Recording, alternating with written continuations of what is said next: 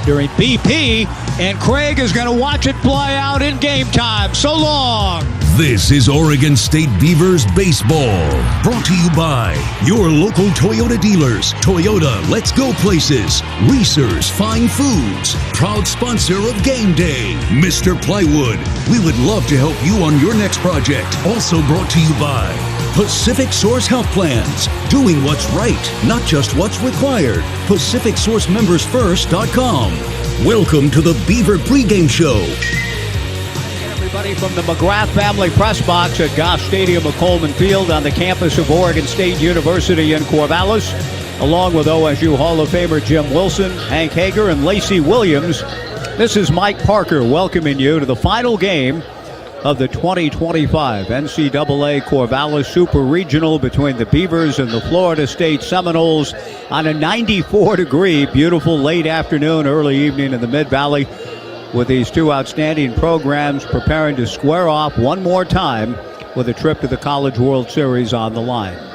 The Beavers took Game 1 5-4 in 10 innings, featuring one of the biggest come-from-behind wins in program and ballpark history, but the Seminoles, after that punch in the gut, came back with an impressive victory yesterday, 3-1, to create tonight's winner-take-all ball game. Both clubs have pitched very well in the two games. Beaver pitchers have combined to strike out 29 Seminole hitters. Florida State pitchers have fanned 25 Beaver hitters. There's only been one home run hit by the two teams combined in the series, that by Miles Bailey of Florida State on Friday. Yesterday, the Beavers scratched out a meager 6 hits, none for extra bases. The games have been tough, tight, well-pitched affairs, and we could see another one of those again here today. But whatever it will take, Mitch Canham's Beavers are hopeful that they can at least get some more life offensively at the plate against a very good left-hander in Wes Mendez. And the pitching question that we all had, perhaps when we went to sleep on last night's ball game, woke up today, I wonder who the Beavers will start. That question answered earlier today. It'll be James DeCramer getting the start, coming off his finest hour as a Beaver on Monday against USC in the winner-take-all Corvallis Regional Final. So James DeCramer hopes to double down on the week with another strong postseason performance. He'll be going up against an experienced left-hander in Wes Mendez, who will be making his 16th start. For James DeCramer, it'll be his third. It's the Beavers and Seminoles. It's been a great series, and one of the key players for the Beavers down the stretch, and all year long for that matter, but hot in the postseason. He's one of the few Beaver hitters that hasn't scuffled as much in these two games. Catcher Wilson Weber, 4 for 8, 2 doubles, couple of RBIs, and a run. Wilson Weber is my pregame show guest, with Mitch Canham still to come. 94 degrees, a full house coming in. Beautiful day for baseball and a great day to settle the Super Regional with a trip to Omaha on the line. Wilson next on the Beaver Sports Network from Learfield. Dear Truckin' Awesome, Toyota Tundra's got heart-pounding horsepower. Tacoma is one rugged ride, and the 4Runner is tough as nails. Truck yeah. Find yours at Toyota.com. Toyota, let's go places. A lot goes into Oregon State athletes reaching peak performance for game day, including the right nutrition. At Wilbur Ellis, we know that healthy crop performance requires the same attention to nutrition as an athlete. That's why we use benchmark data points to maximize crop productivity through nutrient efficiency. For 100 years, family-owned Wilbur Ellis has been partnering with Oregon's farmers to grow healthier crops. That is the winning ag experience for Beaver Nation. Locally provided by Wilbur Ellis. The Rivalry Series is brought to you by Safeway Albertsons, Pacific Source Health Plans, your local Toyota dealers, and First Interstate Bank. The University of Oregon and Oregon State University want to thank each company for recognizing one of the longest-running sports rivalries in the nation. Ultimately, our student-athletes will benefit the greatest from their tremendous support. The Beavs and Ducks will continue carrying on their historic competitive tradition, going head-to-head across the season, bringing the Rivalry Series to life. Cheer on the Beavs this season to capture the Rivalry Series. So long! A grand slam for Gavin Turley. Blue Sun Inc. Employment Services is your local nonprofit dedicated to providing employment opportunities to veterans and those facing physical and economic challenges within our community. Founded by a veteran in 2013, Blue Sun Inc. has helped more than 2,300 people find employment opportunities, resulting in more than $19 million in wages going back into the local economy. To learn more about Blue Sun Inc. and how you can help provide employment opportunities, please visit bluesuninc.com. Blue Sun Inc. Employment Services, proud to partner with Oregon State Athletics. Go Beavs! Dear Truckin' Awesome, Toyota Tundra's got heart-pounding horsepower. Tacoma is one rugged ride, and the 4Runner is tough as nails. Truck yeah! Find yours at toyota.com. Toyota, let's go places.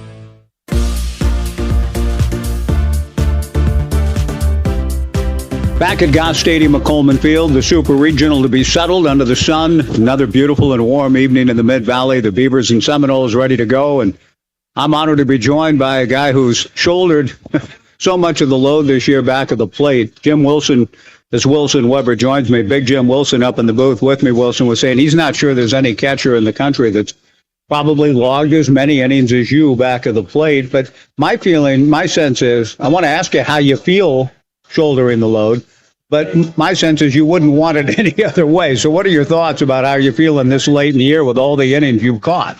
You're right. Wouldn't want it any other way. Body's been feeling good. First couple of weeks was something to get used to for sure, but I built my body to do what it's been doing this year and catch every day, and we're in a really good spot with that. So we're excited for a couple more weeks. You know, it seems too, Wilson, that sometimes catchers can see a toll exacted at the plate where you just kind of wear out and you're not as alive at the plate. You've gone the other direction, though. So you feel like you trained for this, built for this, and everything's coming together physically for you right now. Yes, for sure. Yeah, my job's to take care of business out on defense first, and then when I'm supposed to go up and hit, that's what I go do. Keep it simple and go have fun out there. So keeping it simple, not putting too much pressure on myself or anything out there offensively, because if I'm thinking about that out there on defense, it's going to affect that. So my priority is defense, getting zeros, and then getting back in here and get as much time back in here in the dugout as possible before going back out, and that means scoring a lot of runs. And that's something you guys want to do today, obviously. Get on the board early, often, and get after it. You have been, since the Hawaii series, Wilson, as locked in as any hitter in this lineup, and there's a lot of guys locked in. But tell me, did something flip or switch there, or anything you could point to say what has kind of led to the upsurge here down the stretch? I wouldn't say there's any one thing in specific. What I kind of think about it as after that moment, it's basically winning and losing is the only stat that really mattered to me that second half of that year. And so right.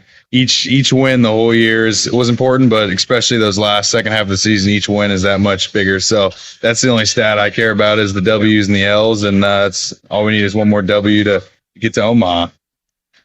Wilson, in terms of that, you have one more game, but it's here. Do you feel like, and you speak for the collective bunch of guys, that everything you put through this year, the 24,000 miles, all the road trips, to have a winner-take-all game again, as you did in the regional, now you get the super regional here, you kind of feel like, hey, again, as a team, you were built for this moment.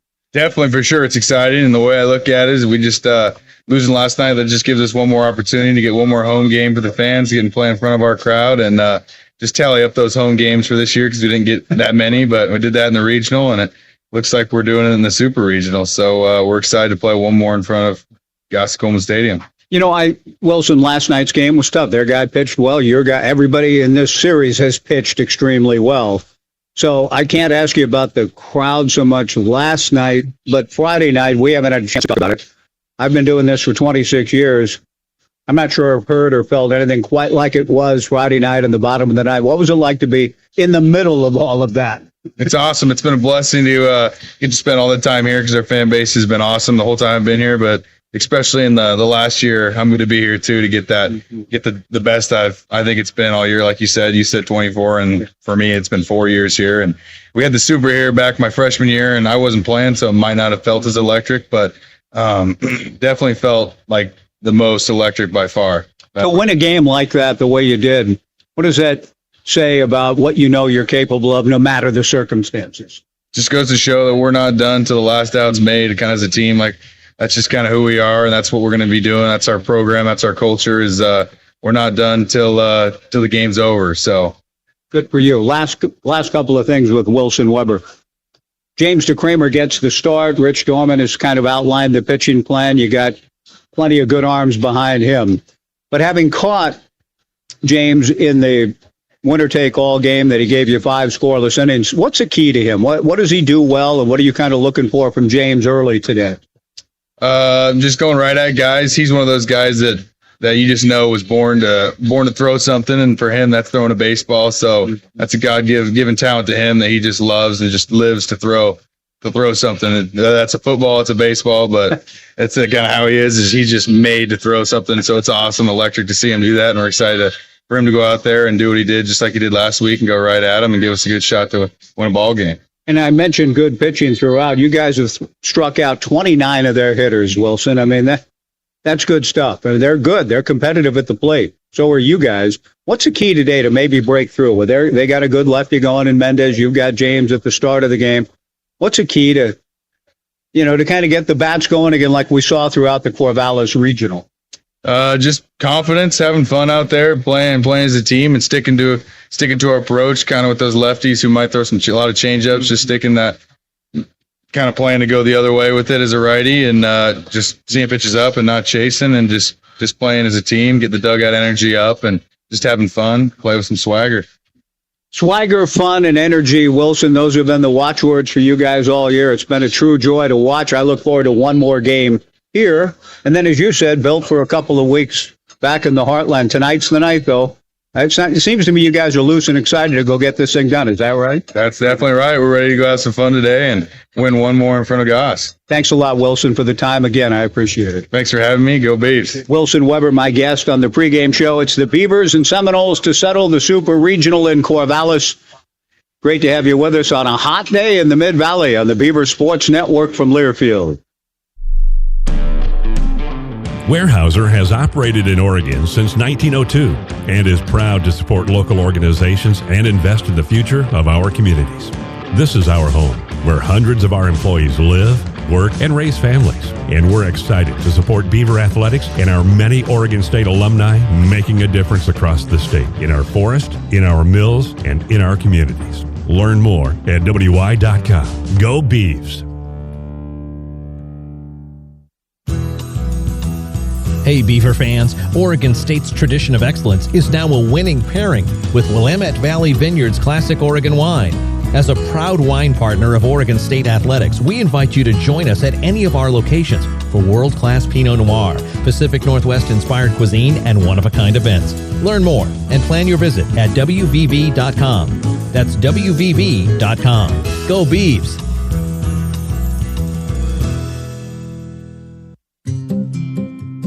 Today's game's Benny's Buddies Pet Spotlight. The official fan club of your favorite pet, brought to you by your local Toyota dealers, is Benny's Buddies member Faith the Horse from Philomath. Faith enjoys galloping around with her mom Mallory and attending rodeos during the summer. Sign up your pet today at osubeavers.com/Benny's Buddies. Each member gets an official social media filter, and Oregon State will be giving away collars, leashes, treats, toys, and so much more. Want to make a difference for Oregon State University students and alumni? It's as easy as becoming a member of the OSU Alumni Association. Whether you're an OSU graduate, a family member, or a big fan and believer, become a member today and get access to exclusive perks while supporting the university you love. Purchase a membership for yourself or as a gift at fororegonstate.org/join. That's fororegonstate.org/join.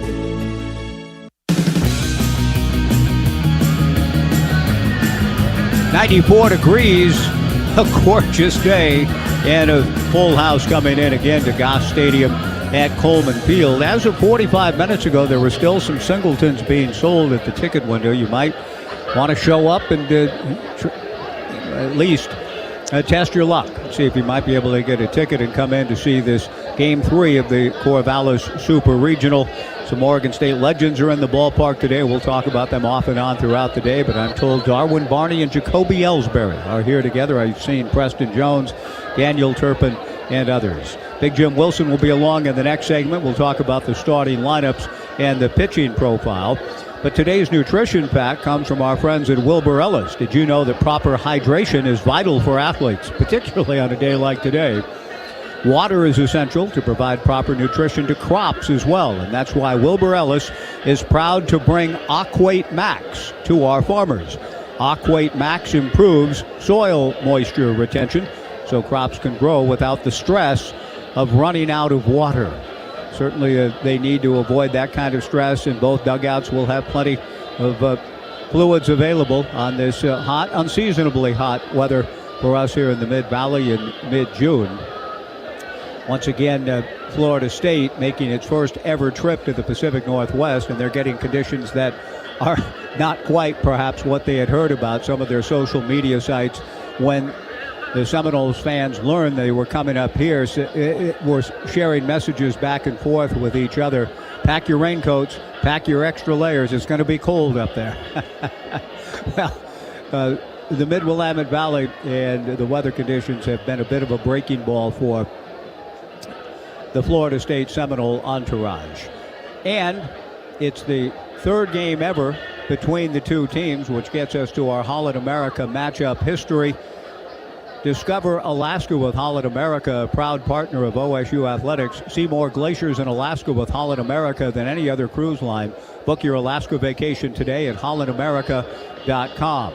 The Beavers won on Friday night in dramatic fashion, if ever there was a dramatic finish to a game, 5-4. Florida State prevailed yesterday 3-1. The rubber match with a trip to Omaha on the line. We'll look at the lineups for the big matchup next on the Beaver Sports Network from Learfield.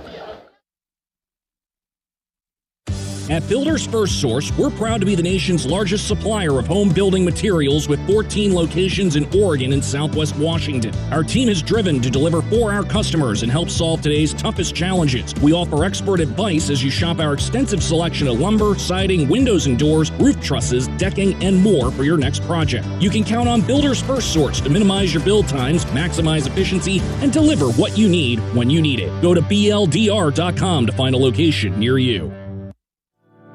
From forestry, construction, material handling to trucking, no matter what industry you're in, Pape has the equipment and services to keep you moving. As a family-owned and operated business for 85 years, Pape is committed to providing consistent quality customer service. This commitment is what makes Pape the premier capital equipment provider in the West. Pape is a proud sponsor of OSU Athletics. Go Beavs! Facing cancer requires comprehensive care and support. The Samaritan Cancer Program has board-certified providers who specialize in treating all cancer types. We have your care needs covered every step of the way. Beyond treatment, the Samaritan Cancer Program provides you with nutrition services, financial advocacy, emotional support, resources, and more. Join us in being healthier together, because your fight against cancer deserves the best. Visit samhealth.org/cancer. Pacific Office Automation is an official sponsor of Oregon State Athletics. Let us help you create your total office solution with copiers and printers, security systems and cameras, managed IT and cloud services, unified communications and telephones, including carrier services, plus temperature sensing kiosks and more. The one source for all your office technology solutions. Go to PacificOffice.com. Pacific Office Automation. Problem solved. Mike Parker and Jim Wilson back with you from the McGrath Family Press Box. Let's take a look at the starting lineups for this decisive Game 3 in the Super Regional. Link Jarrett, the third-year head coach for Florida State, has submitted this lineup. Leading off in right field, Gage Harrelson. Batting second at shortstop, Alex Lodis. Batting third in center field, Max Williams. The cleanup hitter, the only guy to hit a home run in this regional for either team, Miles Bailey at first base. Batting fourth, Cal Fisher hits fifth at third base. Drew Farrow, a switch hitter, batting sixth at second. Hunter Carnes, the designated hitter, batting seventh, and the other catcher, Jackson West, hitting eighth in the catcher's spot. Batting ninth in left field, Chase Williams, and sophomore left-hander Wes Mendez, 7-2, 4.66, making his 16th appearance and start. For Mitch Canham, the sixth-year Oregon State head coach, a change right at the top. Leading off, for the first time since Grand Canyon University here, March 16th, Trent Caraway led off the first 18 games of the season, leads off the final home game at Goss Stadium at Coleman Field tonight at third base. Ivo Arquette batting second at shortstop. Gavin Turley hitting third and left. Wilson Weber, the cleanup hitter and catching. A.J. Singer batting fifth at second. Tice Peterson in the DH slot batting sixth. Jacob Craig moves up in the orders, had a good super regional and regional, batting seventh at first base. Cannon Reeder hitting eighth in center and batting ninth in right field, making his 11th start and his first since starting 2 of 3 at Iowa. He appeared last in a game against Long Beach State here on May 17th, batting ninth in right field, Carson McIntyre. So, Jim, as we take a look, too, at the Beavers starting pitcher, it's James DeCramer, and we'll get to the pitching match in a moment. But first, a quick thought from you about how Mitch Canham, Ryan Gibson, Joey Wong, and company have tweaked the lineup for tonight's decisive Game 3. The biggest thing is that Easton Tolt is not in the lineup. It's a lefty, and last night Easton struggled mightily against a very, very good tough. He wasn't alone. Yeah, against a very tough pitcher, but instead of going with running the left-hander out there, he's playing the odds, and he's going to go with right-hander Carson McIntyre. And McIntyre, I mean, what we've heard, this is only his 11th start, but he has hit 3 home runs, and I like his he's game. Supposed to be a very, very good athlete. Yeah, and he so is. that's something where you're at least giving yourself a chance against the left-hander. And Caraway to the leadoff. I don't know that they really have, per se, a pure leadoff hitter if Tolt's not going to be in the lineup. So what the heck? Let's take a look at the starting pitchers, Jimmy, brought to you by Seven Feathers Casino Resort. Seven Feathers, your place to play. James DeCramer will throw the game's first pitch. He was dynamic against USC on Monday. What about James? And then a quick thought on their left-hander, sophomore southpaw Wes Mendez for the Seminoles. It's interesting because Mendez has 15 starts. This will be his 16th start. He's been the Sunday guy all season long. Whereas DeCramer, this is just his 4th start and his 14th appearance. And so it would seem like that Florida State has an edge, at least in terms of experience and mound time this season. But DeCramer, his last outing was his best. He started against USC on Monday on an elimination day, and he went 5 innings, no runs, just gave up 2 hits, and struck out 6 and threw only 71 pitches. A very, very good outing for DeCramer. He's got a good fastball, and his breaking ball is a good, hard, sharp breaking ball. Sometimes it's the command, sometimes is the issue. But Oregon State does have 3 or 4 guys just ready to go behind him. On the other side, it's Wes Mendez. Again, 15 starts already in the books, a 7-2 record, but his ERA is not like the other guys that we saw the first 2 days. It's in the 4s. Good strikeouts, 90 strikeouts. It's just that the first 2 guys, 4 pitches for Vellini, used them all, landed them all. The second guy, the All-American, 3 good quality pitches, threw them all, landed them all. This guy, supposedly, the changeup is 18%, and it's more of a chase pitch. It's not where he's going to get you a strike with it if you don't chase it. So I think that's the biggest difference, is that he does not have the arsenal that the last 2 guys had. Thank you for that breakdown, Jimmy. Mitch Canham with thoughts on that and more next on the Beaver Sports Network from Learfield. At the stadium or home, keep your cocktails local with Crater Lake Spirits, because great booze, happy people isn't just our motto, it's our personal guarantee. With every bottle of Crater Lake, you're getting Oregon pride distilled. Our spirits are a toast to tradition and a nod to innovation. Every sip is a celebration of the good times, the great outdoors, and the unbeatable spirit of the Pacific Northwest. Join us in raising a glass to victories, big and small, with Crater Lake Spirits, proudly sponsoring Oregon State Athletics. We're here to make every game day unforgettable. Hit a home run today by joining Oregon State Credit Union, where your money works harder for you. Enjoy member-focused financial advice and saving money with competitive rates and fees. We started at Oregon State University, and we're still the official credit union of Oregon State Athletics. Join Oregon State Credit Union today. Visit one of our 15 branches or join online at OregonStateCU.com/join. At Les Schwab, we've been changing the tire game for more than 70 years. Our Go the Extra Mile service means more hustle, less hassle. We design our own exclusive tires to give you more tires made for the road you drive, less compromise. All backed by America's best tire warranty included with every tire we sell. We're talking more unbeatable tire warranty, less charging you extra, like the other guys. It's why you get more from less. Book an appointment at leschwab.com. It's been so long. How have you been? Hello, I'm doing well.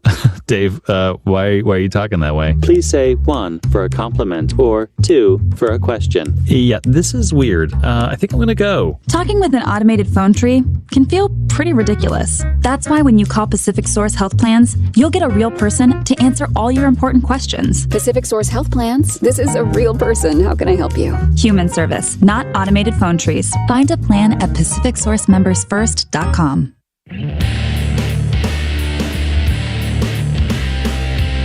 Welcome back into Goss Stadium at Coleman Field. A hot and gorgeous Sunday evening. The Beavers and Seminoles to settle the Super Regional tonight. Mitch Canham joins me, brought to you by the Beaver Home Team, Oregon Mutual Insurance, and WaFd Bank. Teaming up locally to support their community. Proud sponsors of the home team. Go local and go Beavs. And the Beavers, indeed, the home team. And Mitch, you worked hard for a moment like this. You, your staff, your players in particular, to grind it out and to have a Super Regional winner-take-all Game 3 in this ballpark. I'm not sure you would have wanted it any other way. No. I mean, winning last night would have been okay, but I think your guys are prepared for this tonight. Yeah, I mean, you just got to be so grateful for everything that happens in life, good, bad, or indifferent. And there's a purpose behind all of it. And I know that everything that we've experienced this year has led to us becoming better people, better teammates, just all around better athletes, better you name it. And so, to be in this position that we are right now, there's no distractions, there's no noise other than joy that we get to go out there today and go compete. And I'm excited. I'm talking to an old catcher here in Mitch Canham. I talked to a young catcher at the beginning of our pregame show, Wilson Weber. Jim Wilson has speculated on the air. We don't know everything for every other program, but he says he can't think that there are many other catchers who've caught as many innings in and out of those crouches so many times under the sun in all kinds of weather. And yet, he's as fresh and playing as good as ever. Mitch, that's amazing to me. You know the rigors of that position. What are your thoughts about the leadership and what Wilson Weber's been showing here all year, but particularly down this stretch? Like, he's been a fantastic leader, and he's been a fantastic catcher, fantastic offensive threat. Just what an incredible beef. And to be here, to be a senior, this is going to be his last home game at Goss. And I mean, that's an emotional moment. And I came in today and I saw one of our student managers, our analyst, Kai Nishida, who was sitting outside by himself. And I go, "Hey, Kai, what's going on?" He's just soaking it all in. I go, what part of that? What do you mean? And he goes, "Well, this is my last home game." And he feels it. Our student managers who pour so much time into it, guys like Webb, who have been a Beav for 4 years, and even before that, as a committed high school athlete, knowing that this is the last time playing in front of this crowd here, it's just very special. And none more deserving than Webb for working as hard and the weight room, the way he takes care of his body, his commitment to his faith and being so just a shining light to so many others. Like, he is an incredible man. And I say that man, because that's what he is. He's ready to take on the world. And I'm so excited for him and to watch him go out there and lead today. In all facets, he talked a little bit about he got himself ready for the kind of year that he's having. And he says, fatigue isn't even a thought. He says, I got a couple of more weeks in me after tonight, as you guys, of course, hope to as well. Tell me, Mitch, a little bit about, you face some really good arms. Your arms have been very good, too. Their arms have been very good. an approach today? I mean, you punched out 25 times. You've punched them out 29 times. So pitching's been at a high level. Yeah. What are your thoughts about the kind of matchup, the game you're expecting here today? Well, I know for both sides, everyone's going to want the baseball and get out there and throw. It's been fantastic starting pitching from both sides the last 2 days.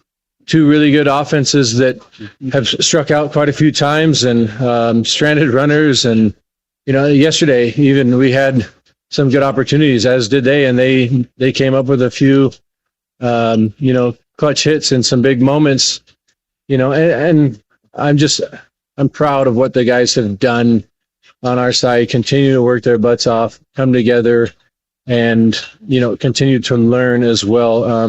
Their guy tonight as well. They got, he's got a good 4-pitch mix. He likes throwing his curveball, his slider, his changeup, his fastball. It's a 91, 94 mile an hour heater too, and he'll move it around, and it's pretty good stuff. And they're all, each of the guys that they've thrown have all been extremely competitive, like fiery. Watching all their starts prior to this, you see the emotion and the fight that they have out there. And so we need to continue to make sure that we're keeping them in the zone. Like, that's what we're attacking. And we've done a really good job of that for a vast majority of the year.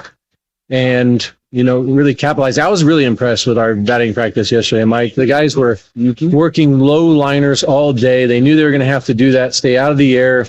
And early in the game, they did a good job of that. We were putting together good at-bats. We worked up his pitch count. We were, found a way to scrap one across early, and he started to settle in. And it became quicker innings because he was throwing a lot of strikes. We just weren't finding the holes. And so, right now, like, I'm excited we still haven't seen Segura. I know Keljo wants back in there too. The Kramer starting on the bump did a great job last week with that start as well.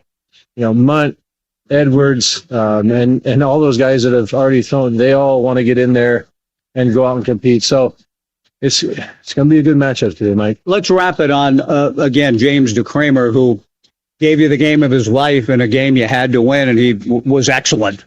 And I'm sure you're expecting the same kind of thing from the young man today. Wilson Weber said, when I asked him about James, he said, well, that dude's born to throw. Football, whatever it is, he wants to throw. He's been throwing his whole life, kind of building to a moment like this. What are your thoughts about giving the ball to James in this big start tonight? You can go into Safeway and see James in the middle of an aisle grabbing something off the shelves, and he's picking it up and working throwing mechanics off of it. Anytime you see him and there's a quiet moment, James is working out of the stretch position, holding runners, and working on his slide set. He is. He's born to throw, and he is pretty dang good at throwing a football too. It's pretty, but it's a very loose, very rubbery arm, and he can play catch all day. It seems like, and with plus changeup, plus slider, his fastball has continued to get better and better as the year has gone on. And really, he's coming off of last year not throwing and building up through this year after some injuries. And so, he looks to be in a really good spot. He brings a ferocity to his approach as well, but also can remain calm and recover and go back out. That's why I like him starting, is because he can go through his process in pregame and make sure he's ready to go out there and throw, and can make adjustments quickly in the game too. You bring it up to him, he'll take a breath, and he'll go out and compete. That's what we expect your guys to do again, as they've done all year, and we've been blessed to watch it all unfold here in 2025, and we look forward, as I said to you, Mitch, yesterday, the next time we sit down for a coach's corner. The Beaver Sports Network from Learfield. Pacific Power is proud to support Oregon State athletics by providing the safe, reliable energy that lights our campus, keeps our laptops charged, and powers opportunities every day. From the classroom to the weight room, from groundbreaking research labs to Research Stadium, Pacific Power is always there to help propel our students and our community forward. Pacific Power, powering your greatness. Let's go Beavs!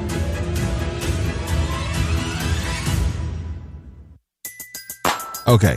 You say, I want some breakfast. Your so-called boyfriend says, we got eggs in the fridge. Obviously, when you say breakfast, you mean McDonald's. Definitely a side-eye situation.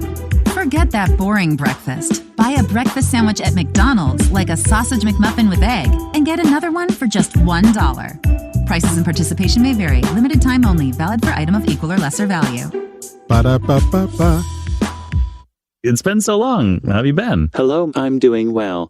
Dave, why are you talking that way? Please say 1 for a compliment or 2 for a question. Yeah, this is weird. I think I'm going to go. Talking with an automated phone tree can feel pretty ridiculous. That's why when you call Pacific Source Health Plans, you'll get a real person to answer all your important questions. Pacific Source Health Plans. This is a real person. How can I help you? Human service, not automated phone trees. Find a plan at PacificSourceMembersFirst.com. BECU. You've heard the name, seen the letters. But what does BECU stand for? Simply put, not-for-profit BECU stands for people. For charting your own path. For choosing what's right for members instead of what's profitable for someone else. Because they are the reason our credit union exists. So we do everything in our power to help them reach their financial goals. BECU. Power in people. All Pacific Northwest residents are eligible to join. Federally insured by NCUA. On the Beavers Sports Network from Learfield.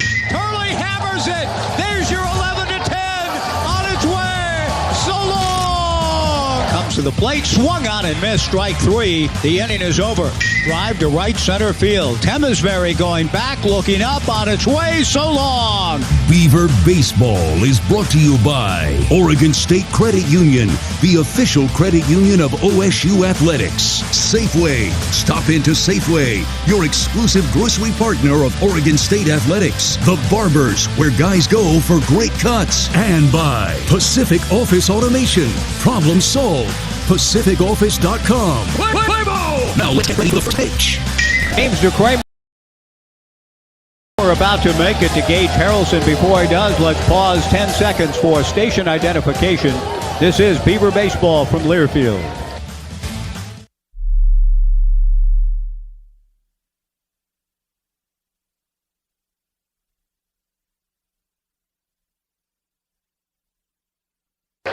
James DeCramer to Gage Harrelson. Fastball, knee high, outside corner, 94 miles per hour. A strike. 0-1 the count. James rocks and comes back with the 0-1 changeup. A ground ball to the left of A.J. Singer, the Beavers second baseman, gets on top of it and throws out Gage Harrelson. A nice start for James DeCramer. 2 pitches, 1 out.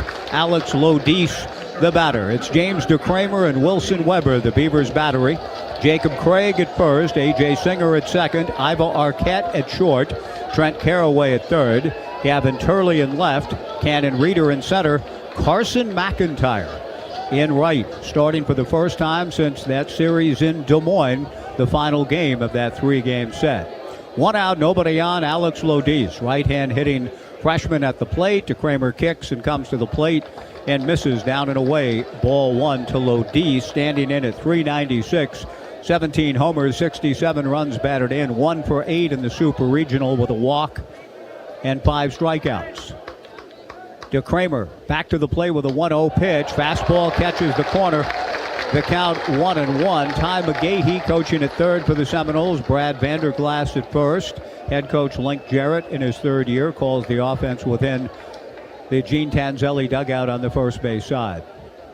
DeCramer's 1-1 pitch. Fastball swung on and missed, and the count 1-2. 330 down both lines at Goss Stadium of Coleman Field. 365 to the alleys, 400 feet to straightaway center.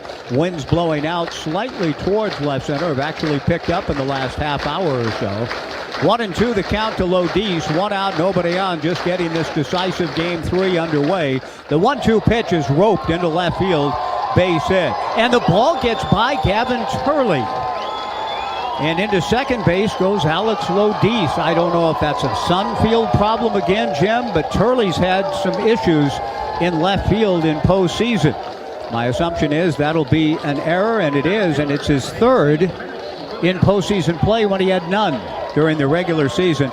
And that's huge for the Seminoles to get a man into scoring position on a changeup elevated, and then the base hit to left, and then the error And now Lodis at second with one out. I'll be honest with you, I didn't even see what happened. I was kind of took my eyes off, looked at the runner, and next thing you know, it looked like it bounced over his head. Max Williams, a fly ball to deep left field. Back goes Turley, and it's gone. And the Seminoles trying to come to Goss Stadium at Coleman Field and break the hearts of Beaver Nation. A couple of huge steps in that direction here in the first. Max Williams' 19th home run of the year. It's a 2-run home run, and the Seminoles in the top of the first inning have a 2-0 lead with a giant of a man, Max Williams, pumping his fist all the way around the bases as the Seminoles get the momentum early. Max, 6'2", 207, hammers a 2-run homer to left, 2-0 Florida State, and Eric Segura and company head down to the bullpen immediately. Yeah, that's what sort of the only really worry about with DeCramer, if the thought was eventually you're going to go to Segura, is that you just hope there's not an explosion early where it's too late. But you had mentioned the wind blowing out, and boy, off the bat, you knew it was going to go. Miles Bailey steps in. He has the other home run in this Super Regional. It was into the right field bleachers Friday night. He takes inside, ball 1-0. And for a team that is on the road in the Super Regionals for the 7th time, breaking ball away in the count 2-0 from DeCramer. Only one time in their previous 6 trips on the road have they been able to break through and win to advance to Omaha. That was in Baton Rouge in 2019. But after losing the opener in the most gut-wrenching fashion imaginable, they pulled themselves together for a 3-1 win yesterday, and they've got the jump tonight, 2-0 in the first. Well, playing with the lead early doesn't necessarily add up to a victory at the end, but Oregon State, they just need to get out of this inning. All right, okay, two's not going to win this. Probably I don't know that 4 wins this game. So you just got to just cut the damage, limit the damage, and get your guys in the dugout. Miles Bailey with a count of 2 balls and no strikes. Wilson Weber out to the mound to talk to James DeCramer. The redshirt freshman delivers way outside, ball 3-0. 2-0. Florida State, top of the first inning. This huge crowd full of energy and life a few moments ago, quieted down now by base hit, error, 2-run homer. And the 3-0 pitch with a green light to Miles Bailey is whacked into right field, base hit. Carson McIntyre scoops the ball up, and this is not the kind of start DeCramer had against the USC Trojans on Monday. He was very good, in fact, with a double play ball to end the inning Monday en route to 5 innings of scoreless baseball. He's already been touched for 3 hits out of the gate from a club that, like the Beavers, have scuffled in the series. Just 6 for 31 as a club yesterday, hitting .247 as a team. But in this decisive Game 3, off to a tremendous start. Cal Fisher, the batter. DeCramer delivers. First ball swinging at the fastball. Fouls it straight back. The count 0-1. Fisher's 3 for 9 on the series, but kind of quiet. Hasn't really done much. No RBIs, hadn't scored a run, and struck out 5 times. He and Lodis each have struck out 5 times. But here today, after a ground out on the game's second pitch, base hit, 2-run homer. Miles Bailey a base hit. The pitch to Fisher hit foul again on the fastball off to the right and out of play. No balls and 2 strikes, 2-0 Florida State, top of the first. The Beavers know, and you talked to Ryan Gibson, I talked to Mitch and Ryan and others. The Beavers need to be hitterish today, so I don't think they're at all, they don't want to be down 2-0 out of the gate, but they know that they've got some hits and runs in them today, and they're going to need them to win this ball game. 0-2 to Cal Fisher. DeCramer kicks and comes to the plate. Fastball again, hit foul, off to the right and out of play. 0-2 the count. To replay the inning, Lodis hit 1-2 was the count, and he gets that base hit. And again, I'm not sure. Did the ball bounce over Turley? It looked like he jumped. Or I didn't see how it all went down. I think he may have been bothered by the bright sun. It was a routine hopper. It did kind of bounce over him, yes, but he just misplayed it. Changeup pulled foul outside of third. DeCramer stays ahead of the count to Cal Fisher. No balls and 2 strikes. And as fans settle in here, most of them have arrived early. a little bit subdued at the moment, but a long way to go, and the Beavers hope that they can cut the damage now to just the 2 runs. Only 1 out in the inning. Bailey at first, held on by Jacob Craig. DeCramer to the plate, slider down and away. The count 1-2. Drew Farrow on deck. And then get things going offensively, really for the first time all weekend. Yeah, they're due. They are due for an offensive explosion like they saw last weekend. 1-2 to Fisher. DeCramer delivers the fastball high. Ball 2. 2-2 to Cal Fisher.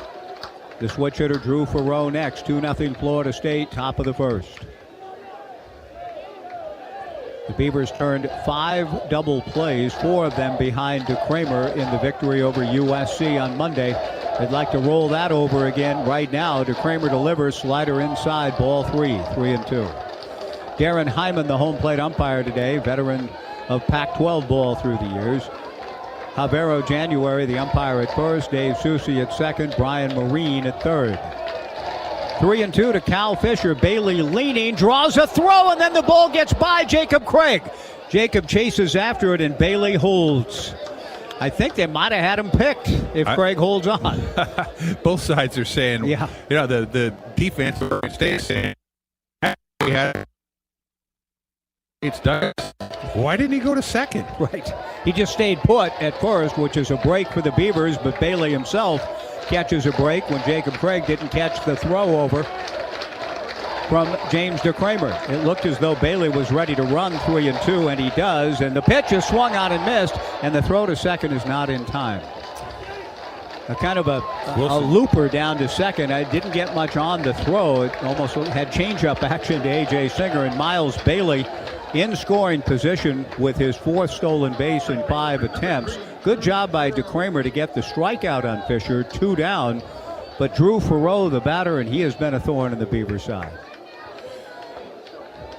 Bailey's showing some speed. The big fella, 6'4", 257. 2-0 Florida State. James DeCramer turns and throws to Ivar Arquette, breaking towards second. Farrow, a switch hitter, 307, 16 homers and 57 runs batted in. He scored 2 runs in the Friday 5-4 Beaver win for Florida State. Yesterday, 1 for 3. He swings at a fastball and doesn't get it. 0-1 the count. Actually, the good change from Jimmy, you saw the slider. Breaking ball, yeah. It's good. He's probably his best breaking ball he's thrown thus far today. A 3-pitch mix, and he commanded all 3 against USC. Bailey taking a pretty good lead. DeCramer turns and throws to Ivar Arquette, and Bailey gets back. Not much sense of urgency now, but Bailey had a very big lead. Yes, he did. And a pitcher really confident in his ability to pick off at second base. Another good slider in there, strike 2 to Drew Farrow. 2-0 Florida State. Things did not start particularly well after a 2-pitch out, base hit, 2-run homer, base hit, a strikeout of Cal Fisher, 0-2 to Farrow. James can give his team and these fans a lift by just minimizing and getting a 3rd out here. The right-hander to the plate and bounces the slider, and Wilson Weber can't find the ball. And down to third base on the wild pitch goes Miles Bailey. Interesting times here, Jimmy, in this sense. Yeah. Gavin Turley missed a ball and left. Jacob Craig did not catch a throw over. And Wilson Weber, who's blocked 1 million pitches this year alone, after he blocked it, couldn't find it.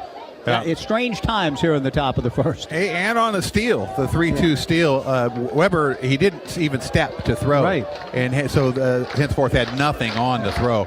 May have been he just didn't have the grip or what have you. The 1-2 pitch to Farrow, fastball away, ball 2, 2-2. So it has been indeed kind of a top of the first inning, a little bit off for the Beavs in a number of respects, and the Seminoles lead it 2-0. DeCramer all the while trying to keep it at a 2 spot. Works from the stretch. The 2-2 pitch, a line drive to left field. Moving over is Gavin Turley to catch it. The inning is over, and it was a tough inning. But, Jimmy, I give DeCramer some credit for kind of fighting through it. You said you just got to get through the first with no more damage done. And in spite of some oddities, no more damage after the 2-run homer per se. The pitch count up a little bit for him, but He does get the final 2 outs, and the Seminoles strand a runner at third. A great start for Florida State in its quest to go to Omaha for a 25th time. The Seminoles 2, the Beavers coming up in the bottom of the first on the Beavers Sports Network from Learfield. Celebrating 25 years in business, the Barbers continue to offer a great old-fashioned barbershop experience. The Barbers understand excellent customer service and the unique grooming needs for all men. A great cut at a great price from the most experienced barbers around. Come in and enjoy a hot lather neck shave, beard trim, as well as a refreshing shampoo and scalp massage. Book same-day appointments now online by visiting thebarbersonline.com. The Barbers, where guys go for great cuts. Take your business to the next level in 2025 with the tools and services to make running your business smooth and easy. WaFd Bank is here to help make it happen with options like credit cards, term loans, lines of credit, and cash flow tools like FinSync, so you get paid in hours, not weeks. It's never been easier to get the funding and tools you need to grow your business and meet your goals. Take on the new year with a best bank. Visit wafdbank.com or your local branch and find out why they were awarded Best Bank by Newsweek 3 years in a row. Member FDIC, loans subject to credit approval.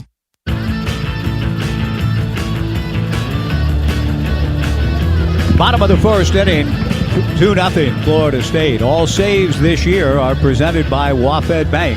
WaFd Bank, you deserve a best bank. And Beaver Baseball brought to you by Pacific Source Health Plans, with plans for individuals, families, employers, and Medicare eligibles. Pacific Source does what's right, not just what's required. The Seminoles getting 2 in the top of the first. A 2-run home run by center fielder Max Williams. And now left-hander Wes Mendez coming off an 8-inning outing, 105 pitches in a win over Mississippi State in the Tallahassee Regional last week. About to make his 16th start, 7-2, 4.66. 77 in the third innings, 65 hits, 38 walks, 90 strikeouts. The batting average against of 228. He's hit 9 and allowed 9 home runs. Joey Wong takes his post at third base. Brady Casper heading out to coach first for the Beavers. And Trent Caraway, after starting the first 18 games as the Beavers' leadoff hitter, went through a long slump, has not swung it particularly well in this Super Regional, but with Easton Toll having his struggles against left-handed pitching, Caraway elevated to the leadoff spot for the first time since March 16th, steps in against Mendez, and West starts Trent with a fastball for a strike, 0-1 the count. Trent is 0 for 8 with a couple of strikeouts in the first 2 games of this series. Wes Mendez rocks, kicks, and comes back. The lefty's 0-1 pitch, breaking ball up. The count 1-1. Jimmy, you feel there's quite a bit of difference in velo from the fast one to the breaking ball. Yeah, and he has 2 different breaking balls. He also showed a slider, which he throws a little bit harder, 83 to 85. The curveball he just threw, 73 miles an hour. Fastball swung on and missed, and the count 1-2 to Trent Caraway. Trent will be followed by Iva Arquette and then Gavin Turley. Bottom of the first, 2-0 Florida State. Boy, another 4-pitch guy. Yeah, boy, they've got great arms. We've seen a bunch of them.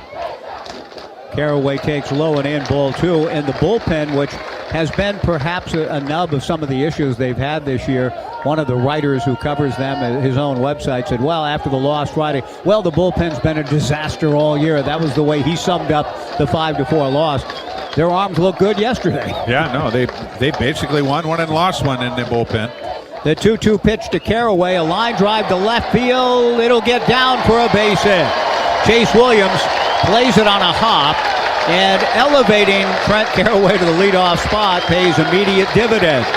Caraway gets his first hit of the Super Regional in the leadoff spot, and Iva Arquette, the tying run to the plate.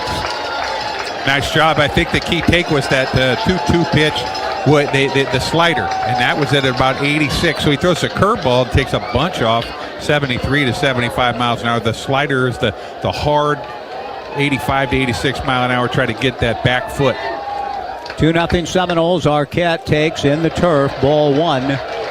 1-0. Trent Caraway, a leadoff single. Iva, 352, 18 homers, 65 runs batted in.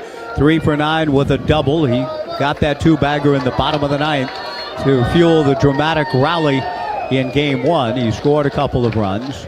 1-0 the count to Arquette. Mendez delivers off speed and down. Ball 2, 2-0. Florida State with the, not sure what you'd call the mustard colored jerseys with the camo hat. Kind of an interesting look. Caraway at first, 2-0 Seminoles, bottom of the first, nobody out. Arquette takes high and away, ball 3, 3-0 with Gavin Turley on deck. Arquette is always green-lighted in situations like this, but he also knows that base runners are a good thing. It's got to be something exactly in his wheelhouse, Jimmy, for him to take a hack here, a toss to first, and Caraway back. Interesting that a guy would come over to first base on a 3-0 count. I remember back in my coaching days, I would against a lefty, I would steal on 3-0 first move, just knowing they weren't coming over. The 3-0 pitch, Arquette takes a strike, and the count 3-1. Gavin Turley next. Arquette has 18 home runs, only one of them in this ballpark, and that was against USC in the Monday game to back the pitching of James DeCramer. The Beavers winning 9-0. 3-1 fastball, a check swing, no swing, says first base umpire Javero January, high and away for ball 4. Good take by Arquette. Caraway to second, Iva trots down to first. Gavin Turley, the batter. Beavers setting the table for a good answer to Florida State's 2-run homer in the top of the first as the catcher, Jackson West, heads out, and he's followed by Mike Posey, the pitching coach. Both teams realizing that it's going to be a long game, but you just got to minimize the damage. In fact, some movement already in the Florida State bullpen. The Beavers had early activity in their own. After 1 out, a base hit and a 2-run homer put the Seminoles up. Mike Posey out for a visit. That home run that Iva Arquette hit against USC on Monday was, and I've got a photograph of a sweet moment in time with Iva Arquette posing with Sophia Jones. Sophia out in the left field bleachers caught the home run, part of sort of the legendary scaffolding crew and the bleacher crew out in left. Sophia caught the homer and then got Iva to sign it, gave the ball to Iva for the home run, and Iva signed, I think, something else. Another one. For Sophia Jones. So a sweet moment on the only home run Iva's hit at Goss Stadium at Coleman Field. He draws a walk here following the base hit by Caraway. 2-0 Seminoles. Gavin Turley steps in. First ball swinging, a slicing drive to right and pretty deep. Moving over, though, on the ball is Gage Harrelson to make the catch in fair territory. Caraway tags and goes to third. Turley hitting one into the right field corner down near where Pat Casey's jersey number 5, Casey corner, is emblazoned. One gone. Turley first ball swinging after the walk, and now Wilson Weber, the batter. Big at bat here for Wilson, obviously, that Florida State thinking, we're a pitch away from getting out of this thing. And Oregon State with first and third and just the 1 out, still looking for a big inning. Wilson at .335, 12 homers, 57 runs batted in, 4 for 8, with 2 doubles and 2 RBIs in the 2 games. Takes high and away from Wes Mendez, ball 1, 1-0. 2-0 Florida State, bottom of the first. The Beavers hoping to answer with at least one, and they have a good shot to do so. Trent Caraway at third, Iva Arquette at first, 1 out. The Noles infield at double play depth. The 1-0 pitch to Wilson hits him to load him up. And that'll bring A.J. Singer to the plate. Wilson did not make really much of a move, and he doesn't have to get out of the way of a pitch. He just stood there, took it. The bases are full for A.J. Singer, as they were Friday night in a big moment. Again, just a big inning right here, half inning for the Beavers and for the Seminoles, in that Oregon State is poised to have a real big inning, and Florida State still thinks they can get out of it. A.J. at .317, 3 homers, 38 runs batted in. The game-winning hit in the bottom of the 10th. Friday also had a double in the Friday game. Takes a strike from Wes Mendez. 0-1 the count. Good take by A.J. Singer. It's a strike, but it's a good strike from Wes Mendez. Good hard slider right on the inside corner. Bases loaded, 1 out, 2-0 Florida State. The strike one pitch to A.J. is high. That evens the count at 1-1 on an off-speed pitch. The winds have really picked up and blowing out to left field. Sophia Jones, Tyler Jones, and the scaffolding crew anticipating. Caraway at third, Arquette at second, Wilson Weber at first. Singer hits a ground ball to the left of the shortstop Lodis. Juggles, goes to second for 1, to first, not in time. Caraway scores an RBI for A.J. Singer to cut the lead in half at 2-1. Lodis with a little bit of a juggle cost himself a double play ball, and the Beavers are on the scoreboard. It was a hard one for the shortstop as he's going up the middle. How does he get the ball back towards second base? So he opted for that sort of a backhand shovel, which he was fortunate actually to be on accurate with, because that was a tough play. Iva Arquette moving to third. A.J. Singer aboard on the fielder's choice, 6-4. Tice Peterson, a ground ball into right field, base hit. Iva Arquette scores. Peterson comes through, and the Beavers have bounced back and responded. Now a 2-2 tie in the bottom of the first inning.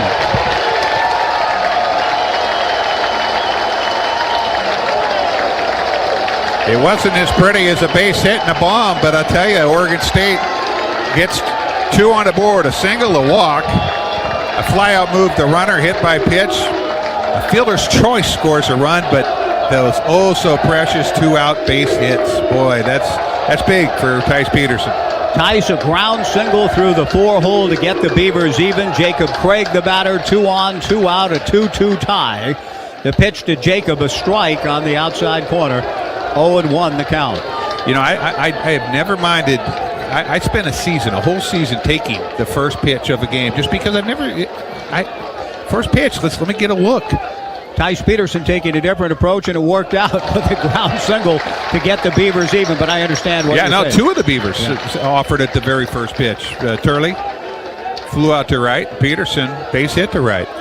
Jacob Craig takes outside, 1-1 the count in this 2-2 tie, bottom of the first inning. A.J. Singer at second, Tice Peterson at first. The pitch to Craig, fastball in there, good pitch. Knee-high, inner half, the count 1-2. Craig had his most glorious moment in his Beaver career Friday night on a 2-strike pitch, 2-2, when he roped a slider down the left field line to score. 2 runs, pulled the Beavers even. They went on to win it in the bottom of the 10th. The 1-2 pitch to Jacob, whacked into left field, base hit. A.J. Singer will score. Racing to third base is Wilson Weber. The throw not in time. A throw back to first. Craig gets in safely. The Beavers lead it 3-2.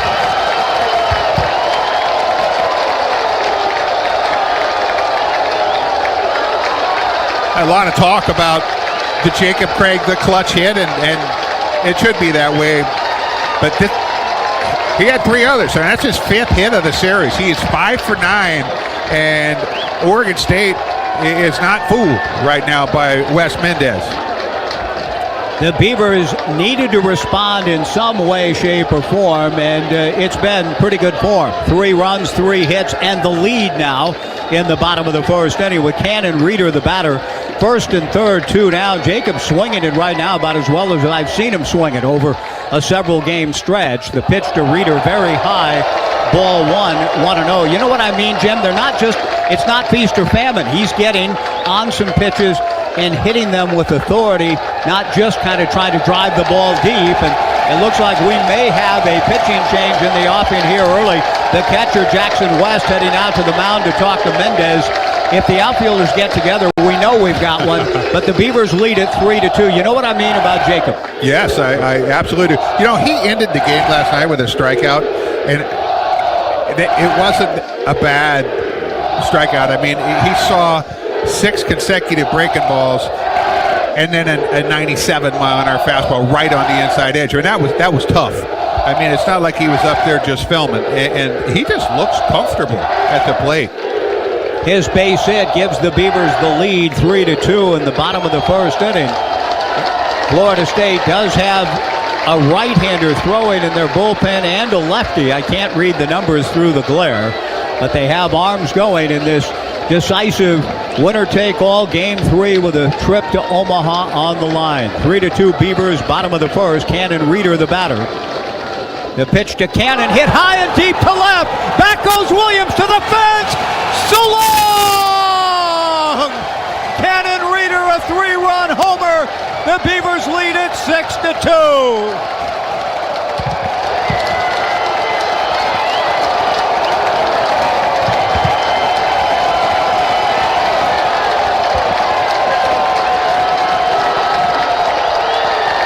Well, Cannon Reeder, he got his money's worth on the swing, and then he got his money's worth on his trip around the bases, but he hit a 3-run homer in the finals of the Super Regional. Why not? And I think that's going to be about it for, I don't know how much longer you either, maybe the thought is, hey, the horse is out of the ball. Let's start over. No matter who you put in there, we need innings out of somebody. Carson McIntyre, the batter, playing for the first time since May 17th. Mendez delivers very high.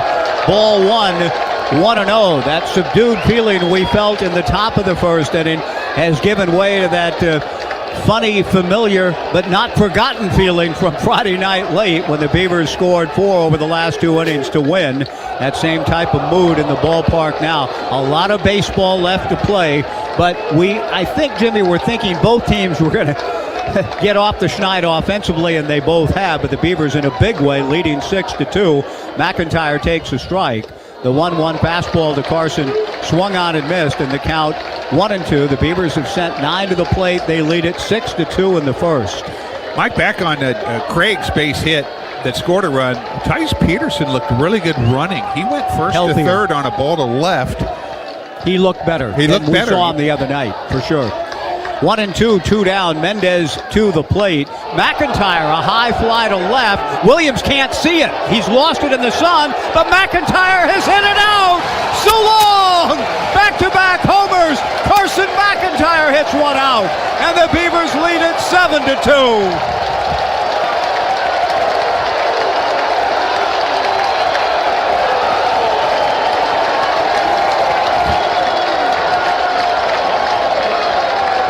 Seventh run of the inning, 5th hit, 2nd homer, and it's interesting, even if that ball didn't go out of the park, it was going to be extra bases because the left fielder, Chase Williams, had no idea where the ball was, and Mike, I think you and I both thought it didn't matter because this ball was hit very high into it. It's a pretty good wind blowing to left field.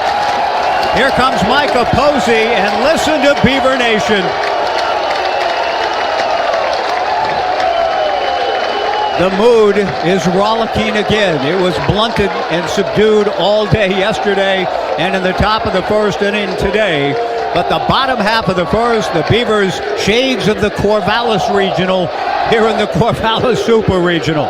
The Beavers have scored 7 runs, all on 2-out hits, Jimmy. And they have, one of the runs on a fielder's choice, but everything after that, after the first run, the last 6 have come on 2-out hits. And the Beavers lead it 7-2, a change of pitchers in the bottom of the first. We'll be back to see if the Beavers can keep it going with Trent Caraway coming to the plate again here in the first. Bottom of the first, a trip to Omaha on the line. The Beavers 7, Florida State 2 on the Beaver Sports Network from Learfield. Established in 1983 as a family-owned business, Wilson Equipment proudly stands as an authorized full-line dealer of Bobcat compact equipment, serving the communities of Medford, Eugene, and Salem. Stop by any Wilson Equipment location for rugged, reliable Bobcat machines that get the job done, including tough Bobcat mowers, easy-to-use mini excavators, classic skid steer loaders, and new compact wheel loaders. From sales, service, rental, and hauling, Wilson Equipment has all your bases covered. Visit www.wilsonequipment.net where you're guaranteed a grand slam. Okay, you say, I want some breakfast. Your so-called boyfriend says, we got eggs in the fridge. Obviously, when you say breakfast, you mean McDonald's. Definitely a side-eye situation.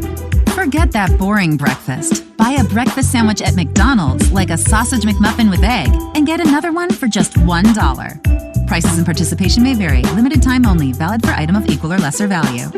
Ba-da-ba-ba-ba.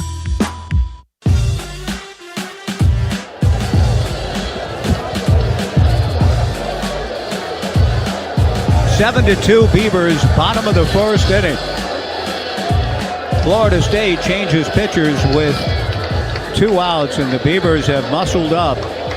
They had not hit a home run in the Super Regional through 2 games after blasting 15, Jimmy, in 5 games in the Corvallis Regional last week. None in the first 2, and you and I yesterday, as we were wrapping things up in the McGrath family press box following the 3-1 subduing of the Beavers by the excellent pitching of the Seminoles yesterday, Jamie Arnold, Mason Martinez, and Peyton Prescott. We felt like, hey, I mean, for the Beavers to win this thing, they're going to have to come alive offensively. And boy, they certainly have. We're only in the first, and Hank Hager, wisely, the shrewd baseball man that he is, pacing through the McGrath family press box, said to nobody and to all, a lot of baseball left. We understand that no completely. Question. The pitch, like 8 innings. Yeah, Trent Caraway, who started this 7-run frame with a base hit, takes high. The 1-0 pitch just outside from the left-hander Peyton Manka. So they go from one lefty to another. Manka in for Wes Mendez. 2 balls and no strikes to Caraway, who really got the Beavers off to a nice start. A base hit to open the inning. The 2-0 pitch, he swings and misses, and the count 2-1. Let's get some numbers on Peyton Manka. His 13th appearance, 2-1, 5.82, 21 2/3, 16 hits, 13 walks, 24 strikeouts, a batting average against of just .204. The 2-1 pitch to Caraway is high and away for ball 3, 3-1. You almost wonder, I mean, why wouldn't you go to a right-hander? The Beavers have all 9 starters are right-handed hitters, but Manka probably profiles as a guy that can go the longest in that he had 4 starts on the season. The 3-1 pitch, a breaking ball strike, catches the corner, and that's a pretty good pitch to deliver down in the count 3-1. Caraway was not going to, nor should he offer a pitch like that. He took it, and now the count full. Iva Arquette on deck. 7-2 Beavers, bottom of the first inning. The 3-2 breaking ball is outside, ball 4. Trent Caraway's been up twice. He's got a base hit and a walk. He heads down to first, and Iva Arquette, who walked earlier in the inning, comes to the plate.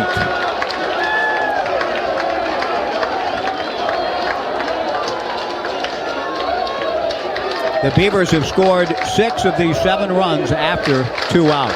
And they have been dramatic in nature. Tice Peterson, a ground RBI single to right. Jacob Craig driving in a run with a base hit to left. Cannon Reeder, a 3-run homer. Carson McIntyre, a solo shot. The pitch to Iva misses from Peyton Manka. Ball 1, 1-0. The 1-0 offering down and away. Ball 2, 2-0 to Arquette. 7-2 Beavers in the bottom of the first. Talked to Ryan Gibson. He said over the course of the season, Florida State used about 50, just over 50% fastball in all of their games.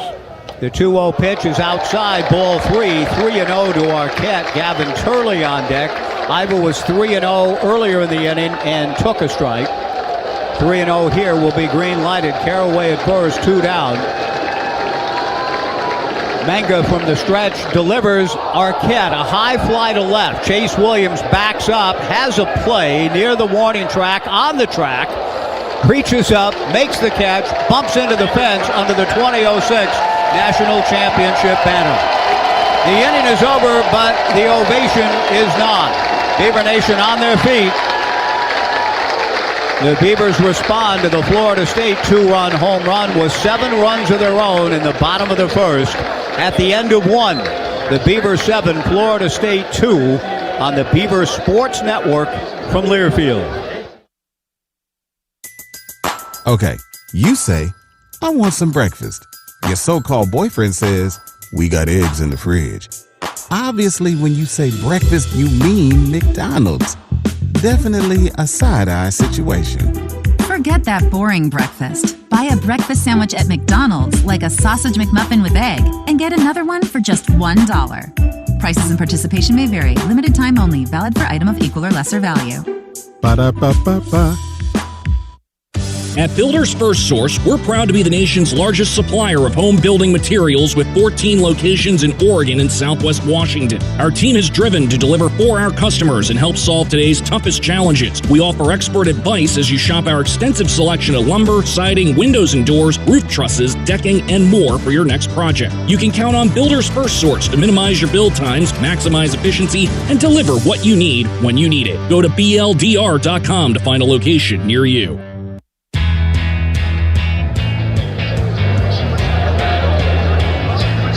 To the second inning we go at Goss Stadium of Coleman Field. The Beavers 7, Florida State 2. James DeCramer's start got off a bit rockily. Is that a word? I don't think so. But you understand, I hope, what I'm getting at. It was a rocky start, let me put it that way. With one out, base hit, 2-run homer. But, Jim, you mentioned that. Okay, the key now for James and the Beavers, just get through this. What we saw from Florida State then when the Beavers responded, they were an out away. Yes. 2-1, Twice. up 2-1, and out away. Twice, two different, because at first and third, one in, one out, and then bases loaded, one in, one out. And the Beavers instead scored 7, and now DeCramer for his second inning of work.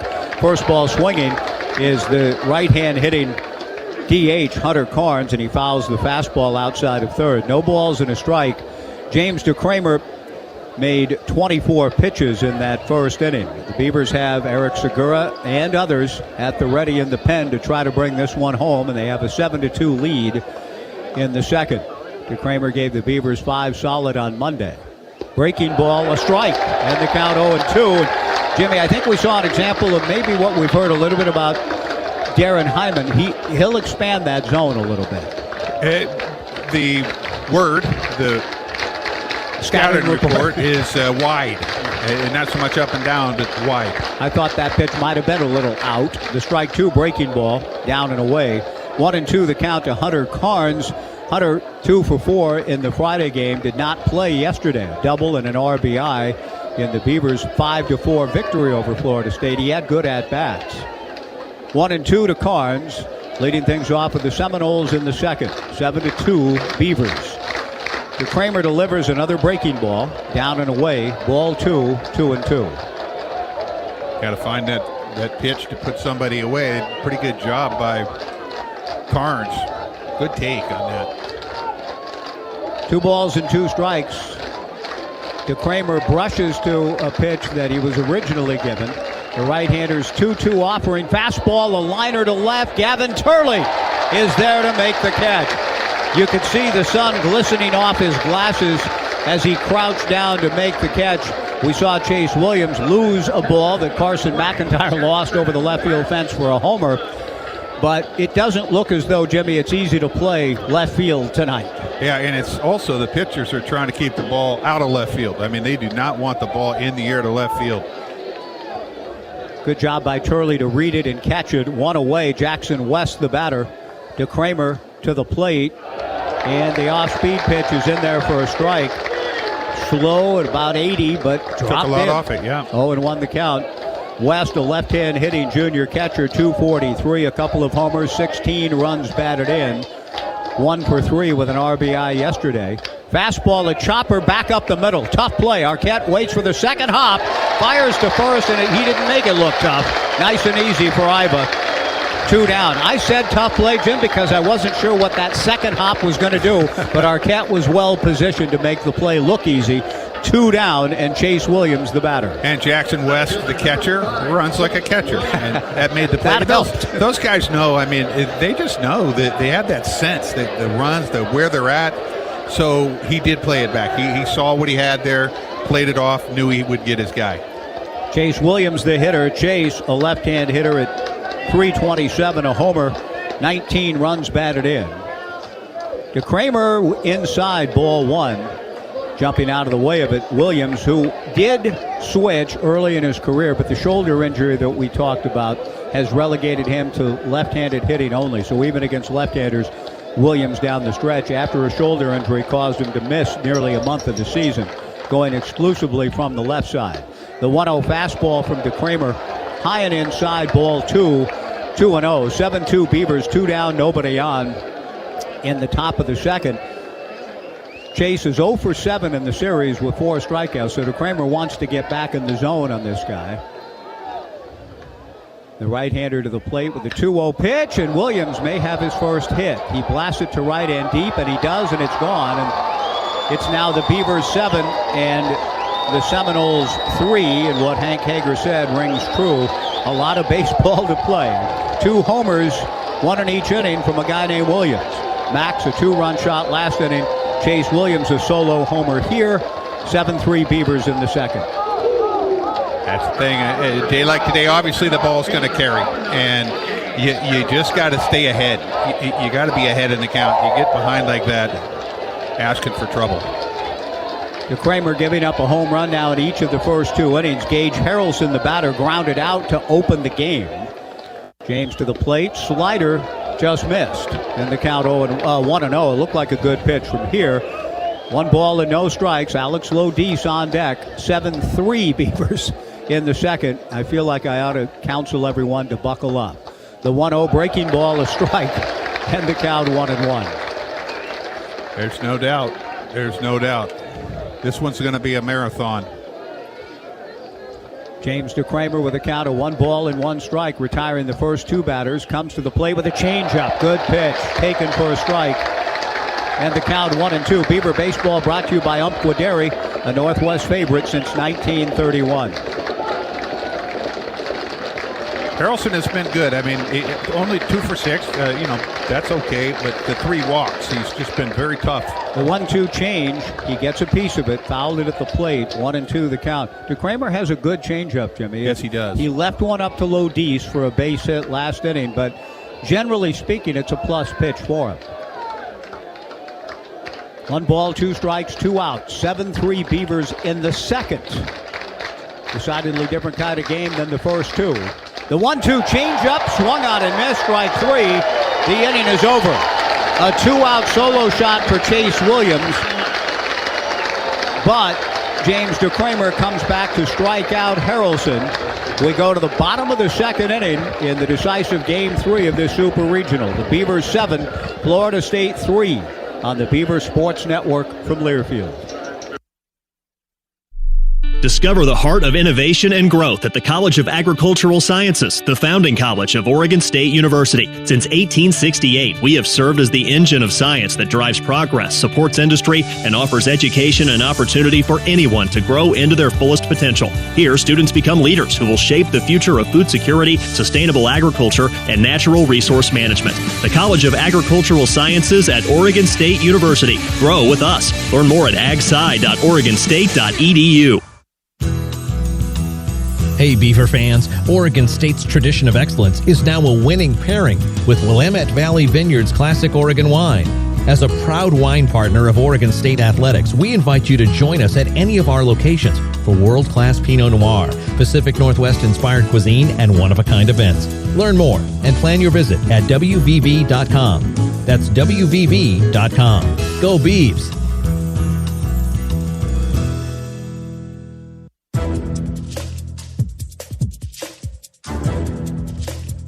This copyrighted broadcast is an exclusive presentation of Learfield under the broadcasting rights granted by Oregon State University. Reuse of this presentation is prohibited without the expressed written consent of the university and Learfield. Announcers are provided by Learfield and approved by the university. Bottom of the second inning. The decisive Game 3 of the Super Regional with a berth to Omaha on the line. 7-3 Beavers. Beaver baseball brought to you by Pacific Office Automation. Local people respond. Local people make decisions. Local people make sure you're happy. Pacific Office Automation. Problem solved. Peyton Manga ready to face Gavin Turley. Gavin will be followed by Wilson Weber and then A.J. Singer. The pitch to Gavin. First ball swinging again. Hits it foul towards Dixon Reck to our right. No balls and a strike. Gavin with the first pitch fly ball deep in the right field corner. It did advance Caraway to third, which was important because the Beavers ended up getting a fielder's choice play that allowed Caraway to score on the second out of the inning. They went on to score 6 more. Turley takes outside the count, 1 ball and 1 strike. Mike, I mentioned last inning that over the course of this season, Florida State pitchers have used a little over 50% fastball against their opponents. Against Oregon State, 33%. The 1-1 pitch off speed, swung on and missed from Menga. And that's just a scattered report type thing. Yep, and it just means just a whole lot more breaking balls. Yeah. 1 ball and 2 strikes to Gavin Turley, leading things off for the Beavers in the second. The Beavers sent 11 men to the plate last inning, 7 scored. Manga's 1-2 fastball up and in, ball 2. 2-2 to Turley with Wilson Weber next.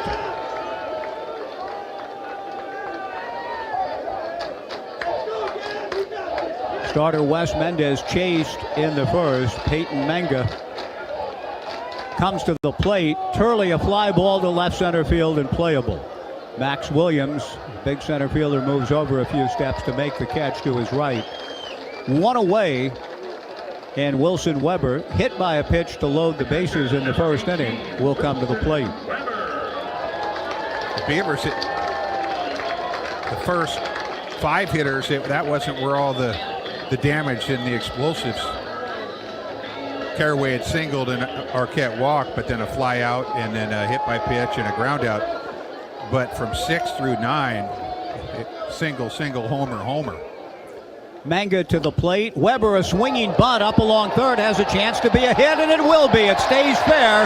Halfway up the third base line, no play. Wilson Weber, a swinging bunt single, and A.J. Singer will be the batter. Not much a pitcher could do. I mean, first of all, that ball was never going to go foul. You could tell it was just not going to go foul. A guy like Dave Steve had run over there and made a play on it, right away. Just get over there and throw somebody out. But Manka, big guy. What couldn't we got? get there. 6'5", 6'6", 255. Wasn't able to do the Dave Steve type thing. A.J. Singer steps in, takes a slider on the inside corner, a cut fastball, whatever it was. It had late movement on the inner half.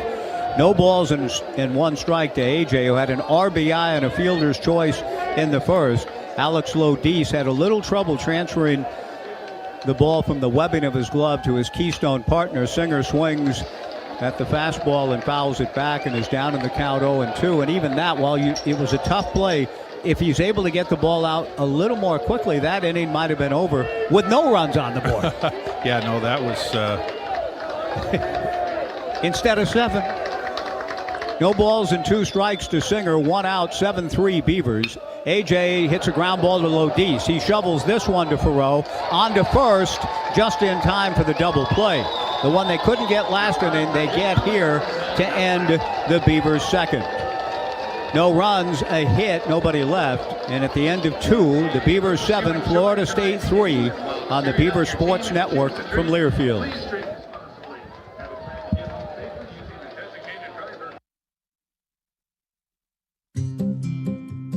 Today's game's Benny's Buddies Pet Spotlight. The official fan club of your favorite pet, brought to you by your local Toyota dealers, is Benny's Buddies member Faith the horse from Philomath. Faith enjoys galloping around with her mom Mallory and attending rodeos during the summer. Sign up your pet today at OSUbeavers.com/Benny's Buddies. Each member gets an official social media filter, and Oregon State will be giving away collars, leashes, treats, toys, and so much more.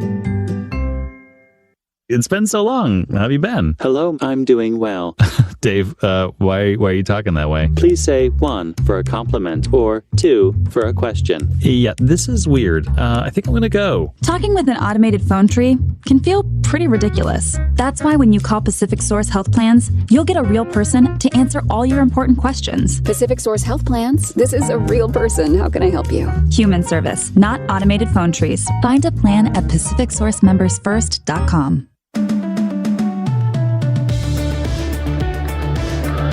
After 2 innings of play, the Beavers lead Florida State 7-3, and after 2 innings of work for James DeCramer, he gives way now to Eric Segura, who certainly had a mixed bag in the Corvallis Regional, but has a 7-3 lead to work with as we go to the third, coming out of the bullpen. The line on James DeCramer: 2 innings, 4 hits, 3 runs, 3 earned, 2 strikeouts. gave up a home run in each of the first 2 innings, a 2-run homer to Max Williams, a solo homer to Chase Williams last inning.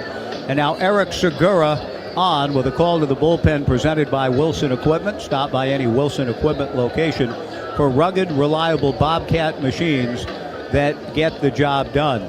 We'll talk about Segura's mixed bag in the Corvallis Regional and his overall numbers in a moment. But before we do, just shy of 7 o'clock on this hot night in the Mid-Valley. Let's pause now, 10 seconds for station identification. This is Beaver Baseball from Learfield.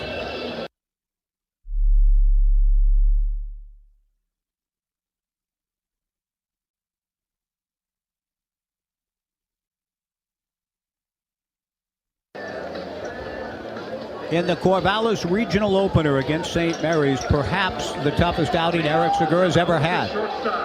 A third of an inning against the Gales, 2 hits, 3 runs, all earned, a walk, 3 and was out. A.J. Hutcherson then bridged the gap for 5 innings and chewed up a lot of important innings to keep the Beavers bullpen fresh for their ensuing 4 straight wins and run to the Corvallis Regional Championship. Eric Segura now to the plate in the first pitch to Alex Lodis.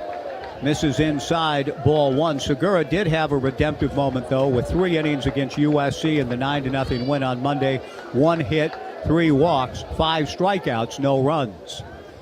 The 1-0 pitch, Lodis grounds it just foul outside of first, and the count 1-1. And Jimmy, what you're hoping to see, what Eric Segura is hoping to channel, is the Segura that came on last year as a starter, ate up a lot of innings, won a lot of games, and was a strike thrower. That's what really got him in the rotation. He just filled the strike zone with his fastball and his breaking ball. This year, just more velocity. The 1-1 pitch, a looper into center field, base hit. Changeup out over the plate, and it's a leadoff single for Alex Lodis in a 7-3 game that, again, it just has a lot of baseball yet to play, and the Beavers do have a 4-run lead in the third, and they're glad of it. But I think they know, everybody knows that they've got to be as can't sit at 7. No, you're going to have to score some more, one would think. And you're going to have to get some outs. Each out is critical. Max Williams, a 2-run home run in the first inning. Segura from the stretch comes to Max. Fastball, good one. Swung out and missed. 0-1 the count. Eric on the season now. 8-2. His 17th appearance, 5 starts, 54 1/3, 44 hits, 33 walks, 74 strikeouts in 54 plus. A ground ball to Iva Arquette. Shovels to Singer for 1. To first. There's 2 outs. A 6-4-3 double play. And the batter will be Miles Bailey, and what a beautiful way to erase the leadoff single. Yeah, both teams. I mean, Florida State got themselves a double play ball in the bottom of the second. Here Oregon State returns the favor in the top of the third. At BECU, a member-owned not-for-profit credit union, they're proud to support Oregon State athletics and put their members' best interest first. BECU, Power in People, insured by NCUA, membership required, restrictions apply. Miles Bailey steps in and has himself a cut. He fouls it straight back. No balls and a strike to Bailey, who singled to right field on a 3-0 pitch off of James DeCramer in the first. 2 down, nobody on, top of the third, 7-3 Beavers. Segura comes back to the plate, hit high in the air down the left field line, drifting foul, and towards the party deck off the top of the pavilion roof down there on banners. The count 0-2. Jimmy Segura's thrown 2 fastballs to Bailey at 96. I really like what I see. I mean, this is what Oregon State absolutely needed or needs, is Eric Segura at the top of his game. No balls, 2 strikes, 2 outs, 7-3 Beavers in the third. Eric to the plate with a breaking ball way outside. 1-2 the count. As you watch Miles Bailey, the big left-hander, we're going to hear his name. He's going to be around. He's a true freshman, has 18 home runs. Hit a homer in this series, stole a base in this series. Good-looking, big, strapping left-handed hitter. 1-2 the count. Segura to the plate, and another breaking ball misses. Ball 2. 2-2 with 2 down, nobody on. 7-3 Beavers in the third. The Seminoles, a 2-run homer in the first inning, a solo shot last inning. Segura looking, in spite of the base hit, for a clean inning facing the minimum. The 2-2 pitch on the way, swung on and hit foul. He gets a good rip. It's hit foul towards Waldo Hall. It remains 2-2. Eric still has not found that breaking ball. Kind of getting around it, not getting on top of it and through it. Another 96-mile-per-hour fastball he just plied Miles Bailey with. 2 down, nobody on. Eric kicks and comes back with a 2-2 pitch, hit high in the air to right and deep again. Back goes Cannon Reeder. This one goes off the middle of the fence. Cannon plays the carom, whirls around. The relay from Singer to Arquette is not in time, and Bailey just missed his second home run of the Super Regional, and he pulls into second with a 2-out double. Cal Fisher, the batter. I thought that might be a home run so did as I. well. Yeah. And again, A.J. Singer cannot cut that ball. If the Beavers are going to get that out at second, the only way is if that ball goes through. Once you cut it, it takes it so much slower to get the ball. I don't think they're going to get Bailey. I don't think so. But I'm just saying, you got to just let that ball go through. It was on line. It was. Maybe not enough velo on it. Singer. It was losing steam. Cal Fisher, the batter, good lead at second for Miles Bailey. The Seminoles try to close the gap. Fastball up, ball 1-0. And Florida State with a number of clutch 2-out run-scoring singles in this Super Regional, looking for another here to cut the Beaver lead to 3. It was 7-2 Beavs after 1. Now in the third, 7-3. Bailey at second, 2 down. Segura delivers. Fastball hit foul towards Dixon Reck. The count 1-1. Command has been pretty good with the fastball. The velocity has been fantastic. He's just going to have to find that secondary pitch. Breeze is continuing to blow out towards left field. Full bleachers in left, full bleachers in right center, full bleachers in right, a full house at Goss for the Super Regional finale. Fastball, a ground ball comebacker, deflected by Segura, picks it up and underhands to Jacob Craig to retire the side. Good job by Segura fielding his position. A 2-out double and nothing more. We go to the bottom of the third. The Beavers 7, Florida State 3 on the Beaver Sports Network from Learfield. Searching for a job, a mentor, or a candidate to fill your open vacancy? Find what you're looking for with alumni from Oregon State University. OSU Connections is a networking and career site exclusively for OSU alumni and students. List your Beaver-owned business in a directory, browse or post on the job board, talk to an OSU grad working at your dream company, or seek out advice as you change industries. Leverage your network at osuconnections.org. Roth Home is your one-stop solution for all things home repair. From plumbing, electrical, heating, cooling, and even garage doors, we've got your home covered. Our team of expert technicians are ready 7 days a week to tackle any problem, big or small. We're more than just a home services company. We're your partners in maximizing home comfort. When your home needs the best, trust Roth Home, proud sponsor of Beaver Athletics. Visit us online at callroth.com or over the phone at 503-266-1249 and schedule your appointment today.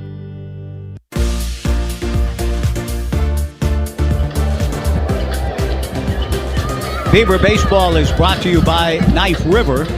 Knife River is building Beaver Nation and making communities stronger. Knife River, a people-first company. Bottom of the third inning. In the decisive Game 3 of the Corvallis Super Regional, the Beavers leading the Seminoles 7-3. This is Florida State's fourth postseason trip west of the Mississippi. Ever? Yeah, ever. Fourth, and they've been to more Super Regionals. This is their 19th. That's the most in the Super Regional era by any program, going back to the 99 campaign. They went to a regional in Austin in 82, to Stanford in 96, to Fayetteville, west of the Mississippi, in 2004, and now their fourth trip ever west, and this is their first ever sojourn into the Pacific Northwest, the 2025 Super Regional. The left-hander Max Menga goes to work on Tice Peterson in the bottom of the third and starts him with a strike. Tice, first ball swinging in the Beavers' 7-run first, an RBI single to right. Peyton Manga ready. The left-hander strike one pitch. Peterson checks and takes low and in. The count 1-1. A lot of good news on Peterson's at-bat in that he drove in a run on the first pitch that he saw, and as Jimmy said, looked good running from first to third. Shin splint problems not as problematic, at least on that first trip around the bases. He takes high and inside. The count 2-1. Tice Peterson, Jacob Craig, and Cannon Reeder. Reeder a 3-run home run in the first. Carson McIntyre followed with a solo shot. The 2-1 pitch is outside, ball 3. 3-1 from Peyton Manga. I mentioned he's a big guy, 6'6", 255 redshirt freshman. But he is not a fastball pitcher. He's primarily a breaking ball guy. 3-1 to Peterson. Manga to the plate. Tice a high pop foul back of the plate. The catcher Jackson West turns around and will watch this one sail in. Unfortunately, everyone got out of harm's way. That ball coming down hard right in front of the lower grandstand into the Jack Riley concourse. All is well. 3-2 the count to Tice Peterson, leading things off for the Beavers in the bottom of the third. Manga to the plate. Peterson pops this one up. It'll stay in the ballpark. First baseman Miles Bailey comes down the line and makes the catch. One away, and a nice job by the big lefty Manga to be down in the count, 3-1 to open the inning. And he got away with 2 fastballs out over the plate. Maybe slightly high, and I think they crowded Peterson a little bit. But those are hitters count fastballs. Jacob Craig, the batter. Jimmy, another 2-strike hit and a solid swing. Good-looking swing, stayed down on the ball, drove it to left field for a 2-out run-scoring single in the first inning. Steps in against Manga and takes the fastball up and in, rocking him back on his heels. 1-0 the count. Jacob now in this Super Regional is 5 for 9 with 3 runs batted in. I had a ball he hit to left in the first inning? Yeah. I think that's as hard of a hit as he's had. I mean, in terms of the velocity off the bat. He takes a fastball on the inner half for a strike. The count 1-1. That 9th inning 2-run single, a thing of beauty, but not hit as hard as the ball he hit earlier today. 7-3 Beavers, bottom of the third, 1 out, nobody on. The pitch to Jacob is down and away, ball 2, 2-1. It doesn't appear as though anyone's throwing back of Peyton Manga, who was summoned into the game in the first inning. The Beavers chasing the starter, Wes Mendez. Good pitch on the 2-1 offering for a strike to Jacob in the count 2-2. This after a guy, Mendez, threw 105 pitches and went 8 innings last week. So the Beavers had him out in the first. Against Mississippi State. 2 balls and 2 strikes to Craig. Fastball just inside, and the count goes full to 3-2 to Jacob. Cannon Reeder on deck. Cannon home run, Reeder. Well, he had a big series against Long Beach State, what was 3 weeks ago.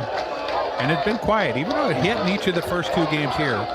The 3-2 pitch, Jacob tried to check a swing, and no. I think he may have caught a little break. Javier January says no swing on the 3-2 check. And Jacob Craig earns ball 4. And now Cannon Reeder, the batter, hit a 1-0 pitch. A no-doubter, a 3-run home run to left in the first, taking the Beavers from 3-2 to 6-2. And then Carson McIntyre followed with his 4th homer as a Beaver, his first in this ballpark, to make it 7-2. Now 7-3 Beavs in the third. Craig at first, 1 out. Ball 1. Or strike 1. I think it might be strike 1. Yeah, they're Reeder saying that Cannon took too long. Okay, so Cannon steps in with an 0-1 count, not getting into the box in a timely fashion. First time we've seen a pitch clock violation by either team in the series. The pitch is in the turf to Cannon, and the count 1-1. I will say that Cannon, as you said, enjoyed his tour of the base paths on the 3-run homer, too. He certainly did. But no clock violation on it. He went a little Dave Parker on it. Yeah.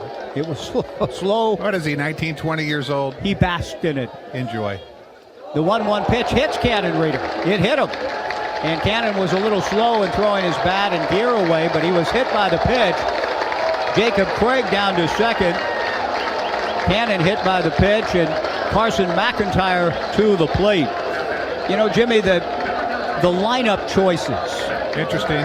And Carson McIntyre starting for just the 11th time this year, but in this game, with Omaha on the line, and the kid homered in his first at-bat.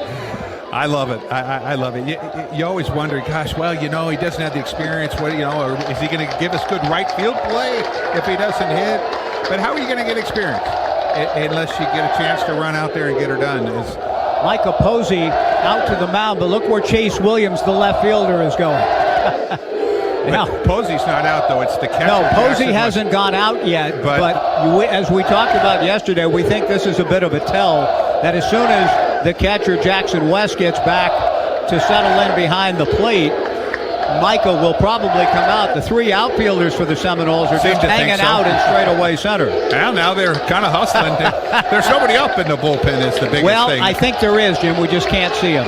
I think it's John Abraham again. But we play on. The corner outfielders needing to hustle to get into position as McIntyre steps in. 2 on, 1 out. McIntyre shows bunt. Takes a breaking ball for a strike. 0-1 the count. 1 out.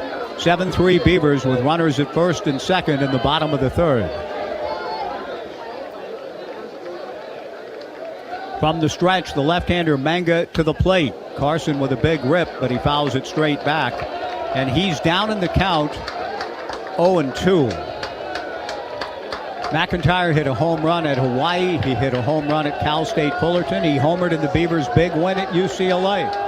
And he's homered here in the Super Regional. 2 on, 1 out, 7-3 Beavs in the third.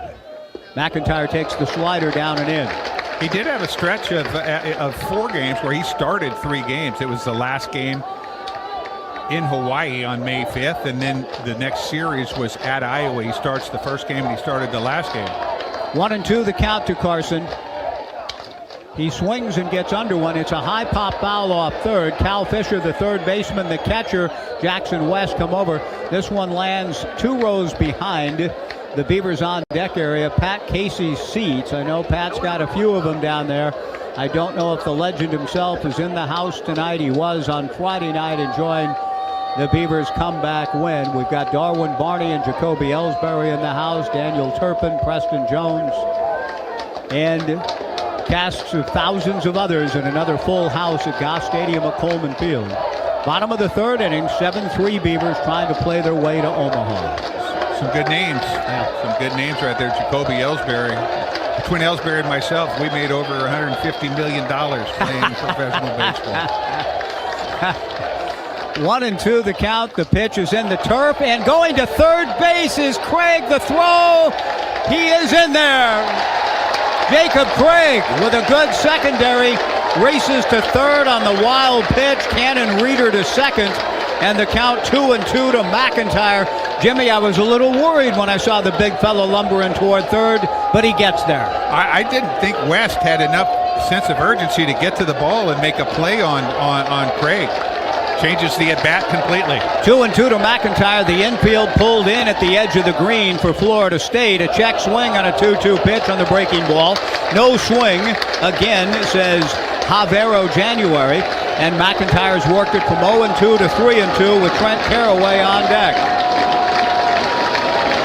Mr. January down there at first is getting his money's worth on those calls. And I wouldn't be surprised, even at full count, to see a switch. Michael Posey, no relation to the former Golden Spikes Award winner, Buster at Florida State. Micah on his way to the mound. And Beaver Nation on their feet with an OSU chant as the Beavers have runners at second and third with 1 out in the bottom of the third. Leading 7-3 and a chance to do some big-time damage here in the inning. McIntyre has worked it from 0-2 to full. First base is open. The right hand hitting Trent Caraway with another 2 right-handed hits, a bunch of right-handers in a row. And Micah has decided on a 3-2 count to make a call to the bullpen and bring in a right-hander on a 3-2 pitch coming to Carson McIntyre. With the Beavers trying to further separate in the bottom of the third. Second and third, 1 out. 7-3 Beavers. Bottom of the third. Back after this on the Beaver Sports Network from Learfield. Relax and unwind at Seven Feathers Casino Resort. Whether you're staying overnight in their award-winning hotel or lounging in your RV at their top-rated RV resort, all of their amazing amenities are available to you. Dine at the new Cow Creek Marketplace, Cow Creek Restaurant, or K-Bar Steakhouse. Pamper yourself with a massage, facial, pedicure, or all free at River Rock Spa. There's something for everyone at Seven Feathers Casino Resort, I-5, Exit 99 in Canyonville. Your place to play. Proudly owned and operated by the Cow Creek Umpqua Tribe. Hey there, Beaver fans. Holt Ag Solutions is proud to be your premier dealer for top tractor brands like Massey Ferguson, Fendt, and more right here in Oregon. With expert technicians and quality parts, we are here to support your operation from start to finish. Stop by any of our Oregon locations to see the latest models from Fendt, Massey Ferguson, and all your favorite ag brands at Holt Ag Solutions. Or call 888-HOLT-006 to talk with one of our ag experts today.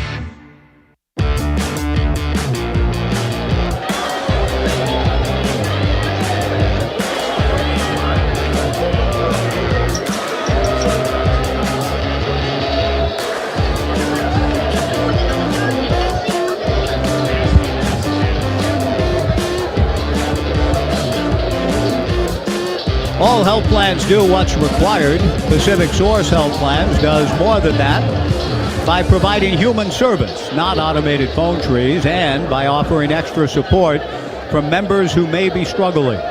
Pacific Source Health Plans going beyond what's required to put members first. Mike Parker, Big Jim Wilson in the McGrath family press box in the bottom of the third inning of a decidedly different kind of game than the first two that we've seen. We've seen 4 home runs in the game for one.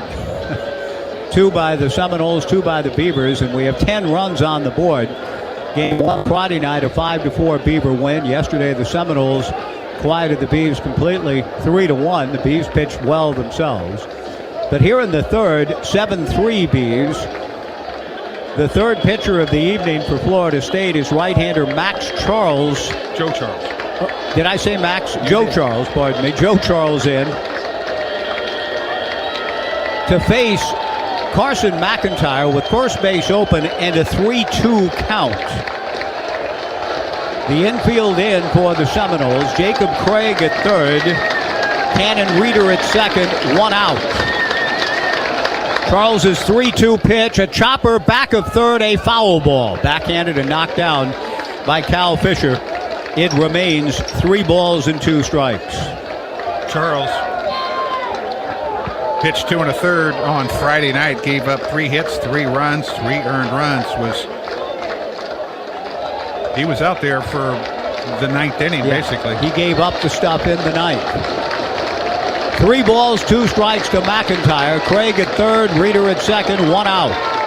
The 3-2 pitch is taken just outside on the breaking ball to load him up. And if the scouting report on Darren Hyman is he'll go out and give some pitchers a strike, he didn't there. Just outside, it loads him up for Trent Carraway. And that's good because Oregon State, McIntyre was in a tough spot there because he's never seen this guy before. And he gets 1 pitch, and the guy's thinking strikeout on the mound. Now Carraway gets a chance with a clean slate 0-0 count, facing a guy he saw the other night.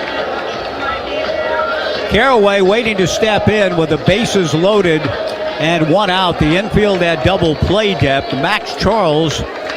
Max, it's Joe Charles. I keep coming up with Max. My apologies. Joe to the plate. Carraway, a drive to left field and deep. Williams goes back into the bleachers. A grand slam for Trent Carraway. So long. The Beavers lead it 11-3.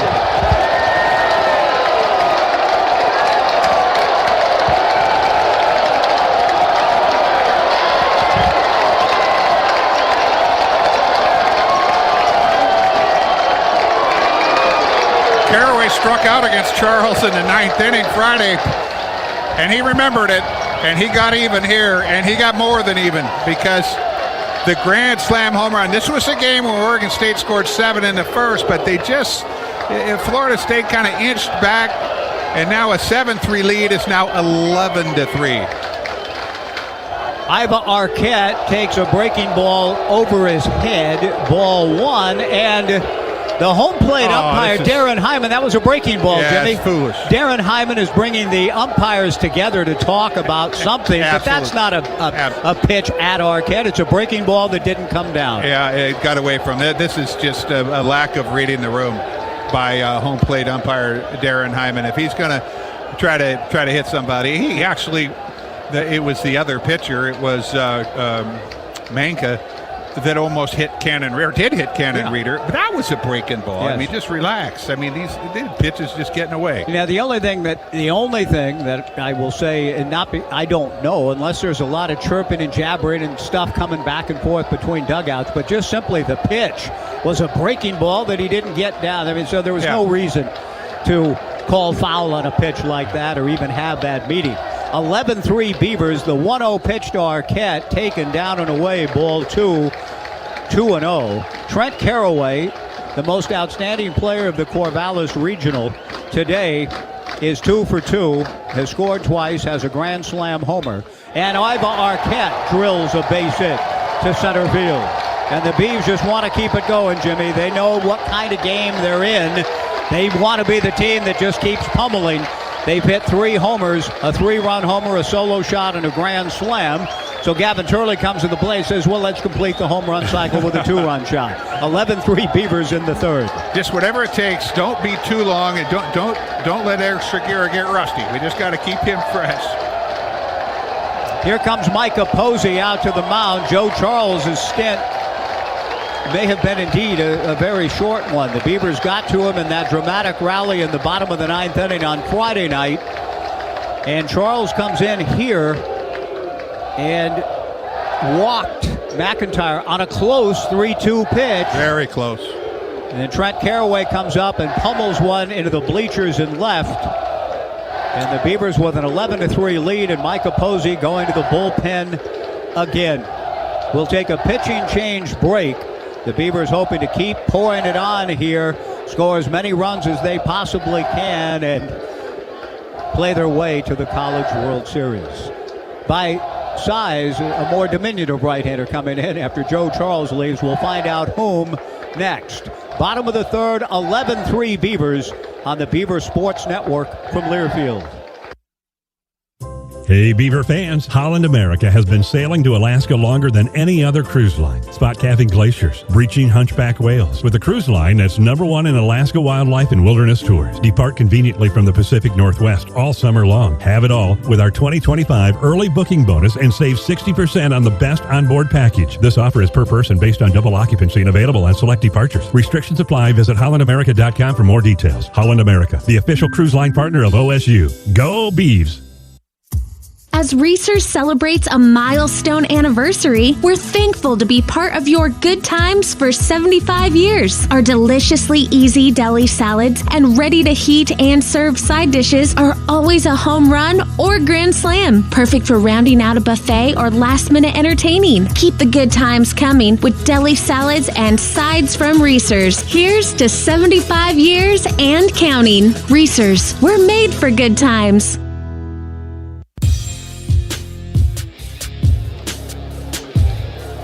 All stolen bases by the Beavers this year are brought to you by Steel. In baseball, being good means being consistent. Consistency in outdoor power equipment is Steel strength. Real Steel. Find yours. Visit steeldealers.com. Iva Arquette, a stolen base in yesterday's ball game. The only stolen base the Beavers have had in the Super Regional. The Beavers lead it 11-3, bottom of the third inning, and right-hander Chris Kinnear is the new pitcher. And this reminds me, Jim, just even talking about a stolen base. We're not going to see Iva a straight steal or anything like that. Maybe he's sent. Maybe there's a hit-and-run kind of play on with Gavin Turley coming to the plate.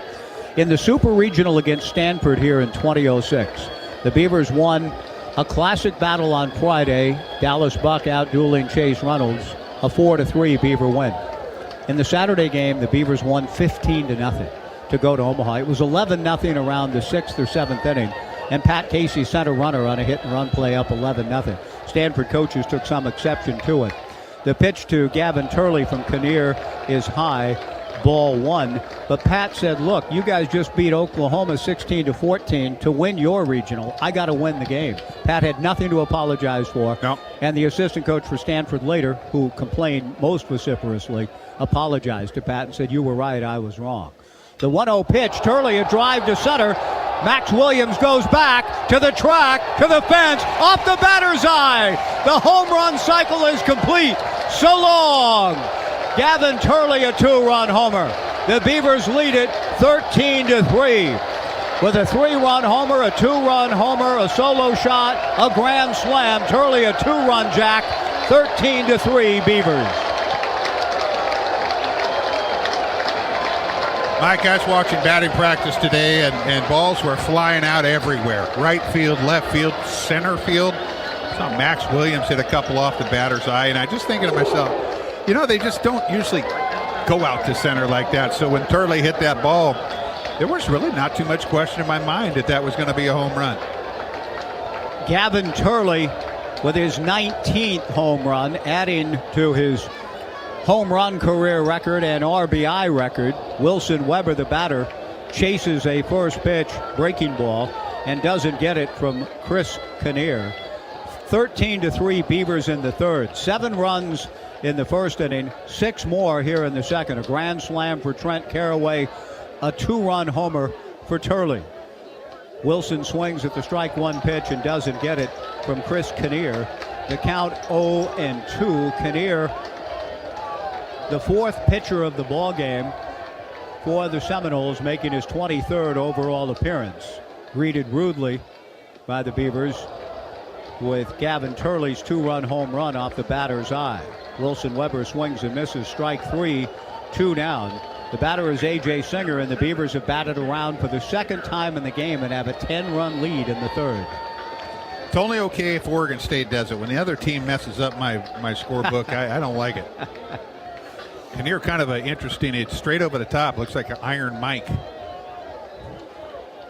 Don't see that too often these days. He works out of the stretch, over the top fastball at 93, in there for a strike. He began his career at a junior college, Indian River State College. He pitched there last year. 13-3 Beavers in the third. Kinnear, angling his body towards foul territory at third, delivers a breaking ball down, a check swing by A.J. Singer. The count 1-1. You don't see a home run cycle very often, but the Beavers have achieved one today, Jimmy. Yeah, see 3-7-9. That's 10 runs. Yeah. That'll get it done. The pitch on the way to Singer poked foul, but just as in that 2006 game, good catch by a fan on a ricochet over there, adjacent to the McGrath family press box. The count 1-2 to Singer. Pat Casey was up 11-0 in the 6th or 7th. I can't remember which. One of those two. Ended up winning 15-0, but nothing to apologize for in trying to punch a ticket to Omaha. Singer takes high, and the count 2-2. Usually what I found in those kind of things is, when you're getting beat 15-0 or 12-0, 13-0, whatever the score is, you're frustrated, and it's just something to complain about. It kind of just gives you something to complain about. Take the focus off the reality, right? Singer swings at the 2-2 pitch, sends a fly ball to right field. Gage Harrison moves in and over and makes the catch to retire the side. But for the second time in the game, the Beavers bat around. The Beavers have pummeled 4 home runs, a solo shot, a 2-run shot, a 3-run shot, and a grand slam. And at the end of 3, the Beavers 13, Florida State 3 on the Beavers Sports Network from Learfield. Dear Truckin' Awesome, Toyota Tundra's got heart-pounding horsepower. Tacoma is one rugged ride, and the 4Runner is tough as nails. Truck yeah. Find yours at Toyota.com. Toyota, let's go places. Established in 1983 as a family-owned business, Wilson Equipment proudly stands as an authorized full-line dealer of Bobcat compact equipment, serving the communities of Medford, Eugene, and Salem. Stop by any Wilson Equipment location for rugged, reliable Bobcat machines that get the job done, including tough Bobcat mowers, easy-to-use mini excavators, classic skid steer loaders, and new compact wheel loaders. From sales, service, rental, and hauling, Wilson Equipment has all your bases covered. Visit www.wilsonequipment.net, where you're guaranteed a grand slam. Dear Truckin' Awesome, Toyota Tundra's got heart-pounding horsepower. Tacoma is one rugged ride, and the 4Runner is tough as nails. Truck yeah. Find yours at Toyota.com. Toyota, let's go places.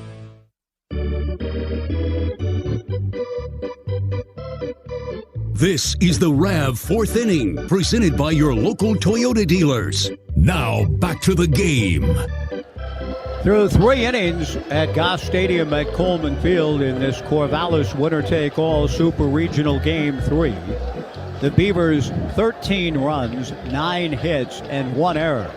Florida State 3 runs, 6 hits, and no errors. We've seen 6 home runs through 3 innings. 4 of them by the Beavers, but Florida State, Jimmy, with a couple, and Rich Norman, Mitch Canham, and we all in Beaver Nation know that now the key to the game for the Beavs, just to stay in control, is Eric Segura, who showed good signs last inning coming on for James DeCramer. He really did. He was really good with his fastball, and in the last couple of batters landed a few breaking balls. Drew Farreau leads things off for Florida State. First pitch fastball outside, ball 1. Farreau flied out to Gavin Turley in the first inning. Florida State scored 2 in the top of the first. A 2-run home run from Max Williams. The 1-0 pitch on the way from Segura misses up and in, ball 2, 2-0. We were seeing that Florida State chop from the Florida State fans, and they were fired up, and well, they should have been 2-0, but that is quieted.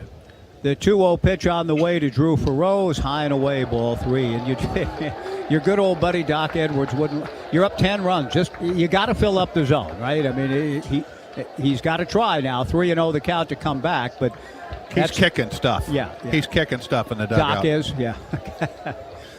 Up 10. 3-0 to Drew Farreau.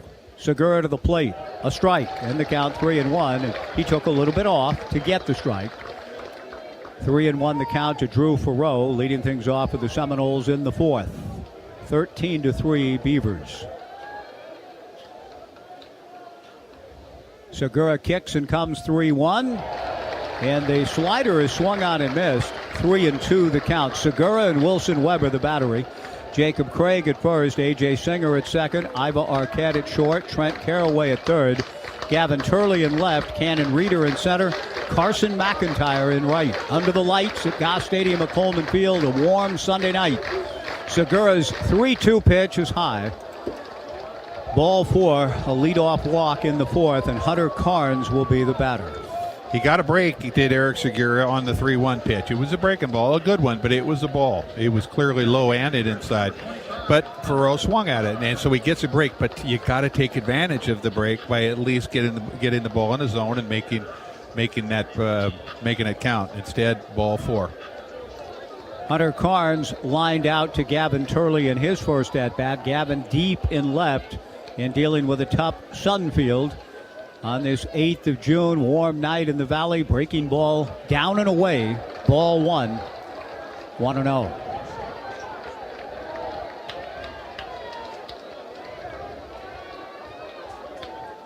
Drew Farreau held on by Jacob Craig. Segura's 1-0 pitch in there for a strike. A fastball in the count, 1-1. Link Jarrett, the head coach, calls the offense within the dugout in his 3rd year. His previous 3 years, the head coach at Notre Dame, and took the Irish to the Super Regionals in 22 before coming over to his alma mater. The pitch on the way under the hand, swung on and missed by Carnes, and the count 1-2. And he'd been a 7-year head coach at North Carolina Greensboro. Tremendous coaches through the years in Florida State baseball. 13-3 Beavers in the 4th. Segura delivers, chop foul at the plate. Mike Martin, 40 years. The most Division I wins ever, 2,029. But they've had Dick Hauser coach, Woody Woodward coach, and Danny Litweiler, former major leaguer, took 3 teams to Omaha. Lee Corso on one of those squads. 1957, 1962, and 63 under Danny Litweiler. Segura's 1-2 pitch, changeup, got him swinging. Big out, 1 away. Jackson West, the batter. Excellent pitch by Eric Segura. It really was. He threw some good fastballs in that sequence, and a decent breaking ball, but the put-away pitch was a very good 86-mile-an-hour changeup. Jackson West grounded to short in his first at-bat. Beaver shortstop Iva Arquette playing nearly behind the bag at second, shifted over to his left in the bright sunshine. Singer and Craig in the shadows on the right. Fastball strike to Jackson West. 0-1 the count, 13-3 Beavers in the fourth. I had the pleasure of meeting Danny Litweiler, the former Florida State legendary coach and big leaguer, in 1983. I wish I knew then what I know now just in terms of his background with Florida State. I was older then, I'm younger. I was younger back then, I'm older, whatever the line from Dylan. Something along the lines of, I was so much older then, I'm younger than that now. I wish that I knew what I now know, and I would have talked to him about Florida State baseball. The strike one pitch, a check swing and a fastball, no swing, says third base umpire Brian Marine. Litweiler was a roving instructor for the Cincinnati Reds. He came to old Civic Stadium in Eugene when I was doing some Eugene Emeralds baseball. Bob Beban, the GM, says, that's Danny Litweiler. He played in the big leagues, and I knew that.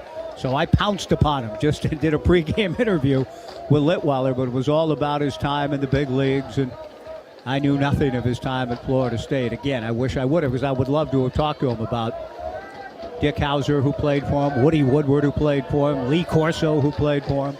A throw to first, back to the bag goes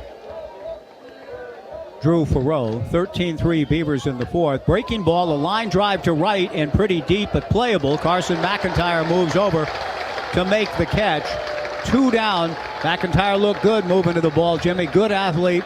The Beaver coaches really like him. He's had a good super regional so far. Yeah, we heard the word freak in terms of athletic, the measurables. And it's just a matter of getting some playing time and getting a chance to get the at-bats and all those kind of things. I mean, the coaches have enough confidence in him that they ran him out in the Super Regional final. Chase Williams, the hitter, 13-3 Beavers in the fourth. A leadoff walk to Drew Farrow. Eric Segura hoping to make that a distant memory. First pitch, fastball swung out and missed. A toss down to first, and Drew Farrow gets back. No balls and a strike to Chase, who homered in the second against James DeCramer. A 2-run homer in the first from Max Williams gave the Seminoles the initial lead in this ball game, 2-0. Now 13-3 Beavers in the fourth. The strike one pitch catches the corner, good fastball, and the count 0-2. Chase Williams hurt his shoulder early in the season, missed about 20 ball games. But I watch him swing that follow through. It hurts my shoulder just to watch. No balls and 2 strikes to Chase. Segura to the plate and misses with a fastball high and away. 1-2 the count. James DeCramer got behind to Chase 2-0, and Chase turned around a pitch that wasn't located properly. Fastball too much of the plate, and he turned it around for a homer into the bleachers in right in the second. He swings and hits one off the glove of Segura, fielded by Arquette back of the bag. He throws to first, but not nearly in time. That ball was rocketed back up the middle, and Segura was able to get a little leather on it to slow it. Otherwise, that would have scorched to center Reeder in a hurry. It gave Arquette a chance to get to the ball, but no chance to get a speedy Chase Williams. 2 down. 2 on for Gage Harrelson. The only chance that the Beavers were going to have whatsoever getting out was if somehow A.J. Singer could have got to second before the base runner. But, of course, his first movement is towards the ball, not the base. That ball was smoked up the middle. Gage Harrelson is grounded to second and struck out. 2 on and 2 out. Gage takes a strike, and the count 0-1. 13-3 Beavers, top of the fourth inning. Segura, an out away from keeping it, a 10-run frame, but the Seminoles trying to chip away now. The strike one pitch, breaking ball down and in. 1 ball and 1 strike. Oregon State has partnered with your local Toyota dealers to create Benny's Buddies, a fan club for your favorite pet. Each pet gets a social media filter and collars, leashes, treats, toys, and much more. Sign up your pet today at osubeavers.com/Benny's Buddies. Segura's 1-1 pitch sails high and away. Ball 2, 2-1 to Gage Harrelson. Alex Lodice on deck. 13-3 Beavers in the fourth. Segura trying to keep it that way, and to that end, a big pitch here.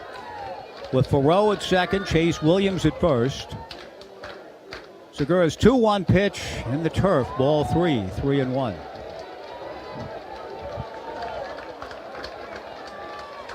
I mentioned the disposition of infielders in the shade. The three outfielders still dealing with the sun. Cannon Reeder shades it in center field prior to each pitch. Segura comes to the plate with a 3-1 fastball for a strike to run it full to 3-2. A high strike to be sure. Big pitch here. Oregon State looking to get out of the fourth. The runner is poised to go. Drew Farrow from second, Chase Williams from first, 2 down. The 3-2 pitch is a chopper up along third. If it's fair, it's a base hit, and it's a base hit on the infield. A scratch single for Gage Harrelson. Alex Lodice, the best hitter for the Seminoles, to the plate with a chance to, for the Seminoles, get you back in there. They get in with one. If they get a big swing, we've seen 6 homers in this ball game. If there's another one here, it's a whole new game. I mean, it's not. It means that what Hank said a long time ago bears what it holds true. A lot of baseball left to play. So this is a big sequence for both clubs right here.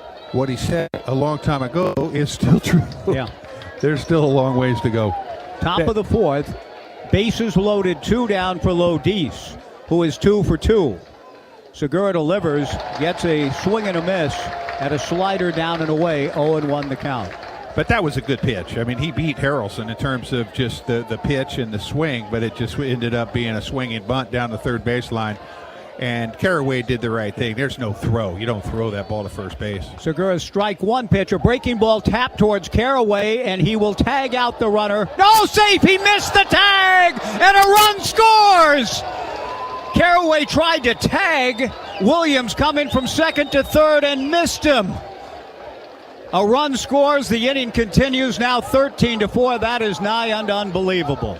That's one of those deals where he just let his mind get in the way. You catch the ball, you throw to first. I mean, that's just, you know what I'm saying? Yes. Just, don't let all this stuff get in your mind. Just catch the ball and throw to first. Catch the ball and throw to first. And if you're going to try to tag the guy, you better make sure you do. He just tried to make a tag on Williams, who just kind of eluded it, didn't run out of the baseline. A slight little adjustment by Williams coming from second to third, avoided the tag. 13-4 Beavers. And their best guy, really. I mean, in terms of not necessarily their best hitter, but their best guy in the series at the plate. Max Williams has had a 2-run home run and grounded into a double play. Segura from the stretch. Swung on and fouled at the plate. 0-1 to Max Williams. 13-4 Beavers, top of the fourth, but the inning by right should be over. And a 10-run lead still intact. And the Seminoles without 3 guys on base and their best hitter up in this Super Regional.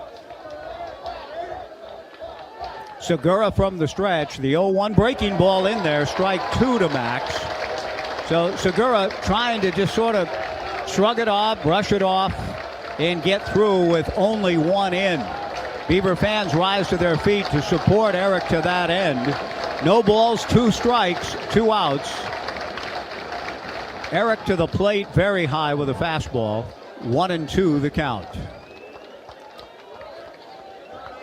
The Beavers with 7 runs in the first and then a 6th spot in the bottom of the third. And just in terms of the whole momentum of things, a 0 on the board would have been huge. Florida State does have a run and still have 3 on the bases with 2 down. The 1-2 pitch, fastball, got him swinging, and the inning is over.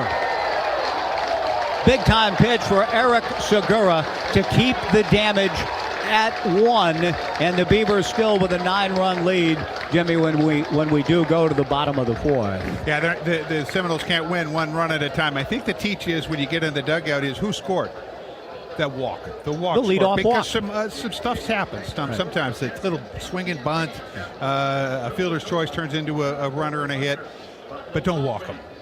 Right. And he pays for the leadoff walk, but it certainly could have been worse. The Seminoles get a run. They leave the bases loaded. We go to the bottom of the fourth in this decisive Game 3 of the Super Regional.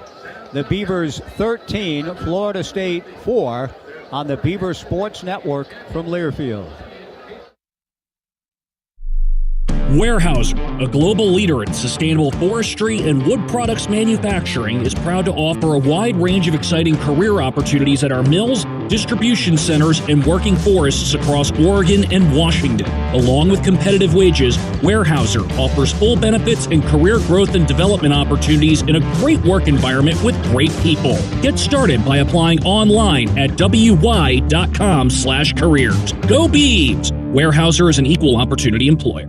At the stadium or home, keep your cocktails local with Crater Lake Spirits, because great booze, happy people isn't just our motto, it's our personal guarantee. With every bottle of Crater Lake, you're getting Oregon pride distilled. Our spirits are a toast to tradition and a nod to innovation. Every sip is a celebration of the good times, the great outdoors, and the unbeatable spirit of the Pacific Northwest. Join us in raising a glass to victories, big and small, with Crater Lake Spirits, proudly sponsoring Oregon State Athletics. We're here to make every game day unforgettable.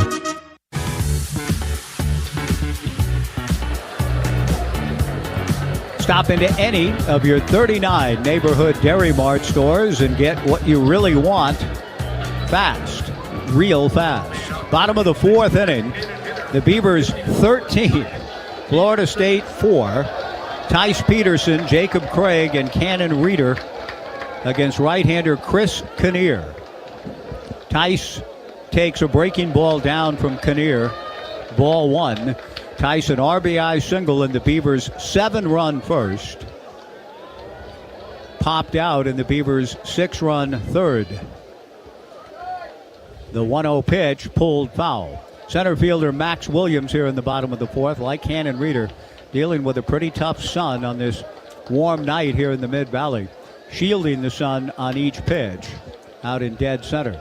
Chase Williams has had some misadventures in left throughout the 3 games. He's dealing with the toughest sun field. Breaking ball down from Kinnear to Tice Peterson. 2 balls and a strike. The Beavers sent 11 men to the plate in the first, batted around again last inning, lead at 13-4 in the bottom of the fourth. Chris Kinnear from the stretch with nobody on. Peterson a drive to left. Back goes Chase Williams, back to the fence, and so long again. Tice Peterson hits it out. The Beavers lead it 14-4.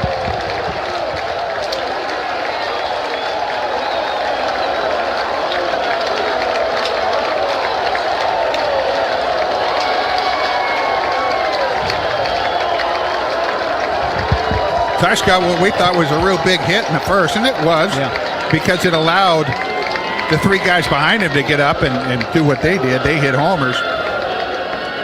But that's the 5th home run already. It's in the 4th inning. The Beaver fans doing a mock chop, the Seminole chop there. Beaver fans going with that.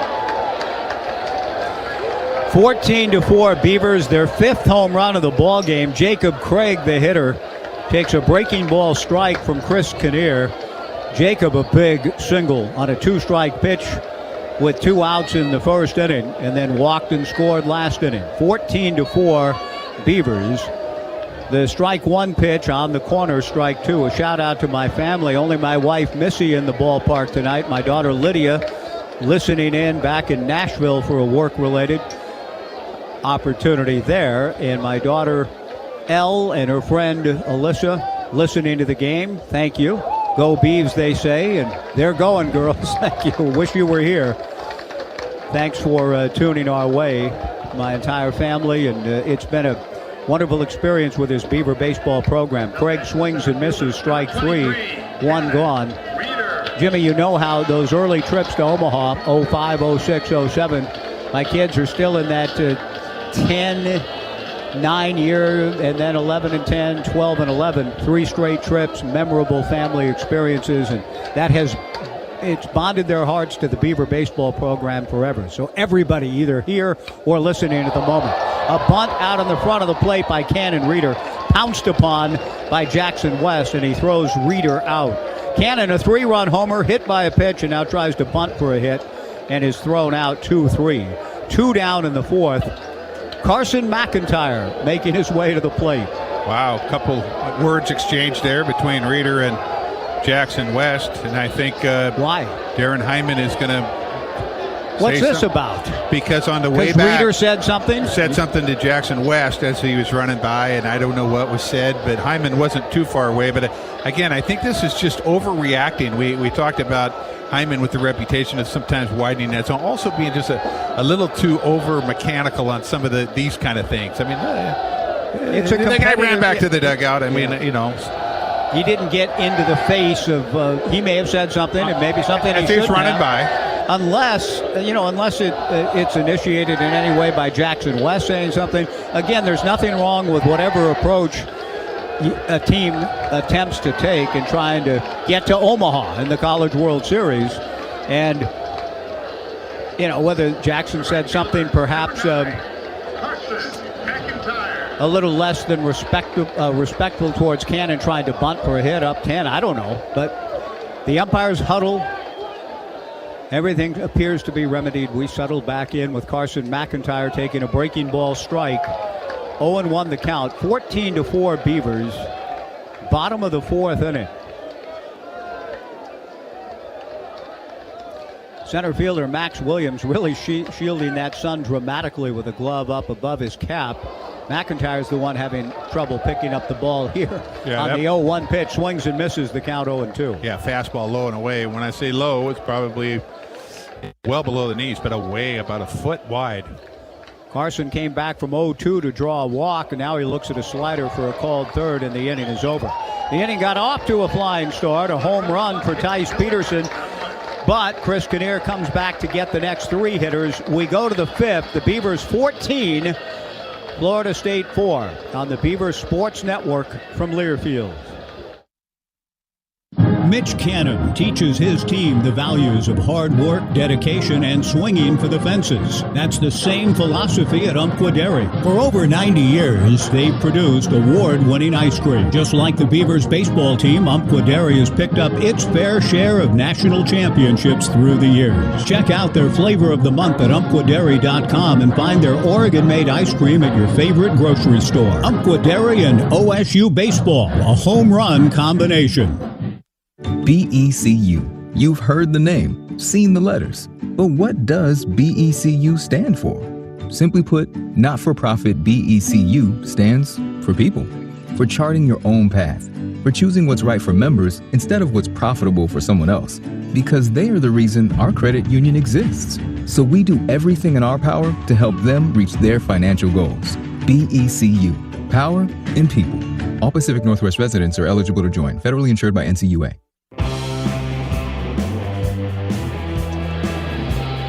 Top of the fifth inning, 14-4 Beavers.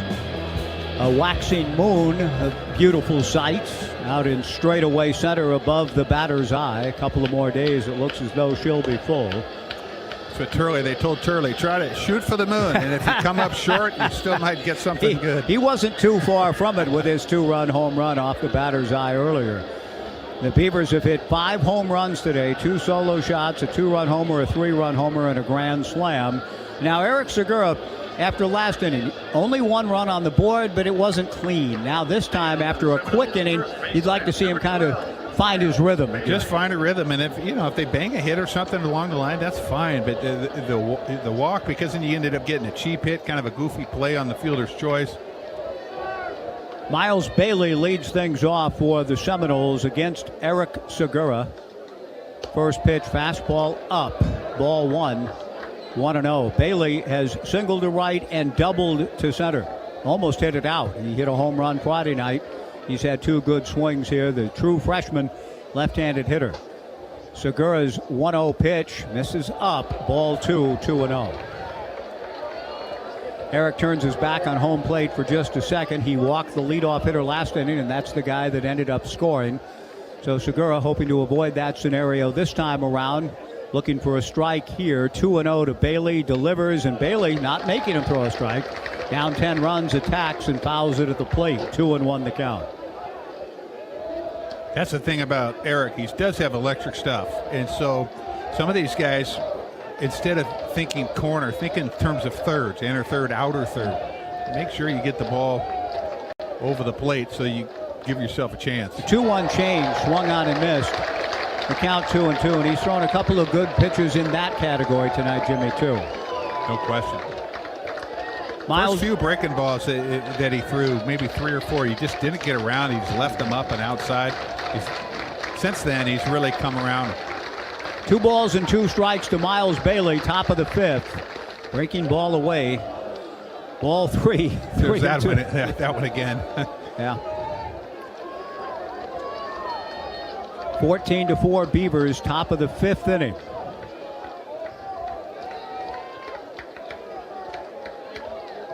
Segura kicks and comes to the plate with a 3-2 pitch. Breaking ball outside, ball 4. 2 innings in a row, a leadoff walk, and it just... With a 10-run lead. It hurts. It just flat out does, and the batter will be Cal Fisher. I think with Segura and his stuff, I think once you get to the bottom of the order here, and Fisher's hitting 5th, but starting with Fisher. Farrow is a left-hander, a little tougher, but Hunter Carnes a right-hander. I just think he's got the chance to kind of, he can get away with more with these guys. 14-4 Beavers, top of the 5th. The leadoff walk. Miles Bailey held on by Jacob Craig. Segura to the plate. Fastball buzzed Cal Fisher, who after the fact shakes his head around a little bit. That was perilously close to the chin. 1 ball and no strikes. But more important than that, Rich Dorman not liking the trend. A leadoff walk last inning, a leadoff walk this inning, a 1-0 count and a pitch not close to Cal Fisher. Up 10 runs. Rich, I think, will go out with a pretty probably clear, distinct message for Eric right about now. Yeah, get ahead. Get ahead, stay ahead. We're ahead by 10. And that's just the message. You can't.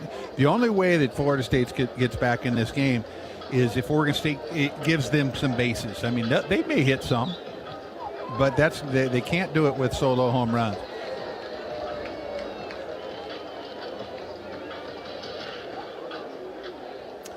Rich Dorman with a meeting at the mound, and as we hit 8 o'clock and what has been just an incredible run of weather here in the Mid-Valley, we want to pause and let our network stations identify themselves. 10-second break for station ID. This is Beaver Baseball from Learfield.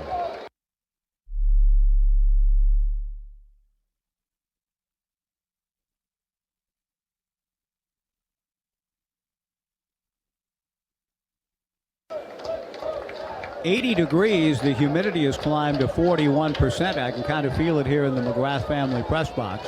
14-4 Beavers, 80 degrees at a little after 8 o'clock on this 8th of June. Rich Dorman back to the dugout, Segura to the plate. There it is. Fastball swung on and missed. The count 1-1 to Cal Fisher.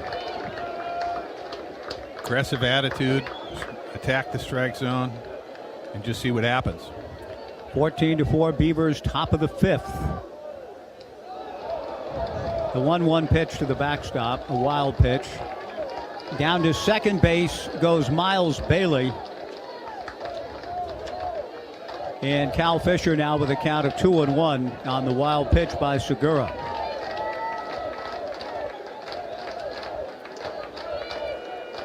Eric out of the stretch. Glances at Bailey, comes to the plate. Fastball swung on and missed, and Fisher was late on it. 2-2 the count. I interviewed Wilson Weber, Jimmy, before the ball game. He was my pregame show guest. I had a couple of old Warrior Warhorse catchers on in the pregame show. Wilson Weber and Mitch Cano. They were both outstanding. The 2-2 pitch coming here from Segura. Fastball got him swinging. 1 away. But when Wilson plopped down next to me for the interview in the dugout, he plopped down, heaved a deep sigh, and said, "Boy, it's hot." Now, he was speaking the truth. I didn't argue with him. It was, and it still is. But all of the innings he's caught, I mean, that's one of the themes I talked to Mitch about, just the workhorse load that he's carried throughout this 25 season. The first pitch from Segura is in the turf to Drew Farrow, 1-0 the count. Just watching him today, he looks a little heavy-legged, just like like he's caught 55 games this year. Virtually every inning of them, you see Florida State splitting their guys, Carnes and West. The 1-0 fastball, a strike, and the count 1-1. But Weber has been the consummate leader for this club down the stretch, as Mitch himself was for those 3 years to Omaha 5, 6, and 7.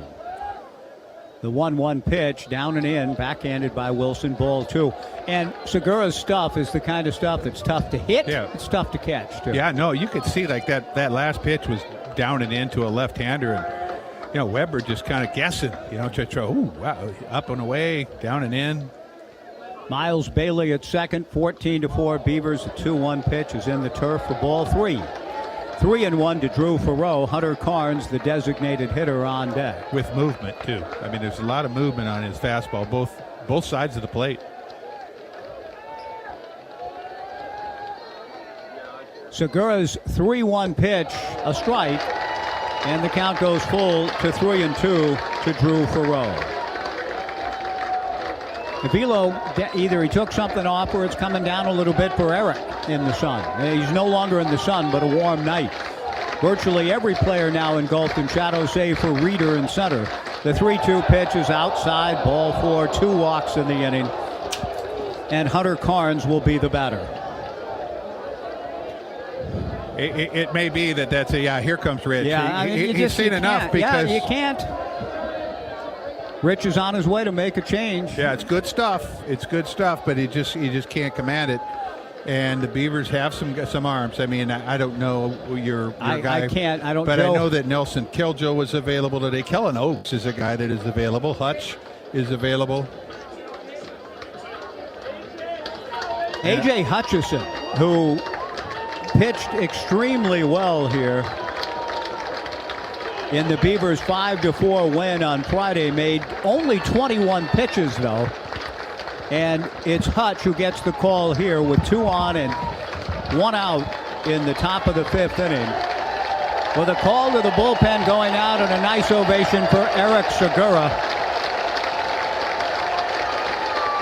Eric still having some slight issues with the command of his brilliant stuff. When he gets it back, he's got a quick path from Oregon State into the professional ranks, into the highest level of the game with the filthy stuff that he has. But it's still a matter of growth and maturation, trying to just gain a greater sense of command of that stuff. He walks 2 in the inning. He leaves A.J. Hutchison in. The call to the bullpen presented by Wilson Equipment. Stop by any Wilson Equipment location for rugged, reliable Bobcat machines that get the job done. 2 on, 1 out, top of the 5th, 14-4 Beavers. Back after this on the Beaver Sports Network from Learfield. BECU. You've heard the name, seen the letters. But what does BECU stand for? Simply put, not-for-profit BECU stands for people. For charting your own path, for choosing what's right for members instead of what's profitable for someone else, because they are the reason our credit union exists. So we do everything in our power to help them reach their financial goals. BECU, power in people. All Pacific Northwest residents are eligible to join, federally insured by NCUA.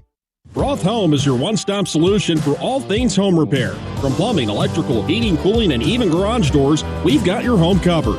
Our team of expert technicians are ready 7 days a week to tackle any problem, big or small. We're more than just a home services company. We're your partners in maximizing home comfort. When your home needs the best, trust Roth Home, proud sponsor of Beaver Athletics. Visit us online at callroth.com or over the phone at 503-266-1249 and schedule your appointment today.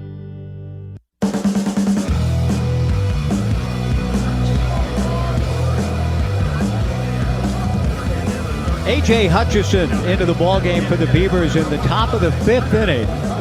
The Beavers leading 14-4, but the Seminoles, a great and powerful program through the ages. The second most trips to Omaha in college baseball history, 24 of them. Only Texas has gone more often.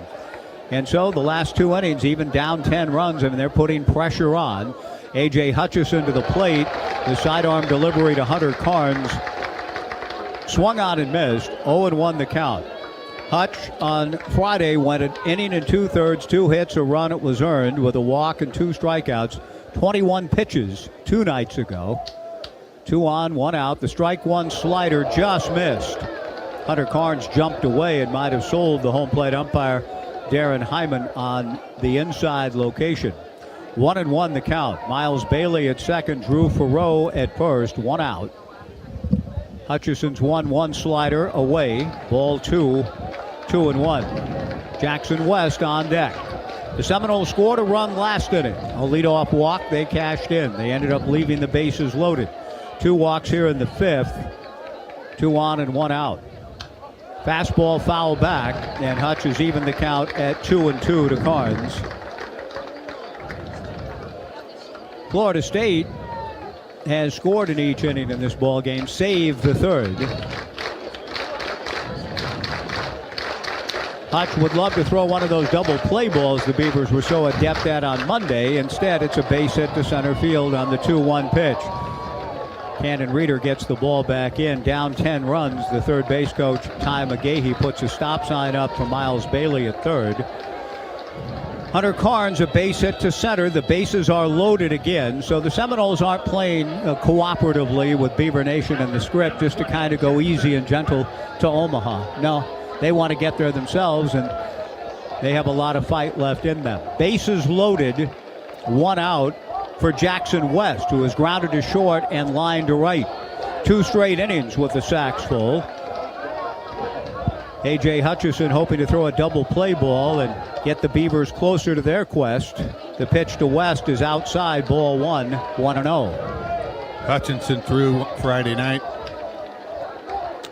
through 21 pitches, but I think they're just trying to bridge the gap a little bit to get a little closer where either Oaks or the 1-0 fastball on the inside corner for a strike. The count 1-1. Again, Jackson West tried to sell that pitch being inside by kind of jackknifing away, but the pitch was on the corner. 1-1 the count to West.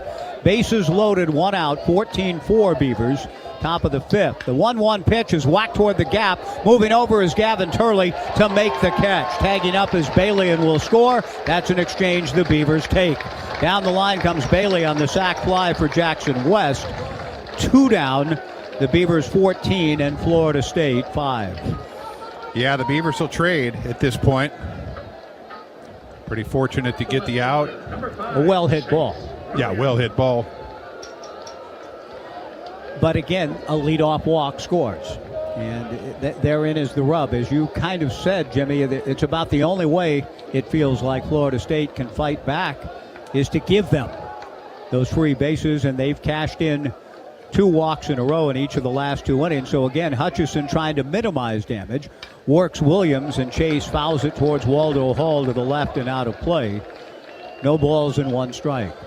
Chase Williams looked overmatched in game 1 and game 2, going 0 for 7, striking out 4 times.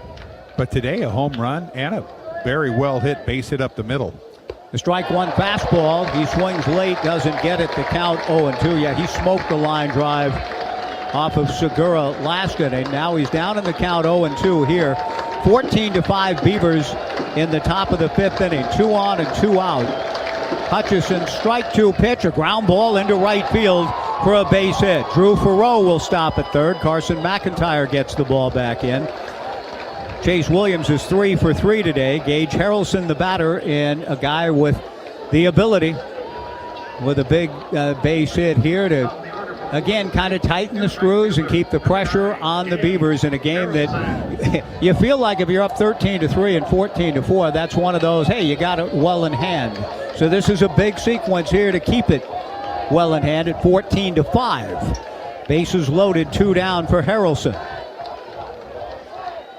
Hutch to the plate, breaking ball strike, and the count 0-1. A.J. had Chase Williams 0-2, and Chase gets a base hit. And Harrelson got a base hit his last time up, but not a well-hit ball, sort of a rolling bunt towards Carraway at third base. Strike 1 pitch is swung on and missed, so Hutch again on the verge of getting out of it, cheaply enough. No balls and 2 strikes, bases loaded, 2 down, 14-5 Beavers. A.J. ready, the strike 2 pitch, hit foul off to the left and out of play. The official attendance for this decisive game 3, 4,380. Not a record. We saw that yesterday with Beaver Nation coming out to the tune of 4,408.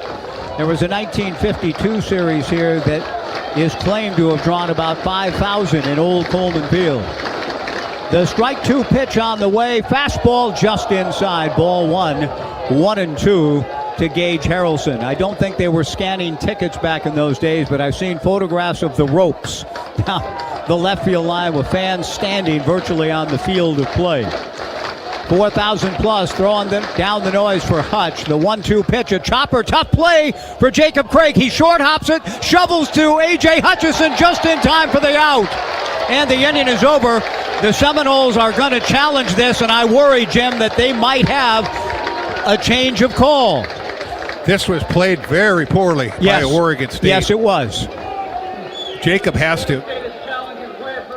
Yeah, I think the runner's safe. I think he has to aggressively field that ball and touch first base himself. I agree. He has, after he did a great job to play the ball on the short hop, just race to first and the inning's over. Yeah, and his other option is play it off the hop and pitch it to the pitcher.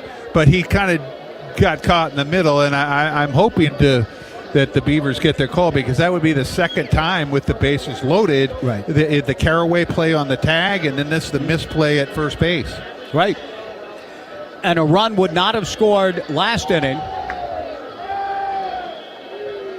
I fear that the call is going to be overturned. We're trying to take a look here in the McGrath family press box at the monitor.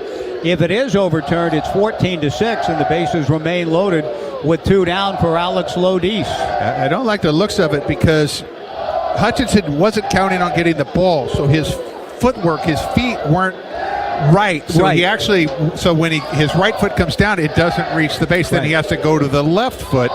It was just very, very poorly done at first base. But between the communication and so forth, Jacob Craig has to take this ball himself. And so I've seen the first baseman do just like the runner did and just dive into the base. You can dive to the base. Yeah, that's it's Jacob's play to end the inning. And last inning, if the Beavers just make a play at third, they don't score. If we make a play if the Beavers make a play at the other corner infield spot, it's still 14-4. Now it's 14-6. Or actually, it would have been 13-3 at the end of last inning. Now it's 14-5, but I think this call is going to get overturned. It'll be 14-6, and Lodis will come to the plate with the bases loaded. Strange play. I give Jacob credit for making that was a tough play. I said tough play, and it was a short hop. Yeah. But the mechanics of everything after that, a little messed up. Yeah, here's the thing. You chase the big hop, and you try to get it so you're not even playing that short hop, to be honest with you. And if you can't do that, if you just sit back, then you pitch it to the pitcher, who will have his feet in order because he knows he's getting the ball. That's the problem, is that you think Hutchinson did not know that he was going to get the ball. I get that. So his feet weren't right. But do you think Craig should have waited for the big hop rather than charge the short hop? I think he would have got the out. If he waited and absolutely. pitched to Hutchison? Yes. I mean, Harrelson's a good runner. He is a good runner. But, I mean, it's a chop to first base, it's all right around first base. Yeah. Here's the thing on the replay that I saw. You can't really see the orange base. Yeah, so the angle is you're looking from the infield towards the base. You could see Hutchinson's feet, but you can't see the base, the orange base that the runner's sliding into. So in terms of indisputable evidence, it might be very hard to come by. It was very hard to see. Maybe and that's what maybe could be taking so long, is to go to a different angle where you can actually see the base runner touching the base. Here we come. Javiero January and Darren Hyman looking at it. I don't have a good feeling about the results of this review as they come back onto the field of play to announce what they found. And here's the call from Hyman. After review, the call in the field is overturned. Yeah, we knew it. So now it's 14-6 with Alex Lodis, the 400 hitter, coming to the plate. And the 2 walks score. Yes. So the last 3 runs that have been plated by Florida State all were put on base by Beaver pitchers. Second ago, it's a base hit, I suppose. Yeah. And an RBI. Gage Harrelson now has chopped one to third for a hit and chopped one to first for a hit. The Beavers, in a very real sense, have gifted Florida State 3 runs, and now Lodice at the plate, a chance to do some big-time damage. Harold Hutchison delivers high. Ball 1. Lodice has singled twice and had an RBI fielder's choice. 17 homers, 68 RBIs on the year. The 1-0 pitch, down and away. Ball 2, 2-0. 14-6 Beavers, top of the 5th inning. Bases loaded, 2 down, 2 runs in. A.J. Hutchison comes set. The 2-0 pitch. Hit high in the air to left and pretty deep. Back on the ball goes Turley. To the track, to the fence. Makes the catch just shy of the fence. The inning is over. Jim, you thought that was gone. 2 innings ago it was. Those flags have settled, bless their hearts. Turley makes the catch on the warning track. Florida State, though, serves notice. They're going to keep fighting. They get 2. They were gifted 2. We go to the bottom of the 5th. The Beavers 14, the Seminoles 6 on the Beaver Sports Network from Learfield. Discover the heart of innovation and growth at the College of Agricultural Sciences, the founding college of Oregon State University. Since 1868, we have served as the engine of science that drives progress, supports industry, and offers education and opportunity for anyone to grow into their fullest potential. Here, students become leaders who will shape the future of food security, sustainable agriculture, and natural resource management. The College of Agricultural Sciences at Oregon State University. Grow with us. Learn more at agsci.oregonstate.edu. Hey, Beaver fans, Holland America has been sailing to Alaska longer than any other cruise line. Spot calving glaciers, breaching hunchback whales, with a cruise line that's #1 in Alaska wildlife and wilderness tours. Depart conveniently from the Pacific Northwest all summer long. Have it all with our 2025 early booking bonus and save 60% on the best onboard package. This offer is per person based on double occupancy and available on select departures. Restrictions apply. Visit hollandamerica.com for more details. Holland America, the official cruise line partner of OSU. Go Beavs! Let's go places.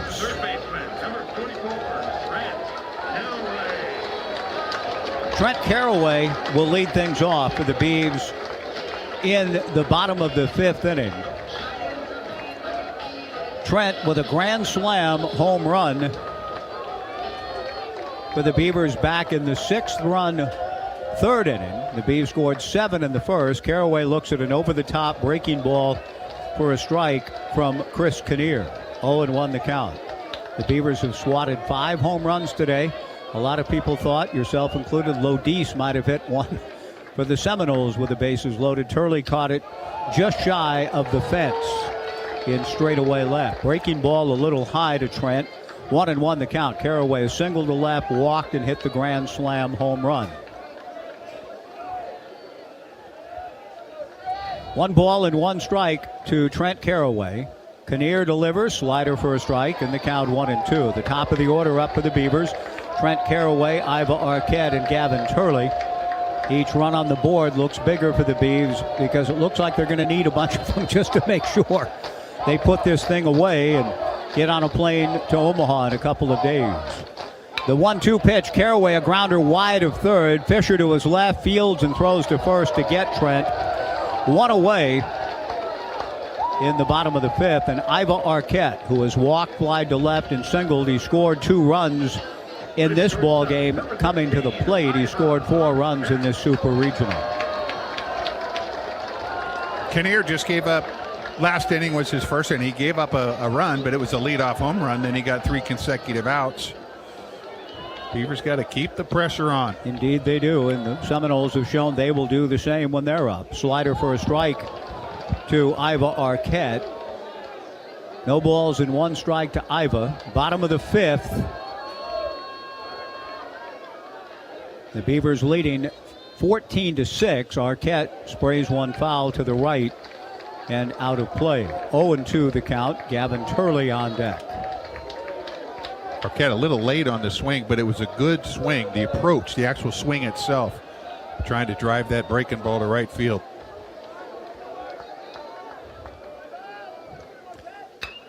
A 1-hopper by the shortstop Alex Lodice into left field. Base hit. Chase Williams gets the ball back in.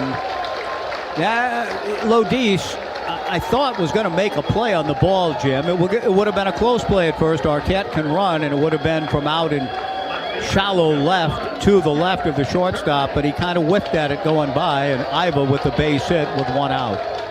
It's certainly a ball that he could have had. It was in his reach. I mean, it was within his range.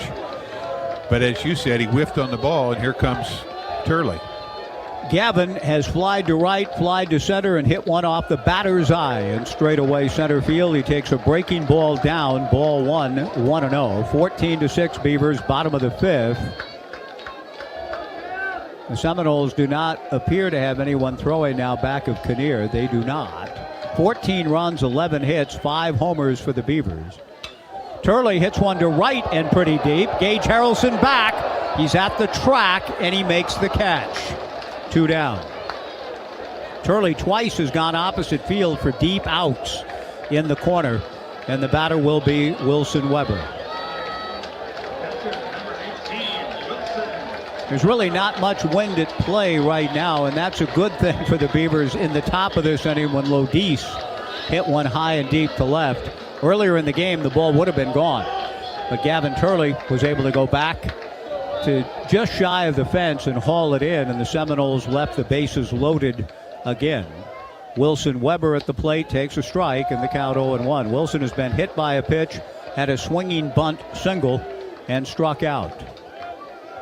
6 runs, 11 hits for the Seminoles. 14 runs, 11 hits for the Beavers.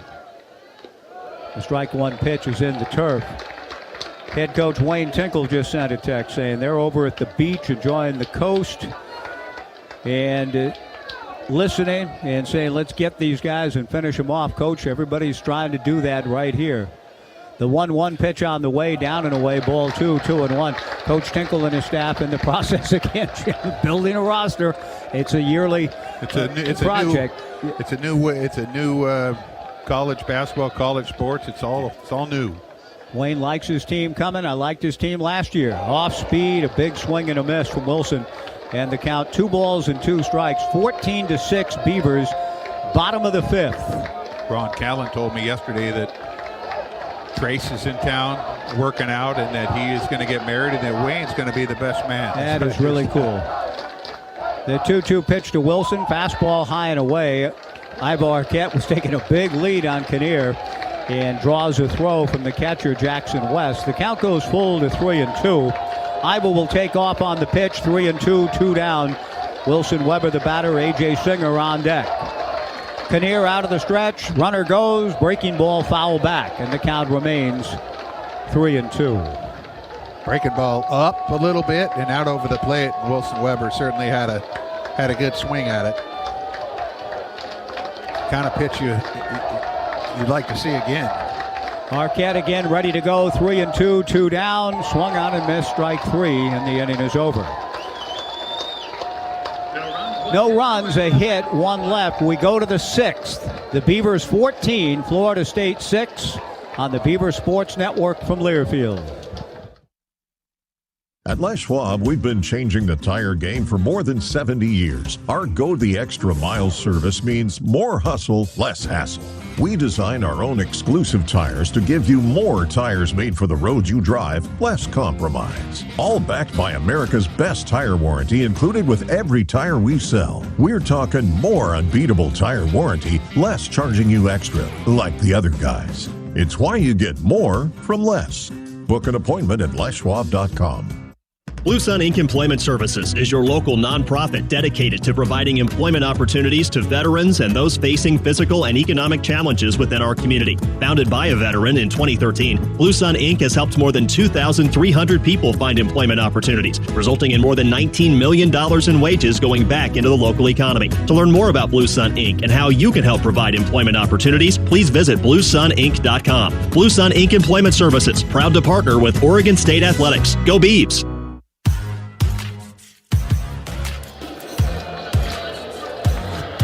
14-6 Beavers in Game 3 of the Corvallis Super Regional.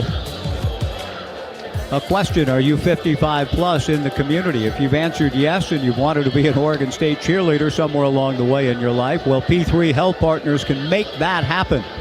Just go to osubeavers.com/senior cheer squad to learn more. 14-6 Beavers. A.J. Hutchison. High leverage pitches, as the saying goes, on Friday, keeping the Beavers close and enable them to rally from 4-1 down to win 5-4. So I'm not sure, how much life is left in him and what the plan is for Coach Dorman and company to try to bring this thing home. But it would behoove AJ and the Beavs to have a clean, fresh inning, and they haven't the last two. A run for the Seminoles in the fourth, two in the fifth.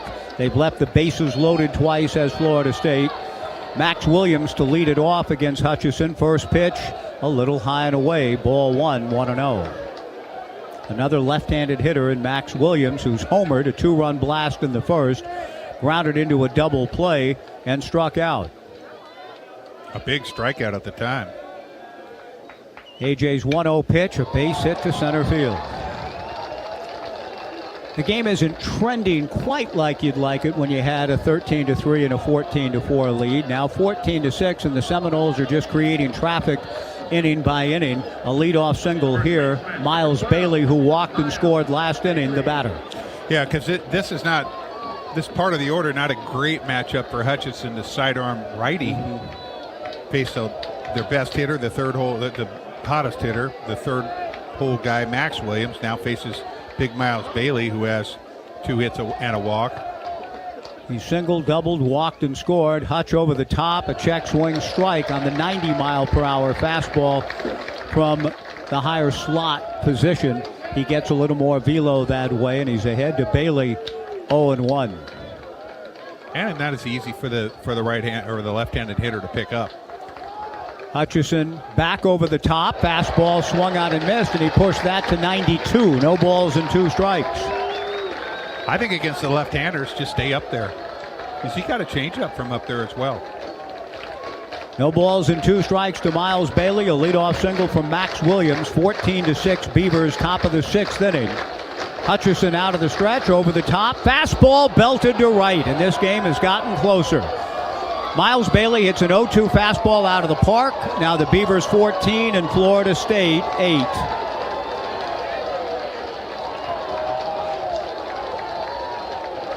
Well, you stay up there, but he's no, but he didn't. He just threw it down the middle.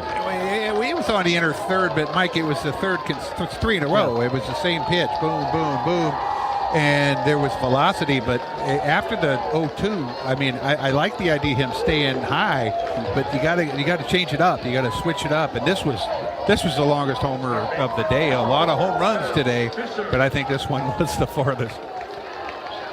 14-8 Beavers. It was once 13-3. It was once 14-4. Now 14-8. Cal Fisher, the batter, and that message about buckling up, we meant. Hope you still have it on. Cal Fisher, the batter, swings and chops one foul at the plate. No balls and 1 strike. Cal is struck out, hit back to the box, and struck out again. And this is the part of the order, at least, where AJ has a good shot here with the right-handed hitting Fisher, switch hitting Farrow, but then Hunter Carnes behind him, a right-hander. Strike 1 pitch, a ground ball to the left of Singer from shallow right. He fields and throws to Jacob Craig at first for the out on Fisher. 1 gone, and the switch hitting Drew Farrow coming to the plate. Fully 8 home runs in this ball game, and 3 of them for Florida State. They've out-hit the Beavers 13-11. 1 gone. Outs, of course, the thing now. Still a 6-run lead. Drew Farrow steps in, but a little early to be counting outs. Nevertheless, they're all important. The first pitch is outside, ball 1 to Farrow. The Beavers have hit 5, a home run cycle for the Beavs today. The 1-0 slider bent in a little low, ball 2, 2-0 to Farrow. Great job by the Seminoles, and that's what good programs do. They fight you to the end. They were down 14-4. Breaking ball inside, ball 3, 3-0 to Farrow. A run in the fourth. They shouldn't have gotten one. The Beavers misplayed a play that would have gotten them out of the inning. 2 runs last inning. A 2-run homer here. 14-4 has become 14-8. The 3-0 pitch to Farrow, a strike, and the count 3-1. Hunter Carnes, a right-handed hitter on deck. Farrow, the switch hitter. 1 out, nobody on. No more sunshine to deal with. Every player under the lights in the twilight time now. The 3-1 pitch, a strike, and the count goes full to 3-2 to Farrow. Farrow, second baseman, but has 16 home runs on the season. The Beaver football coach is up, trying to lead the cheers for Hutchison. The 3-2 pitch, fastball, got him swinging. 2 down.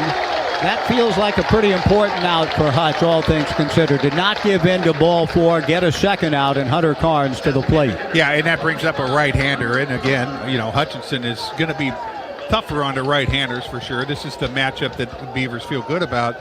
And if he can get out of the inning, I think it might even be it for, I think so. for him, yeah. Because now you're starting to go back near the top of the order where all those left-handers. Hunter Carnes at the plate. Hutch delivers a slider taken down and away. Ball 1 by Carnes, who is lined out to left, struck out, and singled to center. 14-8 Beavers in the 6th. Breaking ball way outside. Ball 2. 2-0. AJ did a tremendous job to come back from 3-0 to strike out Farrow. He's 2-0 on Carnes. AJ Singer playing way up the middle to his right. Arquette shading up the middle to his left. The 2-0 pitch is a strike, and the count 2-1 to Carnes, taking all the way. 2 down, nobody on. 14-8. The Seminoles have scored 5 runs. The Beavers in that time have scored just 1, so things have tightened up here in this Super Regional finale. The 2-1 pitch is whacked by the diving Jacob Craig into right field for a base hit. Carson McIntyre gets the ball back in.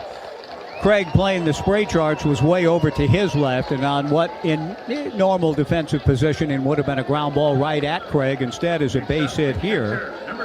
And it brings to the plate Jackson West, a good hitter, has grounded a short line to right and had a sacrifice fly. And here comes Rich Dorman with Jackson West, the left-hand hitter, the batter. I'm assuming that it's Keljo in the pen just because of the spot in the lineup. We haven't seen who was warming up, but you've got a bunch of left-handers coming here. West, the next 3, then Lodice, and then 2 more, so 5 out of your next 6. Rich has made a call to the bullpen, and I think he summoned Zach Kamatz. Joe Van Horn has Kamatz on his scorecard. My correspondent, Joe Van Horn, does indeed recognize Zach Kamatz coming out of the Beavers bullpen to face the left-hand hitting Jackson West. Kamatz himself a right-hander. A.J. Hutchison off the hill here in the top of the 6th inning. The Seminoles have scored twice. They have Jackson West at the plate when we return with another call to the bullpen, brought to you by Wilson Equipment. 14-8 Beavers in the 6th. Back after this on the Beaver Sports Network from Learfield. Hey there, Beaver fans. Holt Ag Solutions is proud to be your premier dealer for top tractor brands like Massey Ferguson, Fendt, and more right here in Oregon. With expert technicians and quality parts, we are here to support your operation from start to finish. Stop by any of our Oregon locations to see the latest models from Fendt, Massey Ferguson, and all your favorite ag brands at Holt Ag Solutions. Or call 888-HOLT-006 to talk with one of our ag experts today. Facing cancer requires comprehensive care and support. The Samaritan Cancer Program has board-certified providers who specialize in treating all cancer types. We have your care needs covered every step of the way. Beyond treatment, the Samaritan Cancer Program provides you with nutrition services, financial advocacy, emotional support, resources, and more. Join us in being healthier together, because your fight against cancer deserves the best. Visit samhealth.org/cancer.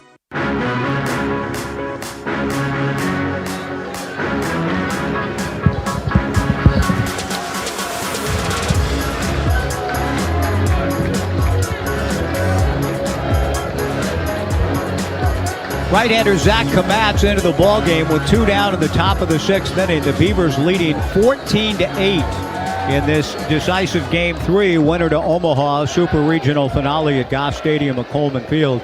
Zach's elder brother, Jacob Kamatz, pitched today for Charleston, 5 1/3, 9 hits. Zach Kamatz pitching in the Super Regional. The Kamatz brothers trying to make Beaver Nation proud. Jackson West runs up to bunt, misses. The count 0-1. 14-8 Beavers, and Beaver Nation trying to respond to a fan. The Seminole fans have come to life as well they should, and one Beaver fan taking exception coming up the stand saying their fans can't be louder than ours. Kamatz strike one pitch, a grounder to Craig. Jacob fields and runs into the bag for the out. And the inning is over. I thought he had a notion to go to second for a second, and I was going to yell out, no, Jacob, no. He runs into the bag to get Jackson West and retire the side. However, the Seminoles are indeed still in the fight. 2 more runs, a 2-run homer from Miles Bailey. We go to the bottom of the 6th. The Beavers 14, Florida State 8 on the Beaver Sports Network from Learfield. Hit a home run today by joining Oregon State Credit Union, where your money works harder for you. Enjoy member-focused financial advice and saving money with competitive rates and fees. We started at Oregon State University and we're still the official credit union of Oregon State Athletics. Join Oregon State Credit Union today. Visit one of our 15 branches or join online at OregonStateCU.com/join. Hey Beaver Nation, here at Mr. Plywood we know what it means to build. Locally owned and operated for over 50 years, Mr. Plywood goes beyond building decks, storage sheds, and fences. We help build the community. We offer family-style customer service with a friendly and knowledgeable staff that will help you with your next project. If you need hardwoods, plywood, fasteners, or help planning your next project, come down and pay us a visit. We would love to help you on your next project.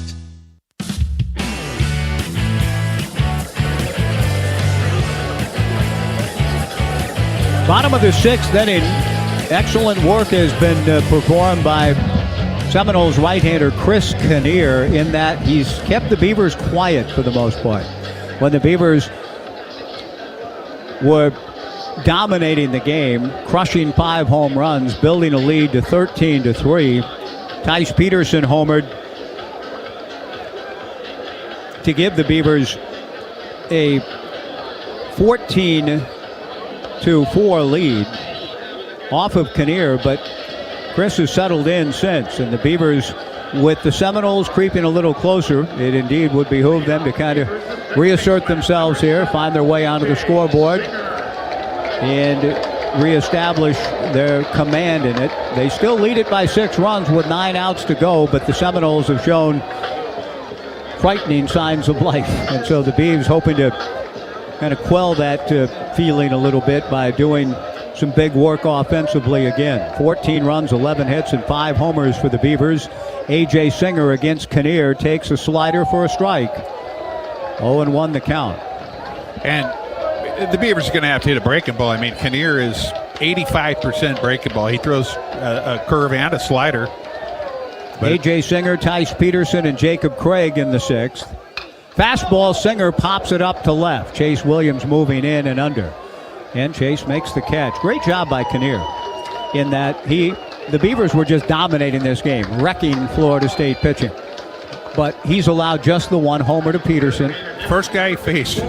He settled in since. 1 gone. Tice Peterson greeted Kinnear with a home run to left to put the Beavers up 14-4.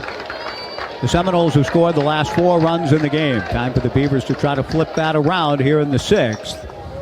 Kinnear delivers, fastball away, ball 1, 1-0 to Tice. An RBI single in the first, popped out in the third, homered in the fourth.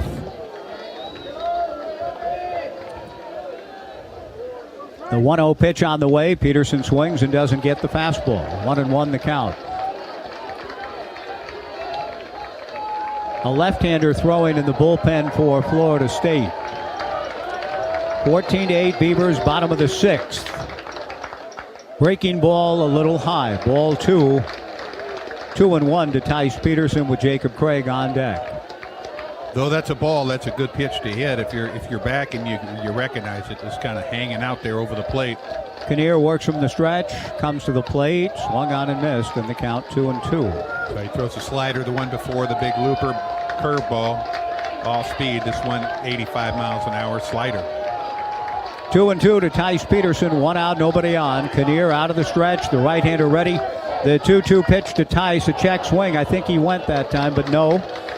Javero January has said safe every time. The only time he said out, it was overturned earlier. The count goes full to 3-2. Chris Kinnear works from the stretch with nobody on.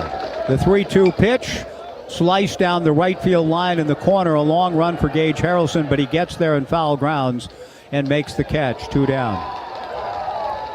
Really nice play by Harrelson.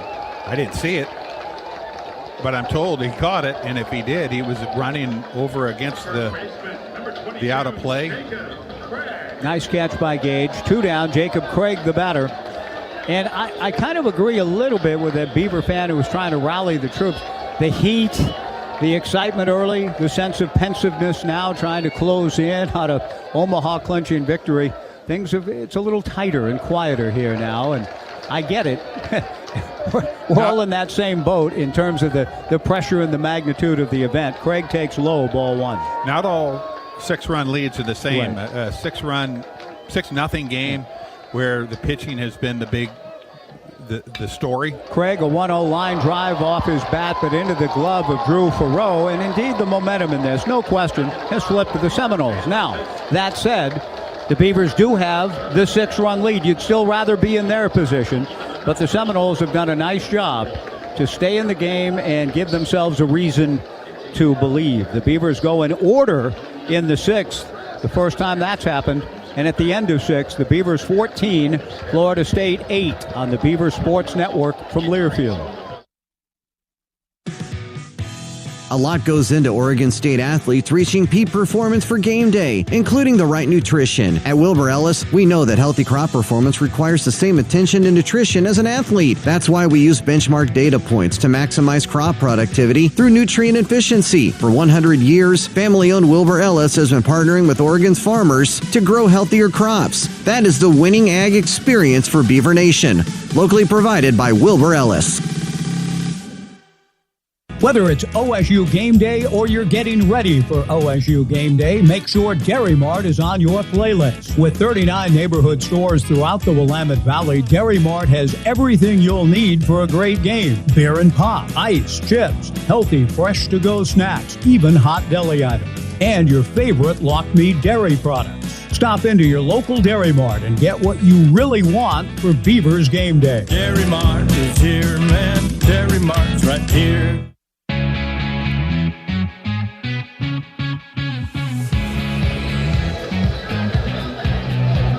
Through 6 innings at Goss Stadium at Coleman Field in the Super Regional winner-take-all game to Omaha, the Beavers 14 runs, 11 hits, and 1 error. Florida State 8 runs, 14 hits, and no errors.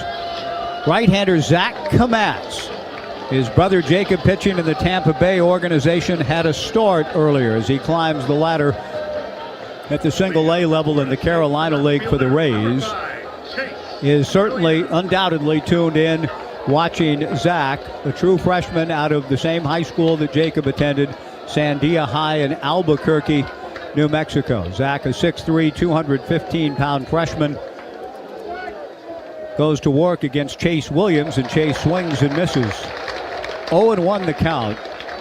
Zach got Jackson West last inning to end another troublesome frame. 3 in a row the Seminoles have put together to get back in it. The strike 1 pitch from Zach misses down and in. 1 ball and 1 strike. Kamatz on the season, making his debut in the postseason. 1-0, an ERA of 3.91, a save, 23 innings, 26 hits, 7 walks, 26 strikeouts.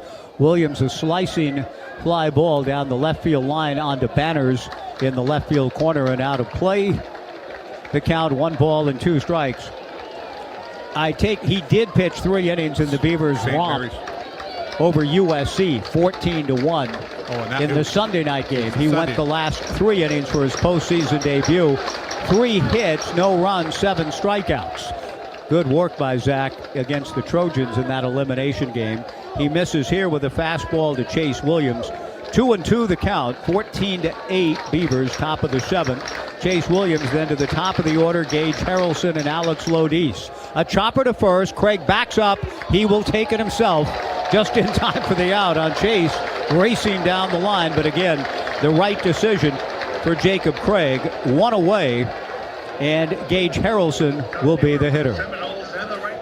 As he fielded that ground ball, he already had momentum going towards first base. He knew it was going to be a bit of a foot race. Good job by Komatz. First time that Chase Williams has been retired today. Gage Harrelson has grounded to second, struck out, had an infield single, and that strange play up along first, the short hop play that kept the inning going for Florida State in the 5th inning. He takes low, ball 1. Komatz back to the plate, a knee-high strike. The count 1-1, top of the 7th inning, 14-8 Beavers, 1 out, nobody on. And home plate umpire Darren Hyman is getting after somebody in the Florida State dugout for chirping about that last strike call. And Tanner Sanders is up, jersey on, clapping hands and pointing his claps directly into the Seminoles dugout. Competitive family, the Sanders bunch. That's the kind of stuff, though, about Hyman. Just too much, Change up, misses outside, ball 2, 2-1 from Komatz. Issued a warning on a guy got hit on a breaking ball. 2-1 the count, 1 out, nobody on. Komatz to the plate, fastball low, ball 3, 3-1. Alex Lodis on deck.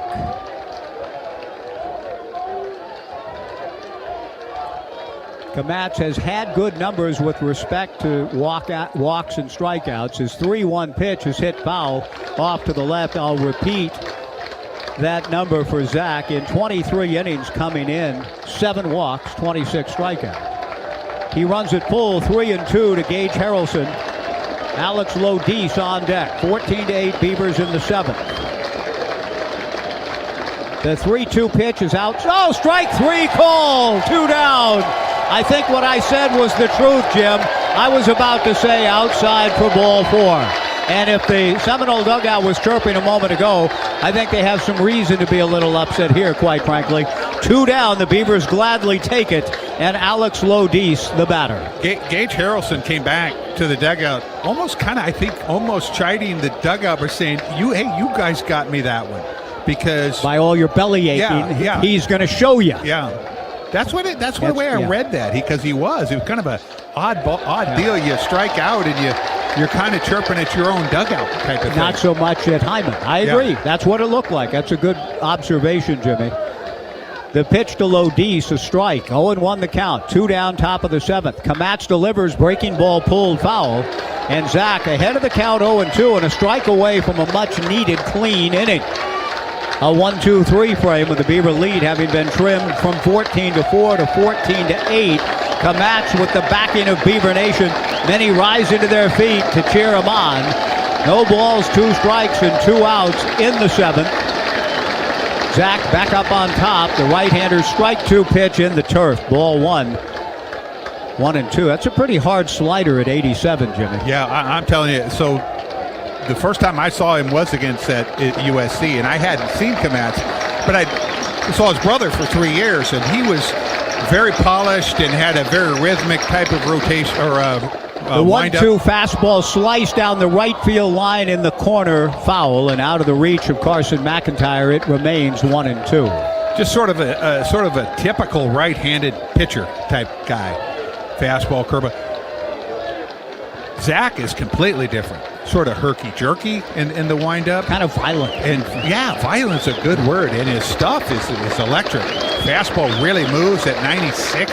1-2 to Lodis. Komatz to the plate. Fastball hit foul off first, carrying toward the Omaha Room grandstand. It remains 1-2. Zach Komatz and Wilson Weber, the battery in the 7th. Jacob Craig at first. A.J. Singer at second. Iva Arquette at short. Trent Caraway at third.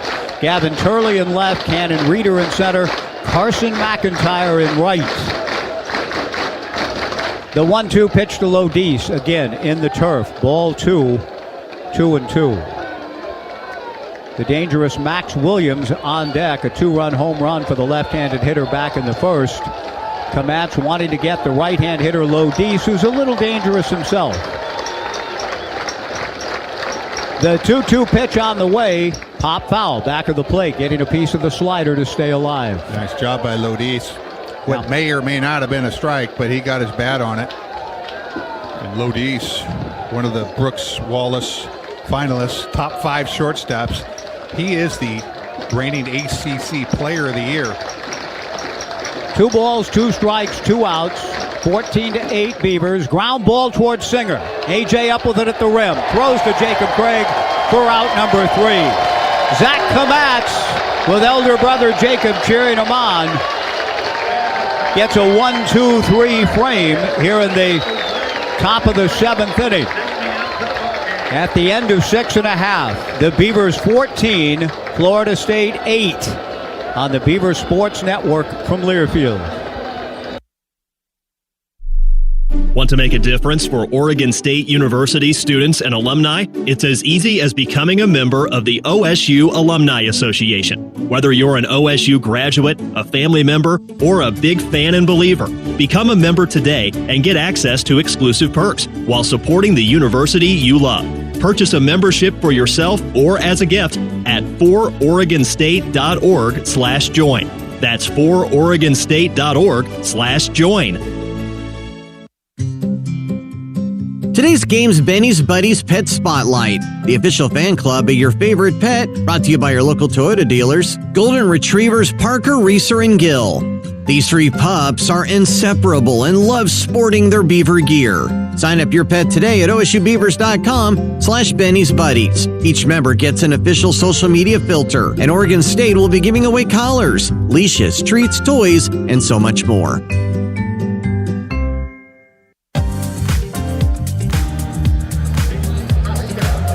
Bottom of the 7th inning, the Beavers 14, Florida State 8. A guy that was filthy last night for the Seminoles in their elimination game to send this to this decisive game 3. Peyton Prescott touching 100 miles per hour and throwing most of his pitches at 97, 98, 99, and we saw one come in at 100 per. He went 2 innings, picked up his 3rd save, faced 5 batters and struck out 4 of them. And that's the choice that Micah Posey and head coach Link Jarrett make to keep it right here and give their team a chance. They're down to their last 6 outs on the Seminoles. They trail the Beavers 14-8 as we go to the bottom of the 7th inning. Oregon State's Cannon Reeder. He homered back in the first inning, followed by Carson McIntyre. Oh, he homered in the first inning as well. And then the top of the order with Trent Caraway, who homered in the 3rd inning. Cannon Reeder, Carson McIntyre, and Trent Caraway, as Jimmy just said, all 3 in the home run club. The Beavers have hit 5 home runs. Florida State has muscled up for 3, a decidedly different kind of game than what we saw in the first 2. Pretty taut pitchers' duels in both. The Beavers had 1 run going into the bottom of the 9th inning on Friday. Had 1 good inning offensively, scored 3 to tie, and won it in the 10th. Yesterday, the Beavers did not have an extra base hit. They've come back in a big way to change that with the 5 home runs. But now we'll try to get something going against the guy that stymied them last night. Hard-throwing right-hander Peyton Prescott. And the first pitch, fastball at 98, swung on and missed by Cannon Reeder. 0-1 the count. Reeder, a 3-run homer in the first. Jimmy, that felt like the moment where you thought, oh, this might just be the Beavers' day, and it has been for the most part. The strike 1 pitch, a hit sharply on 1 hop to the first baseman, Miles Bailey, who plays it at the belt buckle and runs it to the bag himself. 1 gone. Carson McIntyre will be maybe called back, or will he? No, he shouldn't be, and he won't. And I thought for a moment I saw Dallas Macias move into the on-deck area, but no, it's McIntyre who homered. in his first action in postseason play as a Beaver, in his first at-bat following the 3-run homer by Reeder with a solo shot of his own to put the Beavers up 7-2 in the first. He takes a look at a fastball down and away from Peyton Prescott. 1 ball and no strikes to count. Oh, Reeder goes as a 3-U and an out, but pretty well hit ball to the right side. The 1-0 pitch, down and away, ball 2. Prescott, a transfer from Jacksonville. He hails from Sebastian, Florida. 2 balls and no strikes to Carson McIntyre. 14-8 Beavers, bottom of the 7th inning. The 2-0 pitch to Carson. Boy, he got on a fastball, 97, and hooked it deep and foul, heading towards McAlexander Fieldhouse. 2-1 the count, a long, loud foul. The kind of foul that Zach Taylor hit a couple off of Mick Cronin in the 9th inning, and the Beavers come back in Arkansas. Long fouls that kind of serve notice. You got a hitter up here. Slider for a strike, and the count 2-2. Zach ended up drawing the walk that opened that inning. Zach shaved his head completely for the purposes of this Super Regional. Got kind of an onion head looking going on right now. The 2-2 pitch, slider taken, strike 3 called, 2 down. Well, McIntyre got his swing, and it was an impressive one. Hooking a fastball, belting it, but for a strike, and Prescott comes back to get him with good sliders. 2 down, nobody on. Trent Caraway, the batter. You mentioned the Zach Taylor walk. It's almost Bryce Hubbard-ish, or the Hubbard walk was Zach Taylor-ish, in that it's just a walk, but it was a big, big part of the game. 2 down, nobody on. Bottom of the 7th, 14-8 Beavers. Prescott delivers a slider for a strike. Caraway, a grand slam back in the 3rd. He singled, and it was a big base hit to open the Beavers' bottom of the 1st. The Seminoles had just scored 2 in the top half. Caraway, a leadoff single, and a 7-run inning was on. Link Jarrett is asking for time, not the pitching coach. Peyton Prescott with 2 outs and nobody on, and the trainer's coming out too. This is a visit, not an official visit. It's to check on the condition of Peyton Prescott, who has been very impressive, Jim, the batters that he's faced. Now, as this meeting takes place here in the bottom of the 7th, the Beavers leading 14-8. We want to pause and let our network stations identify themselves. 10-second break for station ID. This is Beaver Baseball from Learfield.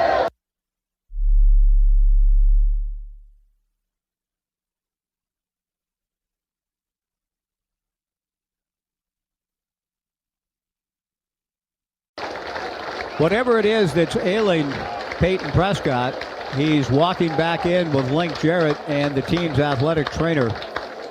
And the new pitcher, whomever he will be, will have as much time as he needs to get ready, which one would think would not be too long. It'll be a left-hander coming in, inheriting an 0-1 count on Trent Caraway with 2 down and nobody on in the bottom of the 7th, and the Beavers leading 14-8. The lefty continuing to throw in the pen. Not sure I understand that. Yeah, I mean, he gets as much time as he wants when he comes in I don't think he knows. He ought to be coming into the game here now, and I don't know why he hasn't been called by the umpires in, unless nobody's communicated to him. And now here he comes, heading toward the door in the bullpen on the left field fence. So, a pitching change. 2 outs, nobody on. 0-1 to Caraway. Bottom of the 8th. The Beavers 14, Florida State 8. Back after this on the Beaver Sports Network from Learfield.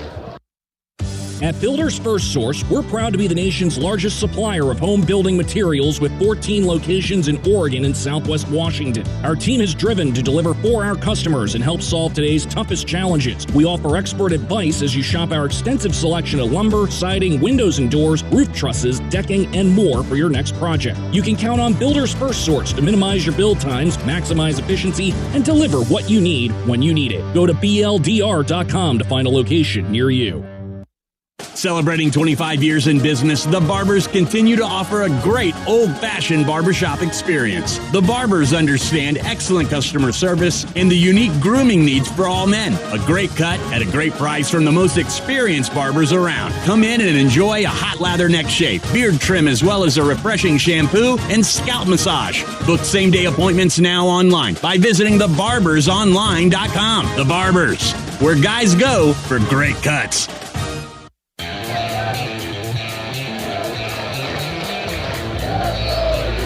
The new pitcher who gets as much time as he needs, taking over for an injured Peyton Prescott, begins to loosen up here in the bottom of the 7th inning, inheriting an 0-1 count to Trent Caraway. 2 outs, nobody on. The Beavers leading 14-8. Connor Holtz, a 5'11", 182-pound redshirt senior from St. John's, Florida, by way of Jacksonville and State College of Florida, his third stop collegiately. Hasn't pitched that much this year, Mike. Just 7 appearances, 4 and a third innings. Last year at Florida State, as you said, his third college stop. He pitched in 27 games and had a 3.89 ERA. Trent Caraway waiting, and I think the only downside, in a sense, for the Beavers here is Zach Kamatz, who was in a pretty good rhythm. This becomes, after 2 outs, nobody on, it looked like Zach might be able to go right back out there, try to stay in that rhythm. If you're a Florida State fan, you're looking for anything right now to say, okay, well, it's too bad Peyton got hurt, but it's making the kid who's been effective, Kamatz, wait a little longer. The Beavers are beginning to. I said a little earlier, too early to begin to count outs. But when you're in the 8th, 6 runs up, and only need 6 outs, Jim, I think it's natural to begin to count them up.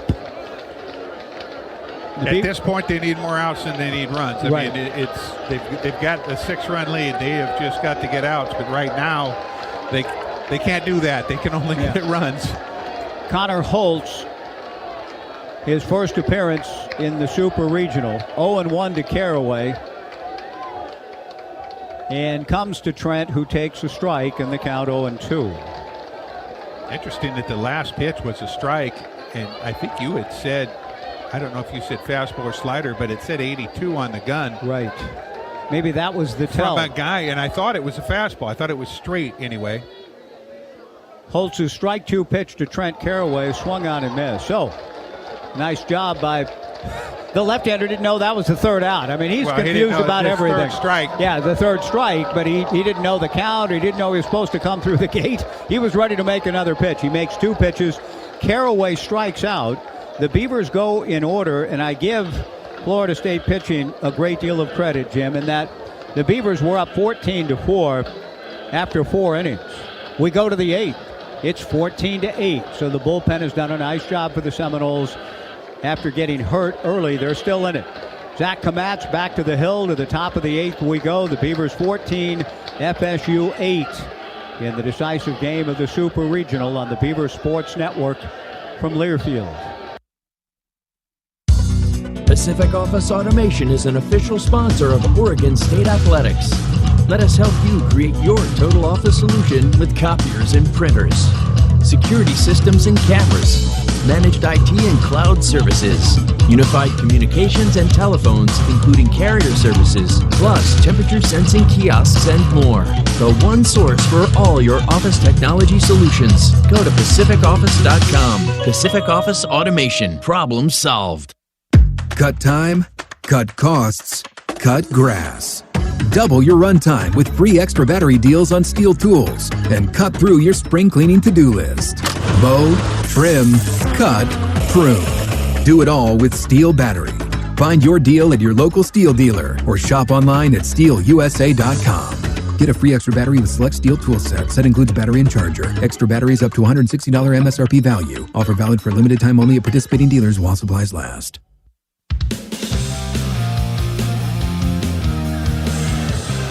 Top of the 8th inning, the Beavers 14, Florida State 8. Oregon State Credit Union, the official credit union of OSU Athletics. You can join tonight. Visit OregonStateCU.com/join. Zach Kamatz goes to work here in the top of the 8th after having retired the side in order in the 7th. Max Williams, Miles Bailey, and Cal Fisher against Zach. The freshman delivers a one-hopper to Jacob Craig. He backhands and runs into the bag. 1 away, 1 pitch, 1 out, and 5 outs to go. A big first pitch out. No tomfoolery with ball 4. You get an out on the first pitch, and the batter's Miles Bailey. 1 out. Bailey, a 2-run home run in his last at-bat. Jacob Craig is retired the last 3 of the last 5 hitters, fielding the ball and touching first base. Kamats to Bailey. First pitch a little low and in. Ball 1 at 94. Look where A.J. Singer is. He can almost shake hands with the right fielder, Carson McIntyre. A.J. way out in shallow right. A comebacker fielded by Kamats. Overhands to Jacob Craig. 2 down. 3 pitches in the inning, Jimmy. 2 outs and 4 outs to go. Am I dreaming? Good question. I don't think so. You know, so. it's funny you mentioned Singer and where he was lined up. And in last night's game, Bailey hit a ball, just smashed the ball right to him. It's like off the bat, you're just sort of trained. Hit. Yeah, base hit. Sorry about that. No, 4-3 in the scorecard. Cal Fisher, the batter, 2 outs, nobody on. Kamats to the plate. First pitch, fastball, swung out and missed. 0-1 the count. 14-8 Beavers, top of the 8th inning. Tremendous job by Kamats, getting an out in the first batter that he faced in the 6th. The strike 1 pitch, foul back, the count 0-2. Retired the side in order in the 7th.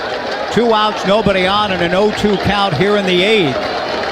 Beaver Nation on their feet, clapping their support. Time called. Cal Fisher adjusting a pad on his lower leg, a little bit of gamesmanship, just trying to throw Zach off his rhythm. 0-2 to Cal Fisher. Zach ready. The strike 2 pitch taken down and away. Ball 1. 1-2. The crowd at dither, Jimmy. They wanted to cheer an inning-ending strikeout, and they may yet get their wish. 1-2, 2 down. I just don't understand these hitters looking away. What's the pitcher supposed to do? The 1-2 pitch. Fastball got him swinging. 3 outs away from Omaha. Another 1-2-3 inning for Zach Kamats. We go to the bottom of the 8th. The Beavers 14, the Seminoles 8 on the Beaver Sports Network from Learfield. Hit a home run today by joining Oregon State Credit Union, where your money works harder for you. Enjoy member-focused financial advice and saving money with competitive rates and fees. We started at Oregon State University and we're still the official credit union of Oregon State Athletics. Join Oregon State Credit Union today. Visit one of our 15 branches or join online at OregonStateCU.com/join. As Reese's celebrates a milestone anniversary, we're thankful to be part of your good times for 75 years. Our deliciously easy deli salads and ready-to-heat and serve side dishes are always a home run or grand slam, perfect for rounding out a buffet or last-minute entertaining. Keep the good times coming with deli salads and sides from Reese's. Here's to 75 years and counting. Reese's, we're made for good times.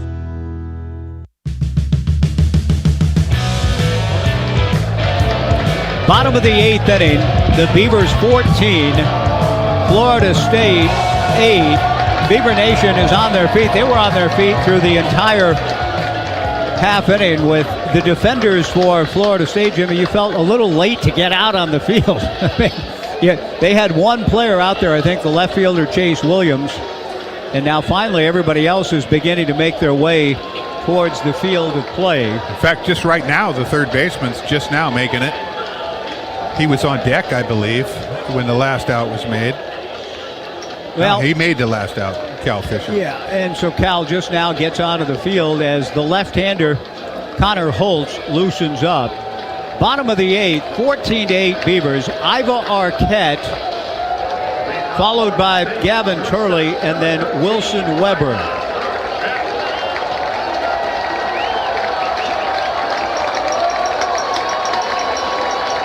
Holtz did show a good breaking ball in warm-ups, and the pitch is to Carraway. Connor Holtz out of the stretch with nobody on. The left-hander struck out Carraway to end the 8th. Arquette blasts one to center. Back goes Williams to the track to make the catch. Earlier tonight, I think that too might have jumped the fence. But it's caught by Max Williams at dead center. Good swing by Arquette. He's allowed out to open the bottom of the 8th. And Gavin Turley, who hit a 2-run home run off the batter's eye back in the 3rd, comes to the plate.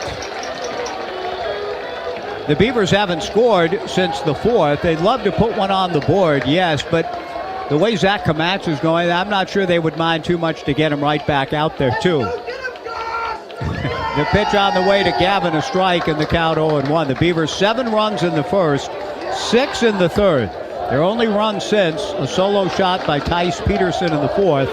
The Florida State bullpen has, in that sense, done nice work to keep it from getting any worse. 14-8 Beavers in the 8th. Turley whacks one into left center field. Base hit, it could be 2. He's thinking about it, but up 6 runs, he'll play the conservative route as Max Williams comes over to cut the ball off. Gavin Turley, a long single to left center. Wilson Weber to the plate. I think had Turley fought double out of the box, I think he would have made it. And I think Jimmy, too. In a tighter game, he would have been thinking double out of the box. In fairness, a tighter game, that would have been a double, and I think he would have gotten there. I was a little surprised when I saw him taking kind of a conservative, slow turn at first. Wilson Weber at the plate. Connor Holtz from the stretch. The pitch to Wilson just inside. Ball 1, 1-0. 14-8 Beavers, bottom of the 8th. When the Seminoles hit in the 9th, Drew Farrow, Hunter Carnes, and Jackson West, the scheduled hitters. And you said who was up in the bullpen? Kellen Oakes. The pitch on the way to Wilson, pulled foul in front of his own dugout. 1-1 the count. Joe Van Horn, my correspondent. Thank you, Joe. Watching from the Omaha room. Not quite, Christy Colbert. Thanks, Joe, but I say thanks, Joe, to you. Thank you, Joe, for telling me that Kellen Oakes is up. 1 ball and 1 strike. Ground ball to third, fielded by Fisher. Goes to Farrow for 1 to first. Now, double play. The inning is over. Wilson Weber, I don't think the Beavers are going to challenge it. I'm not even sure they should, just in terms of the rhythm and the time. But they're going to challenge it. I thought Weber was safe with the naked eye. An exhausted Wilson Weber, Jim, I give the catcher great credit. He hustled down the line. He didn't say, okay, look, I'm going to go settle in and catch Zach Kamatz for 3 more outs and rest before getting on a plane to Omaha. He busted his tail down the first base line to try to avert the double play. I think he did. I thought the naked eye I'm watching, I thought he was safe. Me too.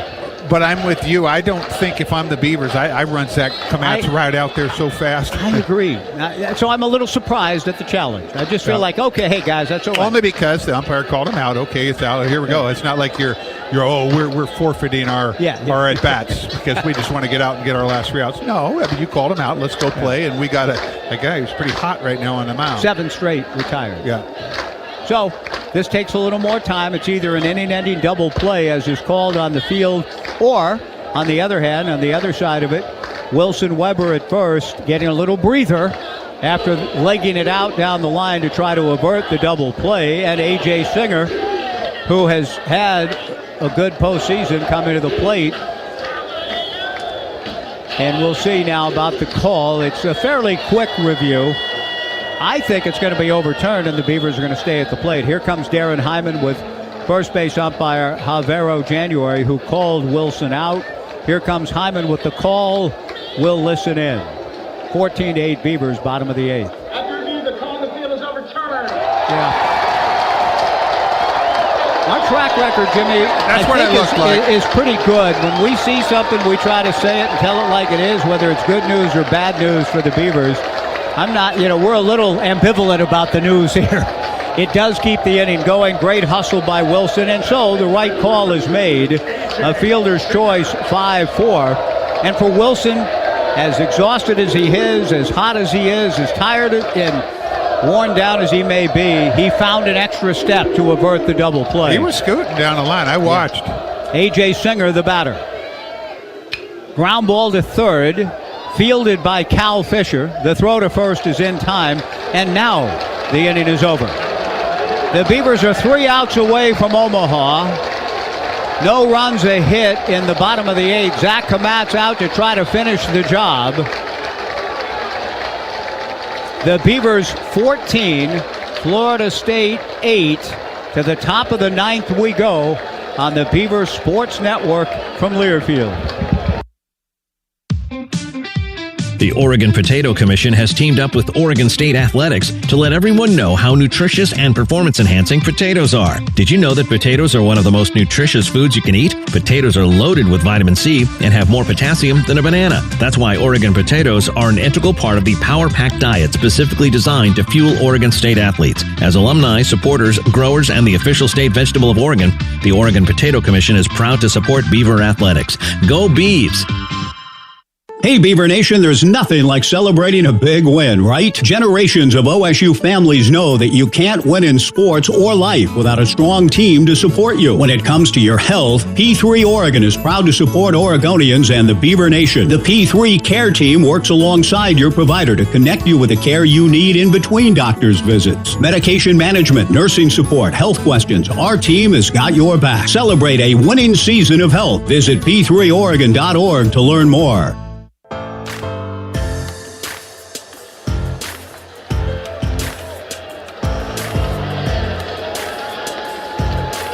Top of the 9th inning, 14-8 Beavers. Zach Kamatz has faced 7 hitters, retired 7 hitters, trying to get the next 3 and send the Beavers to the College World Series for the 8th time as a program, and the first time since 2018. They're 3 outs away. Paige Gill, Wayne Tinkle was at the beach today. Paige just sends me a photograph, a beautiful day at the beach, everybody in the water and listening to what they hope will be the final 3 outs and a trip to Omaha. Drew Farrow, the switch hitter, to lead it off against right-hander Zach Kamatz, and the fans on their feet, Jim, at the start of the inning. Everybody is up. The pitch to Farrow, down and in, ball 1. Nelson Keljo is throwing in the Beavers bullpen, according to Joe Van Horn, my correspondent. Kellen Oakes was up last inning. Oakes is probably hot right now. I mean, you know what I mean? The 1-0 pitch is whacked to left field, base hit. So the Florida State Seminoles down 6 runs. They need 6 here in the top of the 9th inning. Get a leadoff single. Hunter Carnes, the batter, a right-handed hitter. And with that hit, a few fans kind of heave a sigh and settle into their seats. So the Seminoles bring up Carnes, a right-handed hitter, but after that, it is 3 consecutive lefties and 5 of the next 6. Kamatz to the plate. Fastball hit foul, back of the plate and out of play. 0-1 the count. The first base runner against Kamatz, who had retired 7 straight. Back-to-back 1, 2, 3 innings for Zach after the Seminoles had made some noise with a run in the 4th, 2 in the 5th, and 2 in the 6th. Kamatz ready. The strike 1 pitch a little low in the count, 1-1 to Hunter Carnes. The battery of Zach Kamatz and the workhorse Wilson Weber. Jacob Craig at first, A.J. Singer at second, Ivar Arquette at short, Trent Caraway at third, Gavin Turley in left, Cannon Reeder in center, Carson McIntyre in right. Kamatz to the plate, down and away with the fastball, backhanded by Wilson, ball 2, 2-1. Arquette and Singer shaded towards second and at double play depth. 14-8 Beavers, top of the 9th inning. 2 balls and 1 strike to Carnes. Kamatz delivers, fastball foul back, and the count 2-2.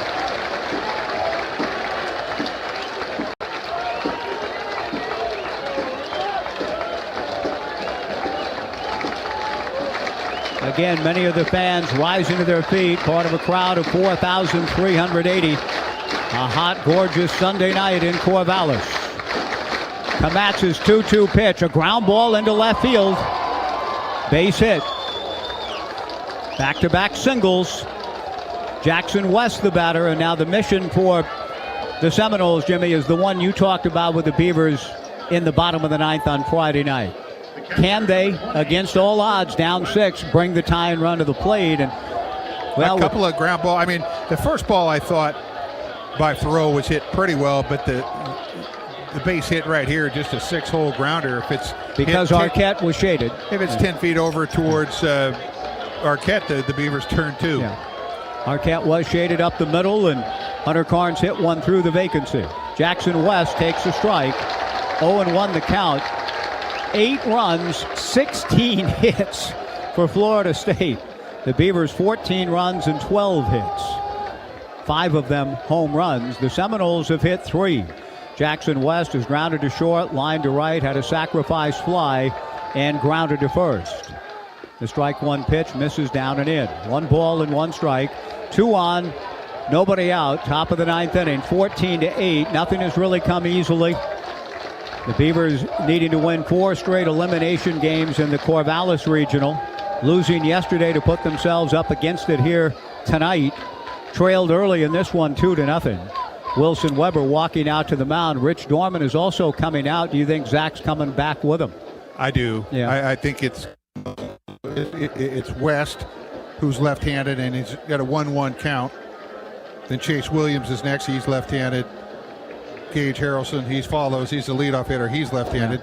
Lodis is the shortstop. He's right-handed. And then the next 2 are left-handed. Hopefully, you don't even have to get that far. Right. I mean, but I think they're going to make a move here to the left-hander. Well, and we've been wrong before, Jimmy. Oh, I'm wrong about 25 times a day, I decided. Rich turns and walks back by himself into the Beavers dugout as he's had kind of a pep talk for Zach Kamatz, who has given up 2 singles to open the top of the ninth after retiring the first 7 Seminole batters, and he's behind 1-0 to Jackson West. 14-8 Beavers, top of the ninth inning. The 1-0 pitch is swung on and missed, and the count 1-1. Or 1-2, pardon me, to Jackson. That's what surprised me. He went out there at a 1-1 count, which is, to a degree, you're ahead in the count. Chase Williams on deck, 2 on, nobody out, 1-2 to Jackson West. Kamatz comes set, the 1-2 pitch, a grounder towards Craig, backs up, makes the play, and runs into the bag himself, 1 away. A little tricky on the hop. The Beavers 2 outs from Omaha. Nice job by Craig, who's been busy lately, Jim, in this ball game, and the batter will be Chase Williams, a left-handed hitter, and Rich is going to come out now and take Zach with him and bring Nelson Keljo in to try to get the final 2 outs, with Williams and Harrelson left-handed hitters coming up. Zach Kamatz will get a well-deserved ovation as he comes off. Zach does a tremendous job when the Seminoles were beginning to make some noise and kind of were creeping stealthily back into the game. Kamatz retired 7 in a row to quiet them down and keep the Beavers up by 6 runs. Now Nelson Keljo looking for the final 2 outs to Omaha. Kamatz will receive the love from Beaver Nation when he comes off here in a moment. Oregon State fans, the Beaver Nation already on their feet, and Zach Kamatz comes off the diamond.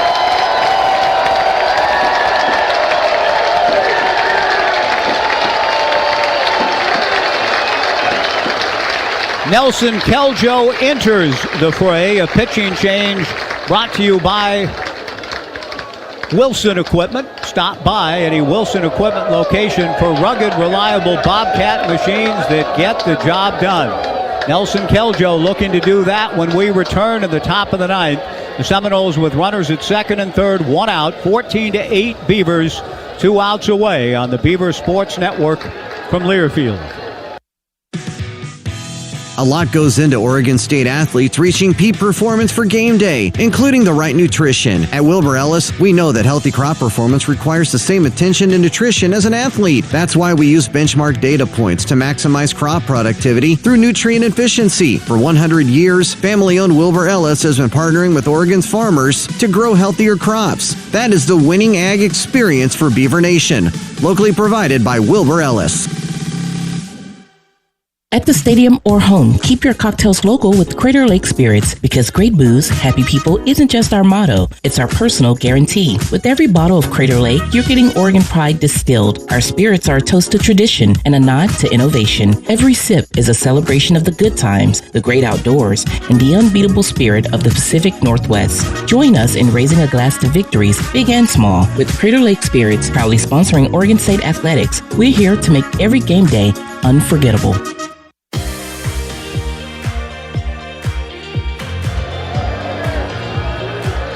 A pinch hitter for Florida State with the Beavers summoning Nelson Keljo, the strapping left-hander out of Jesuit High in Portland, out of the bullpen. Brody DeLamalure, a right-handed hitter, will bat for the lefty swinging Chase Williams.